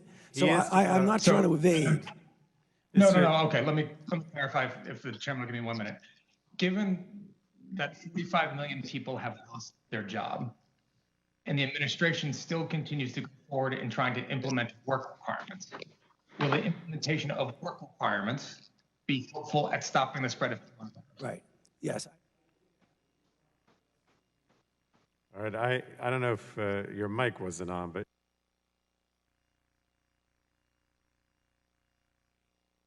all right. We're going to go now from Massachusetts to Savannah. Mr. Carter. Thank you, Mr. Chairman, and thank all of you for being here. We appreciate it. The administration's done an exceptional job, in my opinion, of increasing testing capacity over the past several months, and I know that it is our desire and our goal to get testing to 40 to 50 million tests per month by September. And in order to do that, we greatly need to expand testing. I've said that in order to roll out our economy, we need 2 things. First of all, we need robust testing. Secondly, we need personal responsibility. That is following the advice of members of the coronavirus task force and making sure we're washing our hands, wearing masks, et cetera, et cetera. Admiral Giroir, earlier you said that 90% of Americans live within 5 miles of a pharmacy or a pharmacist, and I don't mean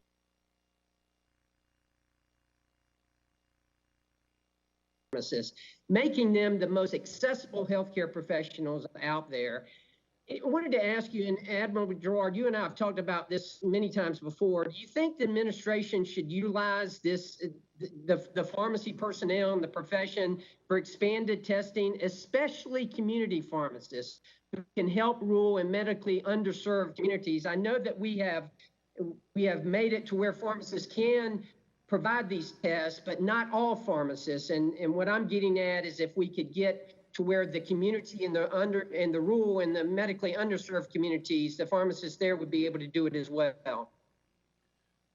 So thank you, Congressman. Yeah, thank you, Congressman. And you know how I feel about this. I think pharmacists are one of the most underutilized professions in the country for their training and their expertise, and also their trust from the population. And I would just like to put an exclamation point behind everything you have said. In order to work with the independent pharmacist even more than the retail pharmacist, and I'm sorry, I know this is your world, but there's an organization that's sort of an intermediary between that we're working with to make sure that we could bring more and more of the independent pharmacist under contract through our community-based testing program. But I'm all on board, whether it's telehealth, pharmacists, community health workers, we need to get health into the community, and pharmacists are a great way to do that.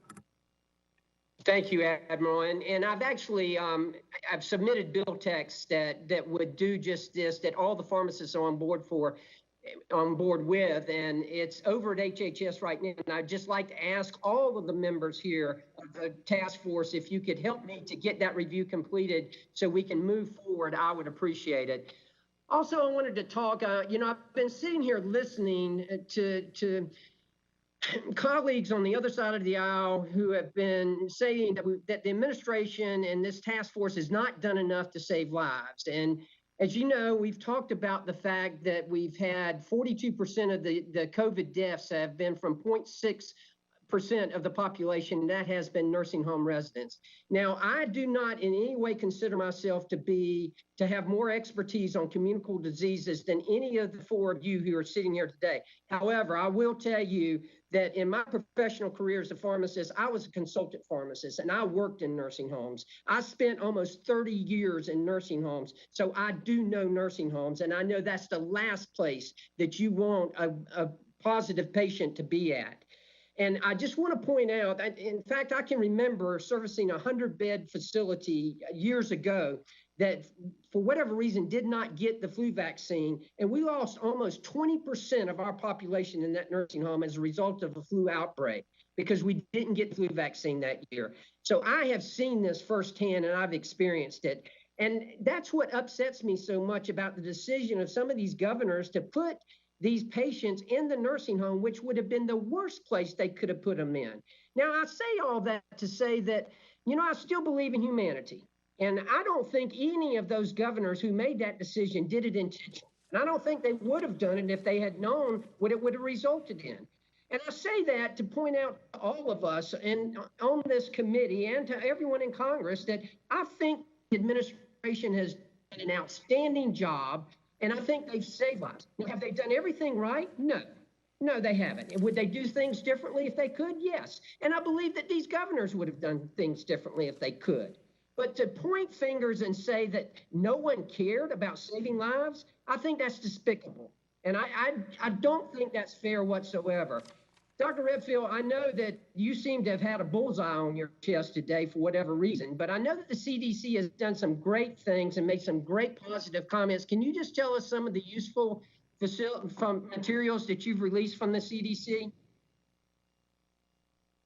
Well, we've put out the guidance really in a variety of different areas, as you know, and obviously focusing on nursing homes, focusing on obviously individual mitigation steps to limit the spread, focusing on first responders, healthcare settings.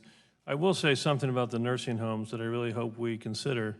You know, as we're looking to the fall, I think there needs to be more serious consideration in jurisdictions that have multiple nursing homes to look at whether certain nursing homes are prioritized for COVID patients just because of the situation we went through before. But we continue to put guidance out on them going back to school, going to camp, you know, daycare centers, K through 12, you know, wherever the American public seems to have a need for guidance, we either put out a guidance document or we put out what we call a consideration document, which it gives people some better understanding of the impact of COVID and how they can protect themselves safely in those particular environments. Thank you. Thank you. And thank all of you. And I yield back, Mr. Chairman. Now, I just want you to know we got 10 left. So hopefully, if you have to take a restroom break or something, just go out and come back. Are you going to be able to stay with us for these 10? We'll try to make it brief. All right. Mr. Peters of California is next. You want to unmute, Scott? Yep, just getting it. Thank you.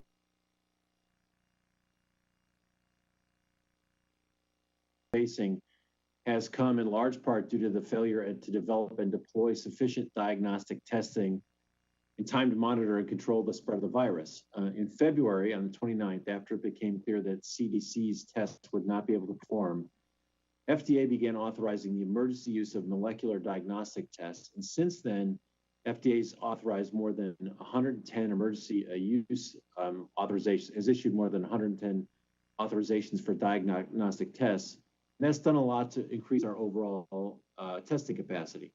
Unfortunately, we still don't know much about the accuracy of these tests, and while we might typically expect the test to undergo large patient studies to determine the level of accuracy, the emergency use authorizations require a much lower standard, so only a small number of validation steps. While most screening tests will never be 100% accurate, false negatives can lead to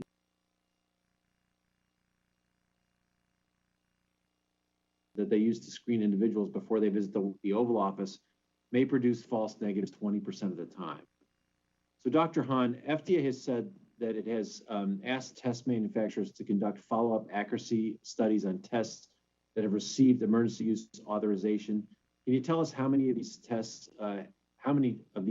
have you requested follow-up accuracy testing on, and of that number, how many have been shown to be accurate? Thank you, Congressman, for that question. And just want to emphasize the point that you made, which is that in an emergency situation, our EUA authorities allow us to look at the risk-benefit.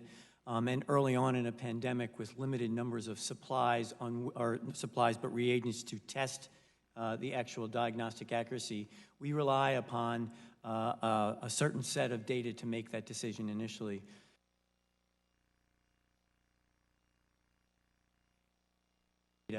For a number of companies, and they have come back to us with those data, and we have made adjustments to the EUAs for those tests. But even in those situations where we haven't required formal post-marketing assessment of the tests, we have collected on our own and with the companies and with academics real-world data. We incorporate all those data into our assessment of the tests. And I'll just take, sir, for a moment, serology tests, where we've taken over 20 off the market based upon our own independent evaluation in U.S. government.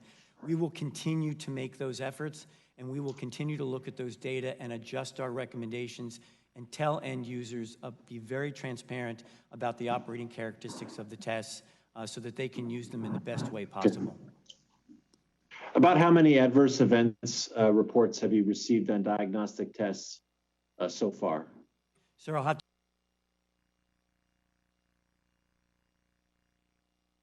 of reports about all of these tests, but I'd be glad to get those data for you, sir. Okay, and just to confirm, if a follow-up accuracy study comes back and a test shown to be inaccurate, you've moved and you'll continue to move to take those tests off the market. Absolutely, sir, and we promise to be transparent and post that on our website. Thank you very much.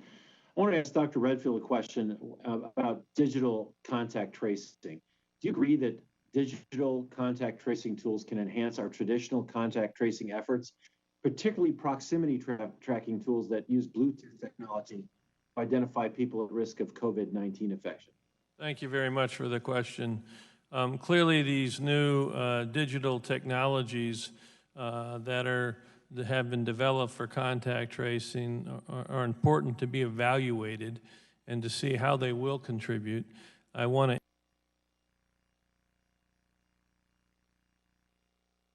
believe of contact tracing is the human capacity to do that, and this is why we're working to aggressively increase the number of contact tracers.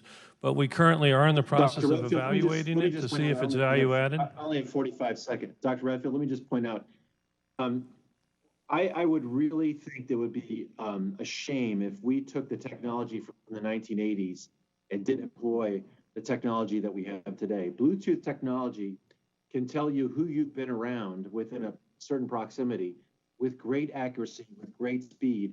It can be anonymized so that no one knows who the particular person is. But if you have your Bluetooth on, you don't have to know who you were standing next to at the protest or in the restaurant or in the bar. If a person test is positive, it can go into a system, and Google and Apple, MIT, UCSD are working on these things so that you could be automatically, almost in real time, warned that you've been in proximity to someone who's tested positive and can behave accordingly. For speed and for your accuracy, I hope you'll give a good look to Bluetooth technology, because it can be private and it's certainly more accurate and certainly faster than the technologies we used back in the 1980s. We can do better, and I yield back. Yeah, I just want to emphasize, Congressman, that we are aggressively evaluating that technology with Google, Facebook, to actually see how it impacts it. So I agree with you, it's really important. We have programs evaluating each of it in partnership with Google and Facebook right now, and we will continue. The question is just to see exactly the best way for this technology to be used. It's not a question of not seeing it as something that potentially could be very important. Thank you. We're going to go to Montana now. Mr. Gianforte.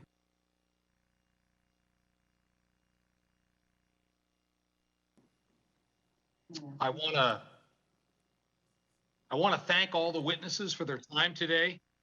The people of Montana appreciate you and all the health professionals who are working so hard to keep us safe and deal with this virus.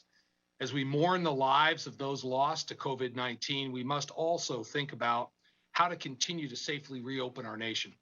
Testing is critically important to both help limit the spread and restore confidence to the public. Montana has seen an uptick in positive test results, but not a large uptick in hospitalizations.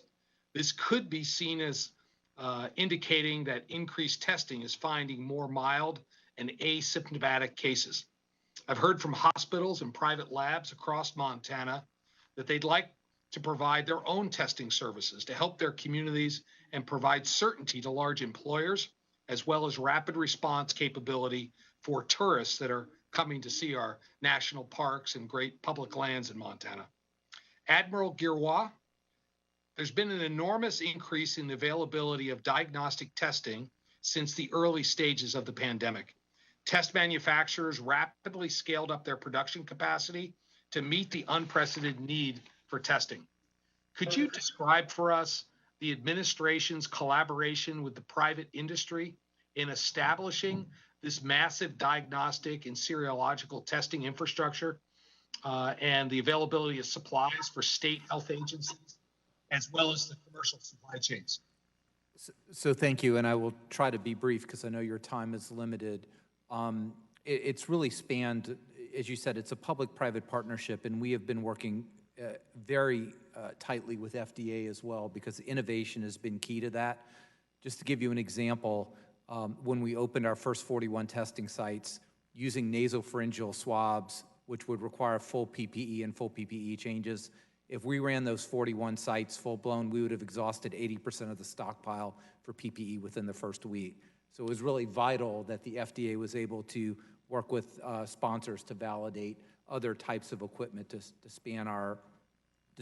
expand our supplies. Let me just say that the public-private partnership, whether it's working with the ACLA labs, that's the Quest, LabCorp, Mayo, BioReference, they've done over half the tests in the country to date. It's been absolutely critical. Every laboratory manufacturer that supplies test kits for these laboratories are working with us. We have a relationship manager with every one, so we know what their limitations are. Can we get around it with the DPA? Can we help them with their supplies? What can we do to maximize the number of tests moving forward? And again, I'll just say with Montana, it's been a real special case because although we have lots and millions and millions and millions of tests, there are only a few that are really geared to rural areas, and they're in very short supply. So we've been working very closely to get, for example, the Cepheid test and the point of care to Montana, because you're not in the middle of New York City where you have the umpty-million-dollar machines. You're really in a rural area like in Alaska. So it's not just the numbers, it's the type, and it's the mixed with innovation. Great. Thank you, sir. And it sounds like the public-private partnerships have really been central to your strategy to scale up testing capacity. What efforts are ongoing in that area to further develop public-private partnerships? They really have been critical because the public health laboratories are an essential first line of defense. But as of now, they've only done about 7.5% of the overall testing. So the majority of what, overall, it's the hospitals and academic institutions and about half with the commercial sector. The swabs, you've jested about swabs. When I dropped into this on March 12th, I thought we had 10 manufacturers, 12 manufacturers. There was one in Italy and one in Maine, and everybody repackaged the same product. And it was the hardest to make, most difficult to get, was the only one that was authorized. I never thought I'd send a C-17 over to Italy to pack a C-17 full of swabs, but that's what we needed to do. So The public-private partnerships, whether it's in manufacturers, the retailers, and the pharmacists, have been absolutely essential. It's really the only way to scale what we needed. If you have a small outbreak, you could do it within the traditional infrastructure. But like in World War II, thank you, sir. Everybody has to participate. Yeah, thank you, sir. Commissioner Hahn, in the limited time I have here, a health professional in Montana wanted me to ask if you have confidence in the accuracy of the antibody tests currently available and what steps are being taken to ensure we avoid a supply crunch for those tests as well. Thank you, Congressman. We have authorized over 20 serology tests. My recommendation to the users across the country, and particularly public health, is to use those tests that are authorized under the EUA process with the FDA. We are undergoing an independent validation of data that manufacturers have sent to us to ensure that we can actually corroborate what the manufacturers have sent. If we are not able to do that, we are asking those and taking those off the market.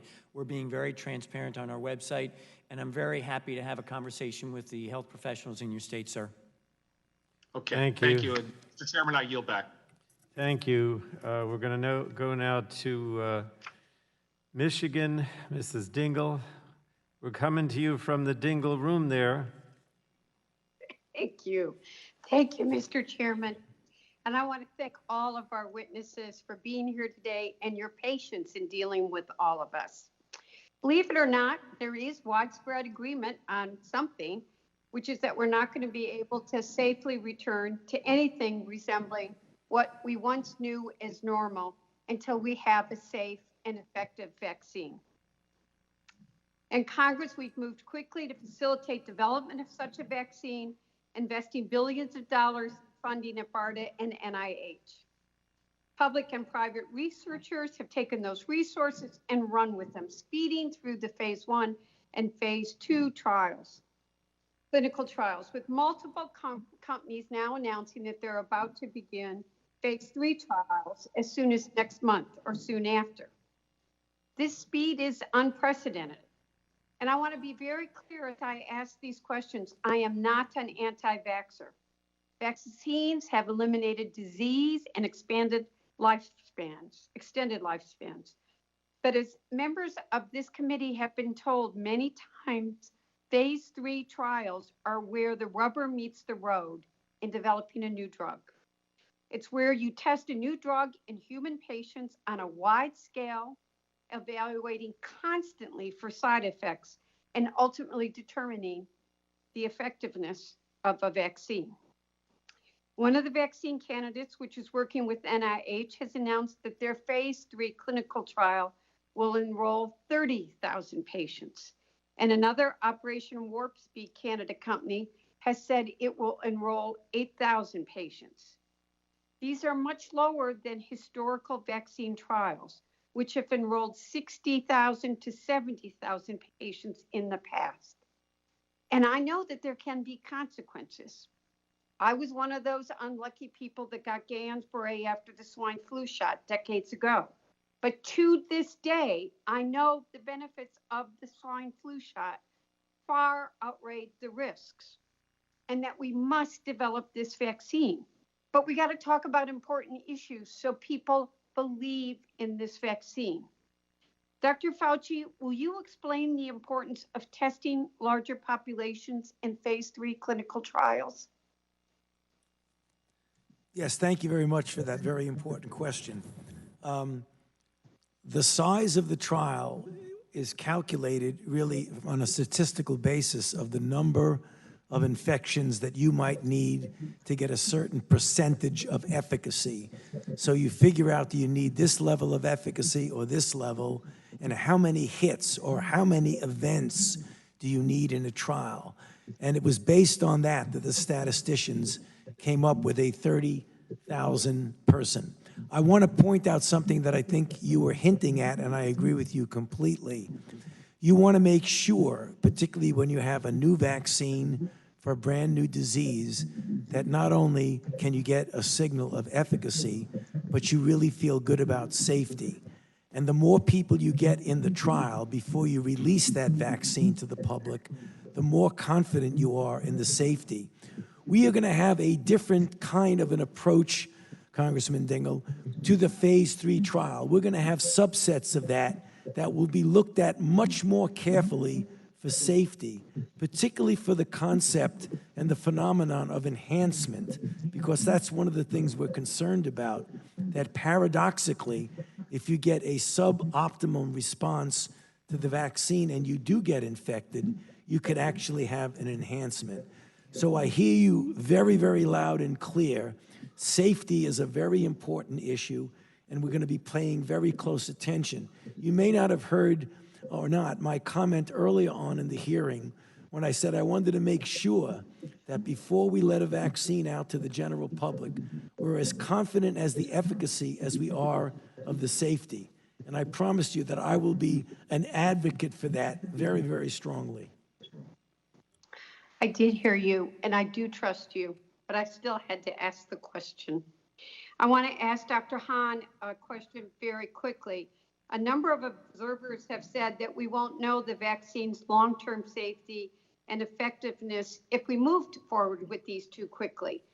I hear what Dr. Fauci is saying, and I know the importance, but what steps will FDA take to ensure effectiveness in evaluating data from the clinical trial? And will you commit to receiving that full effectiveness data from phase 3 before we authorize or approve the vaccine?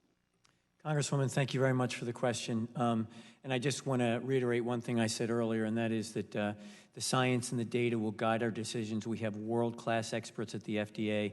We are working on right now guidance for sponsors and developers of vaccines to exactly address the question that you're asking. We will be transparent about that guidance and forward-leaning, and we will work with the sponsors to ensure that the data we need to make those decisions are available. And I promise you, ma'am, that we will wait for the data that we need to make that adjudication around safety and efficacy. Thank you, Mrs. Dingell. Okay, now we're going to move to Mr. Veazey of Texas. Unmute, please.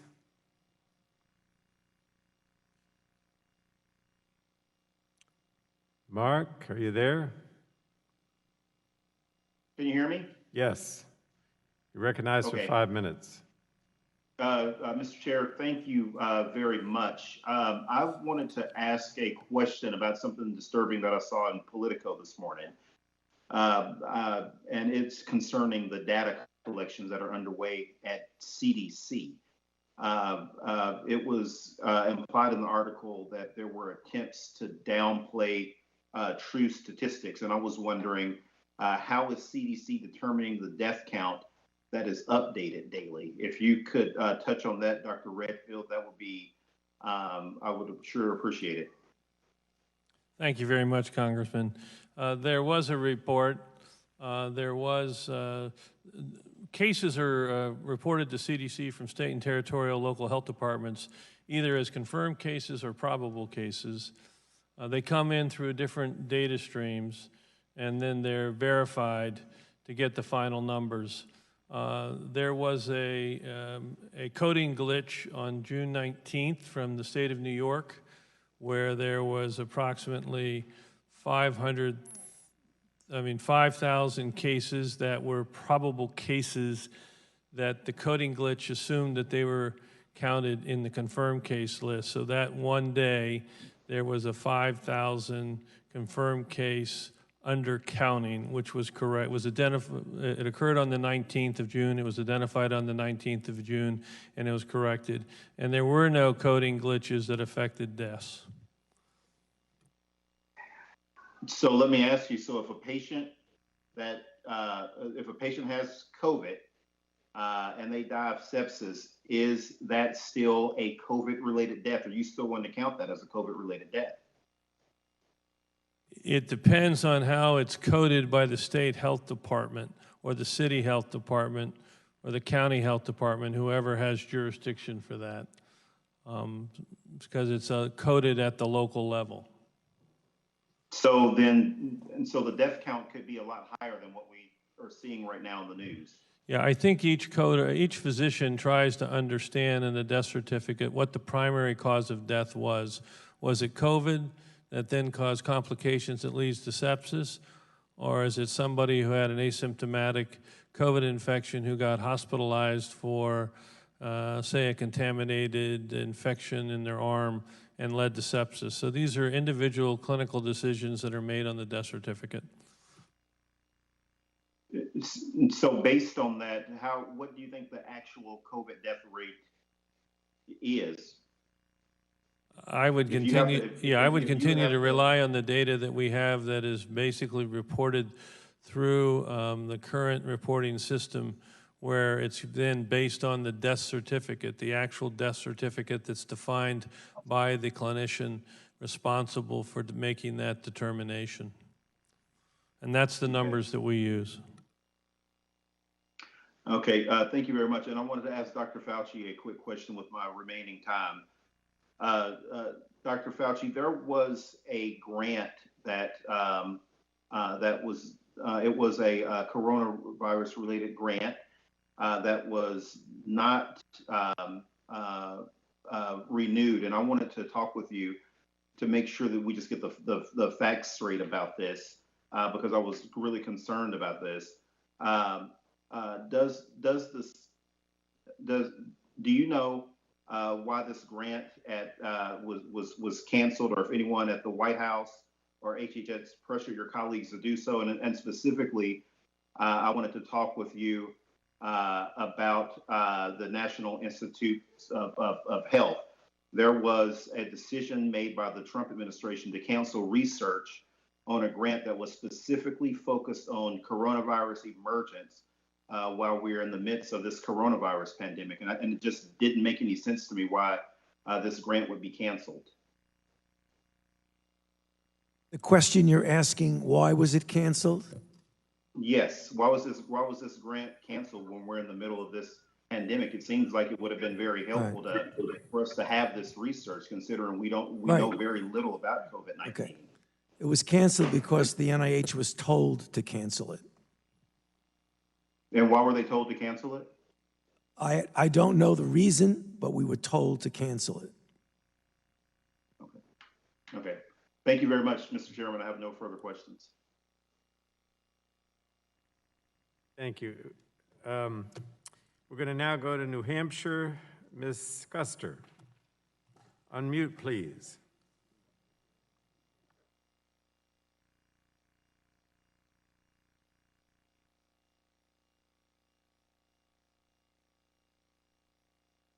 Annie, you got to unmute.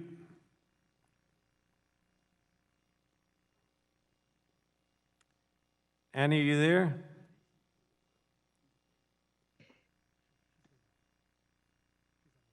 I am, and I did unmute, Frank. Can you hear me? Yes, we can. You're recognized for 5 minutes. It's so embarrassing. I'm sorry I had already unmuted and started. So thank you, Chairman Pallone, for holding this hearing, and to all our witnesses for your patience today. In addition to efforts related to the research, development, and manufacturing of a COVID-19 vaccine, there will also be work needed to ensure that the vaccine is widely adopted and equitably distributed. Specifically, decisions about the allocation of the vaccine, efforts to support provider training, public education, and coverage considerations to ensure that the vaccine is not only available, but available to everyone in every community, including communities of color, among immigrants and refugees, those living in rural areas, and of course, our elders. In the absence of a vaccine plan from the administration, I'm concerned that attention to this necessary work is being overlooked, and we will repeat the errors and mistakes that were made earlier in the pandemic. Admiral Giroir, the framework and documents HHS has released do not address these details and other factors that will be critical to reaching COVID vaccination rate goals. Could you comment on that and the bipartisan letter that this committee called on the administration to create a national COVID-19 vaccine plan? Thank you, ma'am. Very important question. I am not on that work group. That is Dr. Redfield and I believe Dr. Fauci, and they can answer that question for you. Great, thank you. I'd appreciate it. Thank you very much, Congresswoman. This is a critical area. Just as Dr. Fauci has commented how important it is that we've begun to take the financial risk to have these companies be able to start I manufacturing. understand. I'm sorry to interrupt. Your time is short and the day is long. Admiral Giroir, what I'm asking about is not the creation of the vaccine. It's a national vaccine plan to equitably distribute the vaccine. Right. I have legislation to require the administration to create a plan on the equitable distribution. Yes. That's the focus of my question. Yeah, the quick answer is that is part of the overall working plan, and it's in development. It is not available at this time. When can we expect that it will be available? I'll have to defer that to the Secretary of Health and the Secretary of Defense that are in charge, but I can tell you that's an essential part of the current plan to develop the distribution strategy that will also address the equitability issue. My understanding from when Dr. Eric Bright came before our committee is that it could take up to a couple of years to manufacture the materials to administer the vaccine, and that those plans had not developed. Do you know about the manufacturing of the supplies to deliver the vaccine? That is currently a plan that is under the purview of a combination of General Gustav Perna, who is one of the co-leaders of the Operation Warp Speed. He has been specifically brought in by the Secretary of Defense to work with the Department of Health and Human Services to make sure that not only the vaccine itself is equitably distributed, but also that all of the material that's needed for the proper distribution. So this falls under his purview, and he was specifically brought in by the Department of Defense to address that issue. And do you know if there's a plan to promote public health messaging and Yes. materials to counter vaccine hesitation in the country? Yes, that's a very good question. I'm glad you asked it, and I have the opportunity to answer it. What we are doing is a combination of a couple of things.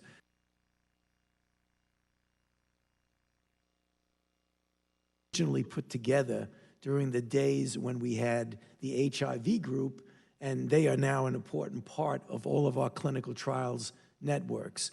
So we're going to employ the community outreach mechanisms that we already have, but also the CDC traditionally over the years has been very heavily involved in making the prioritization, which usually is the most vulnerable people first. But I'll let Bob talk about that. I'll just say very quickly that we're very involved in the critical area you brought up in developing the communication strategy. It's going to be fundamentally critical. As well as I mentioned already, we're working on developing the distribution strategy but the communication strategy is very important, and it needs to, it will be beginning to be operationalized soon, just like we're getting ahead on the manufacturing. Thank you. Thank you. My time is up, and I yield back. Thank you, Mr. Chair. Thank you. Now we go to Illinois. Ms. Kelly, Robin Kelly. Please unmute. Thank you. Yeah, I am. Thank you, Mr. Chair, and thank you to the witnesses for all their patience. I also wanted to thank Dr. Redfield and Dr. Fauci for the extra meetings with the CBC and the tri-caucus. As we've heard, data has revealed across the country, including in my district and in the city of Chicago, minority communities showed a disproportionate burden of COVID-19 cases and fatalities. The virus has exposed centuries of health inequities stemming from historically racist policies affecting the social determinants of health. As chair of the Congressional Black Caucus Health Brain Trust, I am concerned by this tragic reality. The most recent CDC data showed that American Indians and Alaska Natives have a hospitalization rate approximately 5 times that of whites. Black people are hospitalized at 4.5 times the rate of whites, and those who are Hispanic or Latino are admitted to the hospital approximately four times more often than white people. Despite these disparities, CDC's racial and ethnic demographic data is still extremely lacking. It is my understanding that 52% of reported coronavirus cases in the U.S. are still missing information on race or ethnicity. That is why we included a number of requirements in the HEROES Act that the House passed in May that will require the federal government to better track and publicly report COVID-19 racial, ethnic, age, sex, and gender data, as well as require the various federal agencies to modernize their data collection methods to account for inequities. Dr. Redfield, you have admitted publicly that the administration's 4-page COVID-19 demographic report was inadequate. And while you announced that CDC will require all lab tests to include information about a patient's race, ethnicity, age, and zip code, the most recent report from CDC shows that more than half of the data you have is missing racial and ethnic information. Consequently, I worry that this is a little too late and this new rule lacks a clear enforcement mechanism. What further actions is CDC taking to address these data gaps? How will CDC work with state, local, territorial, and tribal public health departments and labs support their efforts to collect this information across the country? Yes, thank you very much, Congresswoman. As we discussed, I think last week, we're continuing to make progressive progress and to ensure that the requirement to include the race and ethnicity issue on all tests admitted for COVID is completed. There's a progressive improvement, as I think you've noticed. The same with the hospitalizations. I think we're up to 80% now. That's still not where we need to be. We're working to get to 100%. And we're going to just continue to work with our state, local, territorial, tribal leaders to get that accomplished, as well as the laboratories and the hospitals and the long-term care facilities, because it is critical that we do have that information, as you point out. Thank you. And Admiral Giroir, what steps is the administration taking to gather missing data, including data from minority neighborhoods and congregate facilities, homes, jails, and prisons? I think I caught about half of that, ma'am, but let me just say that I'm sorry, it's the internet connection. Robin, repeat it. What steps is the administration taking to gather missing data, including data from minority neighborhoods and congregate facilities like nursing homes, jails, and prisons? So all kind of different, very, very important subgroups that we're working with. I don't think it's possible on the testing data to reconstruct what the racial and ethnic makeup is of tests that were done in March and April and May. I don't think that's a possibility. Looking forward, we're absolutely going to mandate that. On the enforcement mechanisms that you talked about, we might want some help with that because the authorization did not have an enforcement mechanism. So we looked very deeply to do that. We were not able to do criminal, civil monetary penalties, et cetera, but we are working through the EUA mechanism. And I don't want to put too fine a point on it, but I would like to turn the switch and have this tomorrow. I would have liked to have it 2 months ago because it really is critically necessary. We're targeting our resources to those areas, but not getting all the feedback of the numbers that we need. But one thing, for example, the major reference laboratories, just to give you an idea of the complexity, they've done over half the tests. They don't collect any of those tests.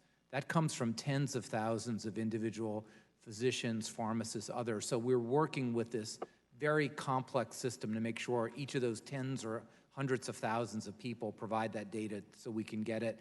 But you have my personal commitment as a person whose job, my day job, is working on health disparities to make sure we get this as quickly and as accurately as possible. I thank you, and my office will be in touch so we can work together and we can give you the help that you need. Thank you so much, and I yield back. Thank you. Ms. Berrigan is here. You're recognized for 5 minutes. Thank you. Thank you, Mr. Chairman, for having this hearing. This pandemic is still raging. Over 119,000 Americans have died, and cases are still rising in 29 states with over 20,000 new infections per day. In fact, 12 states set records for the most daily cases in the past week. And we know that Black, Latinx, and Native Americans are bearing a disproportionate burden of the administration's failures to address this pandemic. Meanwhile, the Trump administration seems to have moved on. The last time the White House task force held a full press briefing was April 27th, and the task force is now winding down. Admiral Giroir is stepping down as the administration's testing czar, despite the fact that we still need to greatly expand testing. We still don't have enough tests. We still don't have enough PPE. We don't have a vaccine. And this fall, we could see another wave of infections. Yet, President Trump last month declared, and I quote, "We have met the moment and we have prevailed." Dr. Fauci, do you believe we have prevailed? Has the fight against COVID-19 been won? I wouldn't use the word prevail. I would say that we are still in the middle of a serious outbreak. There's no doubt about that. Instead of devoting his time and effort to taking this pandemic seriously, President Trump is hosting campaign rallies, packing thousands of people tightly together without masks, in direct opposition to the guidance of all public health experts, just so that he can hear the crowds chant his name. Clearly, this president has decided the best strategy to deal with the greatest threat against this country during his presidency is to bury his head in the sand and wish it went away. Dr. Redfield, as the director of the CDC, your advice to the president is important now more than ever. Dr. Redfield, when was the last time you spoke to the president about the country's response to this pandemic?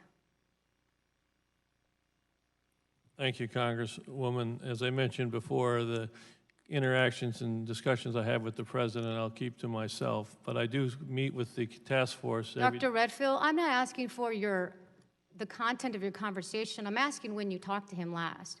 Has it been a week, a day, a month? Again, I'm going to stay with my same answer, that I continue to talk with the task force whenever the task force meets, and I think...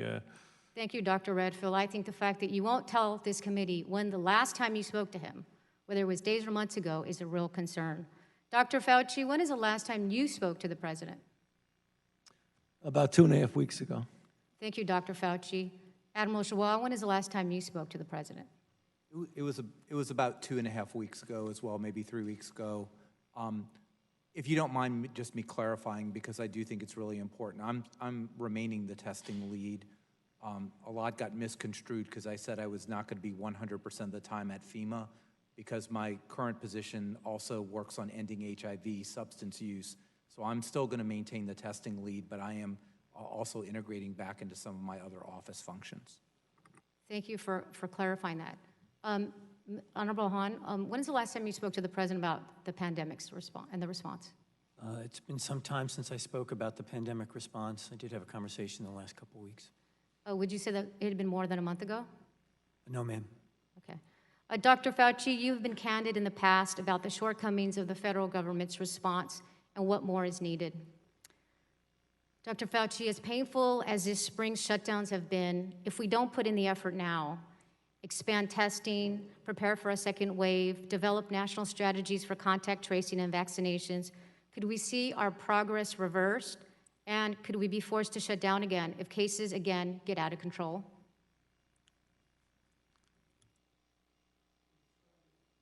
In describing what's going on, it's a very complicated situation and a mixed bag.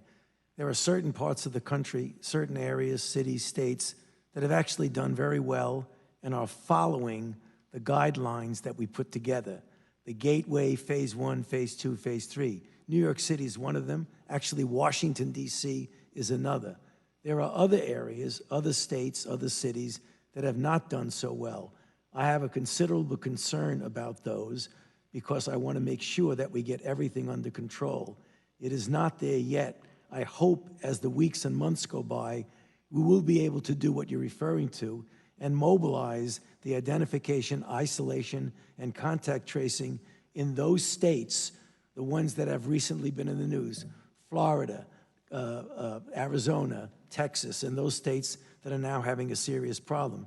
So it really is a mixed bag. We have some doing really well and some really in trouble. Right, but Dr. Fauci, just to clarify, in the areas where it may get out of control, we certainly know there are states that are doing that now, would you say that we might have to go backwards and some of the progress may be taken away and we may have to shut down? Yeah, I wouldn't necessarily, first of all, I agree with what you're saying. I wouldn't necessarily say an absolute shutdown, lockdown. Right. But if someone is going from gateway to phase 1 to phase 2, and they get into trouble in phase 2, they may need to go back to phase one. I don't think they necessarily need to go back to lockdown. Thank you. Thank you all. With that, I yield back. Thank you. Now we go to Delaware. Ms. Rochester, please unmute. Thank you, Mr. Chairman, and thank you so much to the panel. We know that under normal circumstances, when uninsurance, health insurance, the lack of that, as well as the underinsurance of individuals is a big problem for our country. But right now with the current pandemic and the high unemployment rate, it's an absolute crisis. And I want to turn this into a debate about the Affordable Care Act or Medicaid expansion or any other policy disputes that we may have. The fact remains that millions of people in our country are either without health insurance or they can't afford to use it. And they are especially vulnerable right now. There are close to 30 million people without health insurance in this country. And for those people, it will undoubtedly be harder to receive testing and treatment. And when a vaccine is developed, they will likely struggle to access that vaccine. Dr. Fauci, as a matter of public health, would you agree that during a pandemic such as COVID-19, it is in everyone's interest for people to be quickly tested, treated, and ultimately vaccinated? I agree. And Dr. Fauci, if approximately 30 million people in this country can't easily access treatment and vaccines because they lack health coverage, doesn't that present a public health risk? I feel as a physician, a scientist, and a public health official that everyone should have access to the kinds of things that we're talking about, testing, as well as accessibility to a vaccine and health care. Admiral Giroir, the administration has suggested that money from the Provider Relief Fund, which is supposed to help struggling providers, is how it will pay for care for the uninsured. When can we expect a comprehensive plan from this administration for how it plans to provide treatment and vaccines to people regardless of insurance status? The vaccine plan, I think, is currently underway, as you heard Dr. Redfield do that. I work very closely with HRSA on making sure that everyone can get free testing. That program is underway, and the claims reimbursement for treatment is up to about $186 million now. So I know that's ongoing and would be glad to have HRSA or anyone else answer any specific more questions that you would have. But I do agree with the premise, again, that it is absolutely critical, not only in a pandemic, but under any other times, that people who need testing get their testing, that they get the health care that they need, and most importantly, there are no impediments whatsoever to getting vaccinated. I don't know if anyone on the panel could answer this question, but were there conversations about expanding Medicaid or opening up enrollment for the ACA to actually mitigate the risks?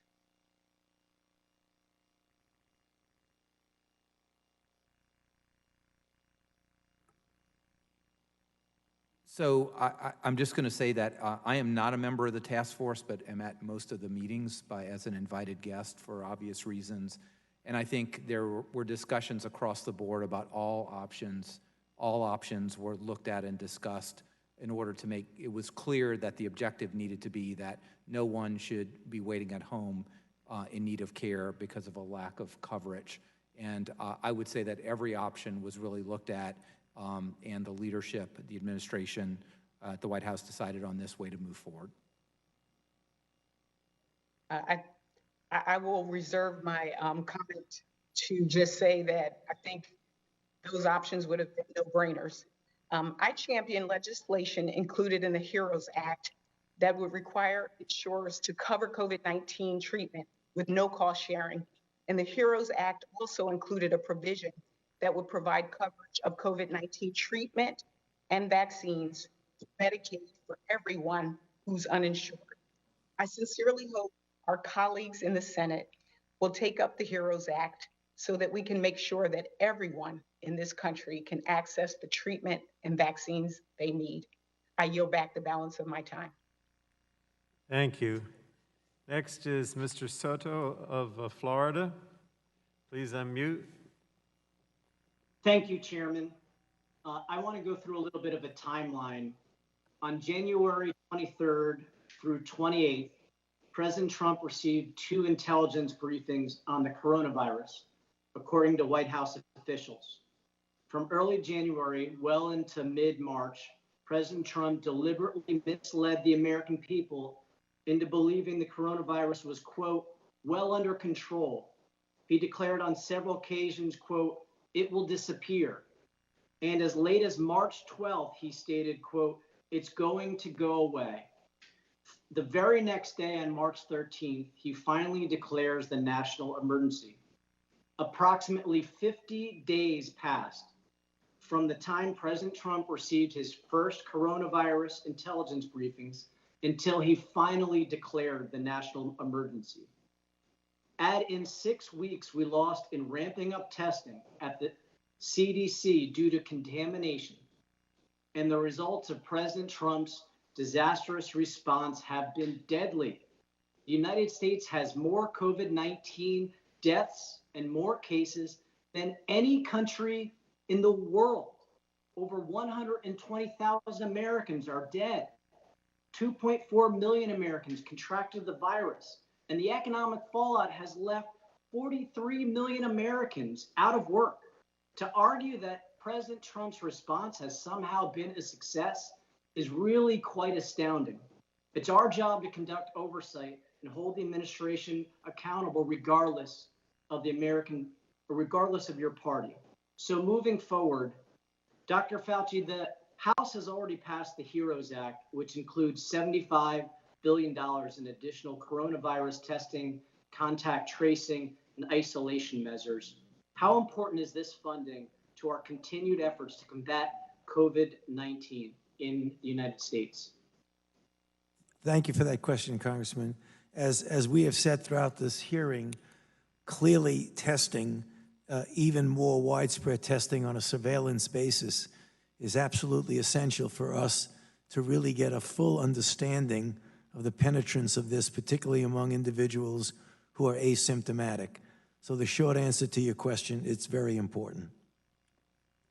Thank you. And Dr. Fauci, how important is this additional funding to stop recent increases in COVID-19 cases as seen in my home state of Florida?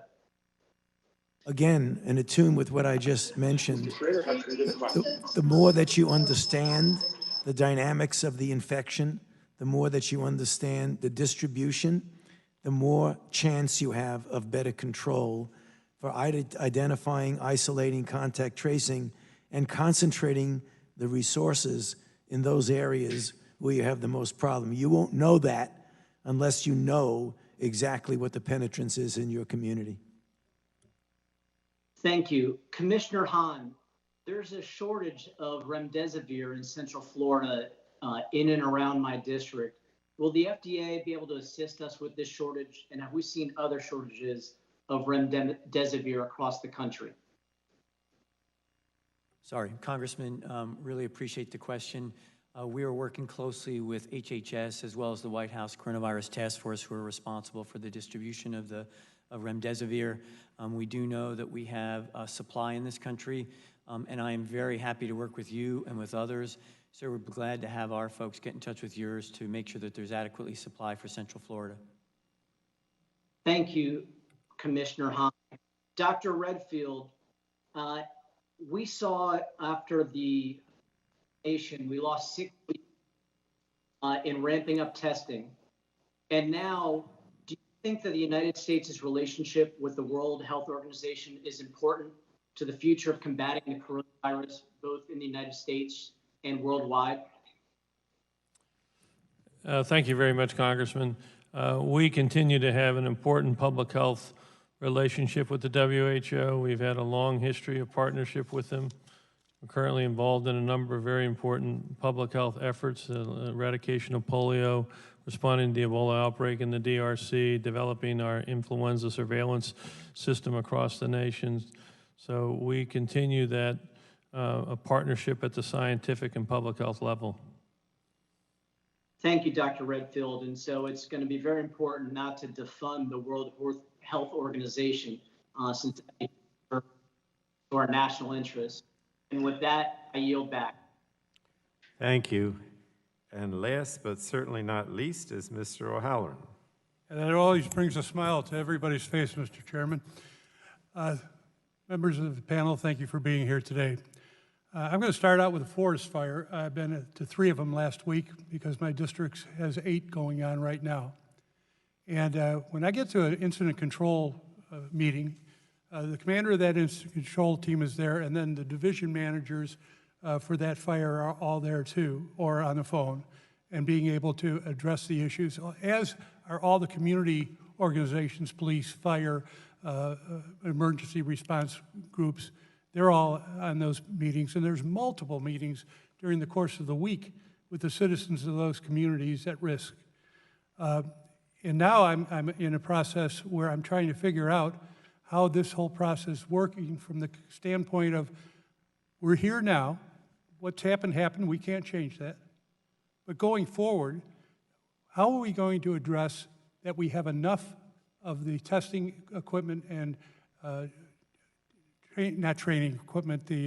tracing equipment in order to address the issues potentially in October, November, and into the winter?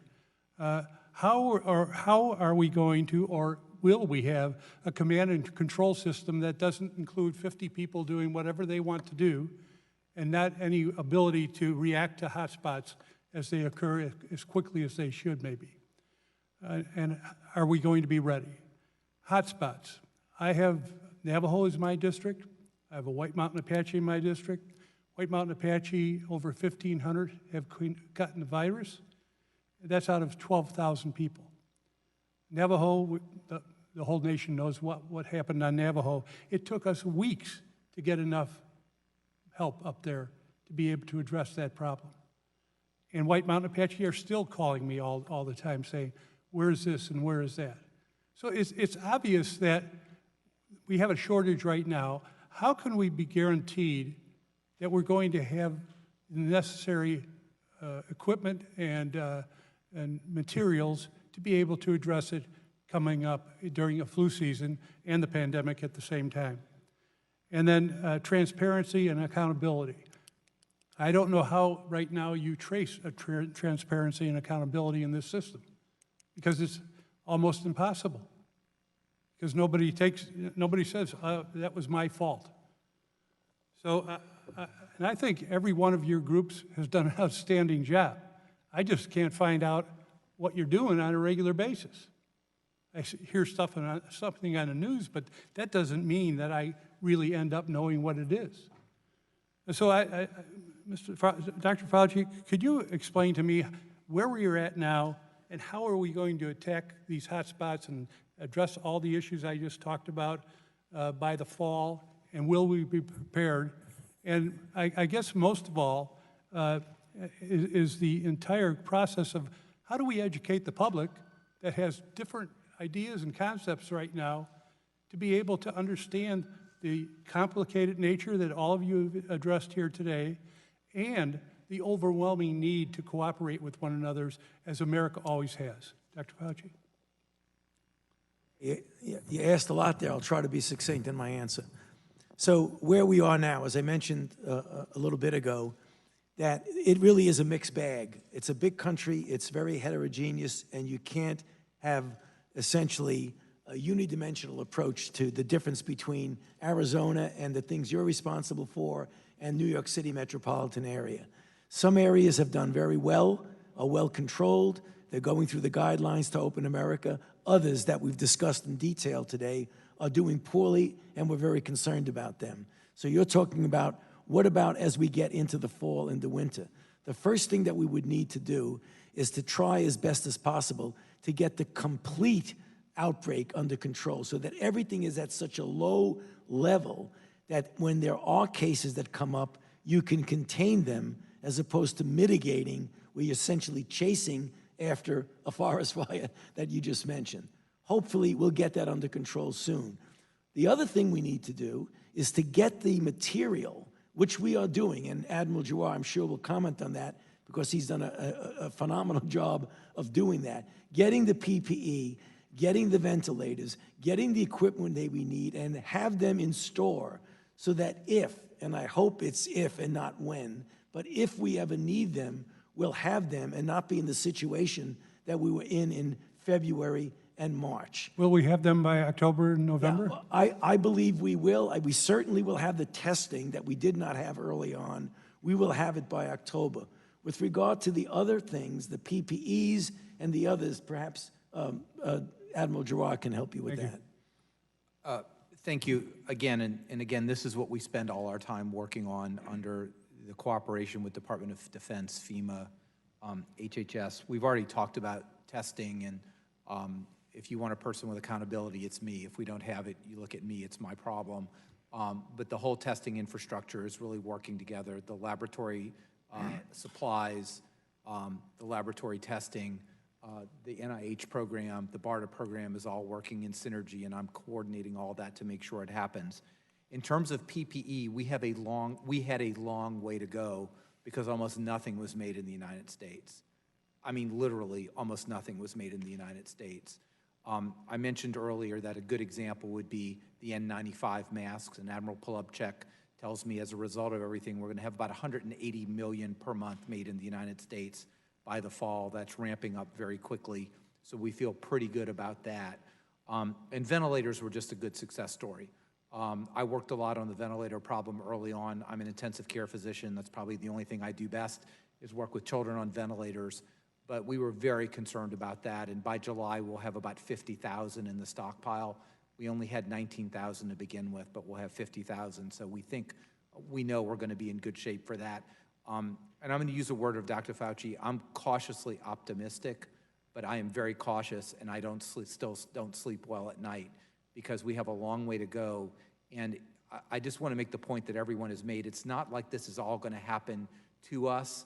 The American people have a lot to say about this, and we want to emphasize following the guidelines, following the phases, avoiding mass gatherings, wearing these things, using hand hygiene. We have a lot to say about where this is going to go, but we all need to continue to work together to make that happen. Thank you, Admiral. And I yield.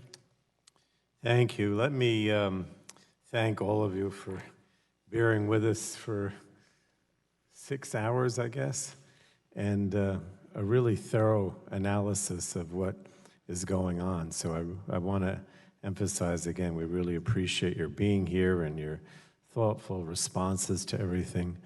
Thank you so much. And I'm going to let you go because I have a long list here of documents to read for the record, so you don't have to stay for that. But thank you again. I want to remind members that pursuant to committee rules, they have 10 business days to submit additional questions for the record to be answered by the witnesses who have appeared, and I ask each witness to respond promptly to any such questions that you may receive. And we would like to insert in the record by unanimous consent the following documents: a letter from the American Society of Microbiology to the committee dated June 23rd, 2020, a letter from the Alzheimer's Association to the committee dated June 23rd, 2020, a letter from AFSCME to the chairman dated June 23rd, 2020, a letter from the American Society of Hermatology dated June 23rd, 2020, graph from Representative Olson on COVID-19 cases in the Houston area, a statement from Representative Burgess dated June 23rd, 2020, and a letter from Ranking Member Walden on Committee Rule 9B1 dated June 23rd, 2020. And I'll repeat again that any member that wishes to submit a opening statement for the record is certainly encouraged to do so. And with that, at this time, the committee is adjourned. Thank you to everyone.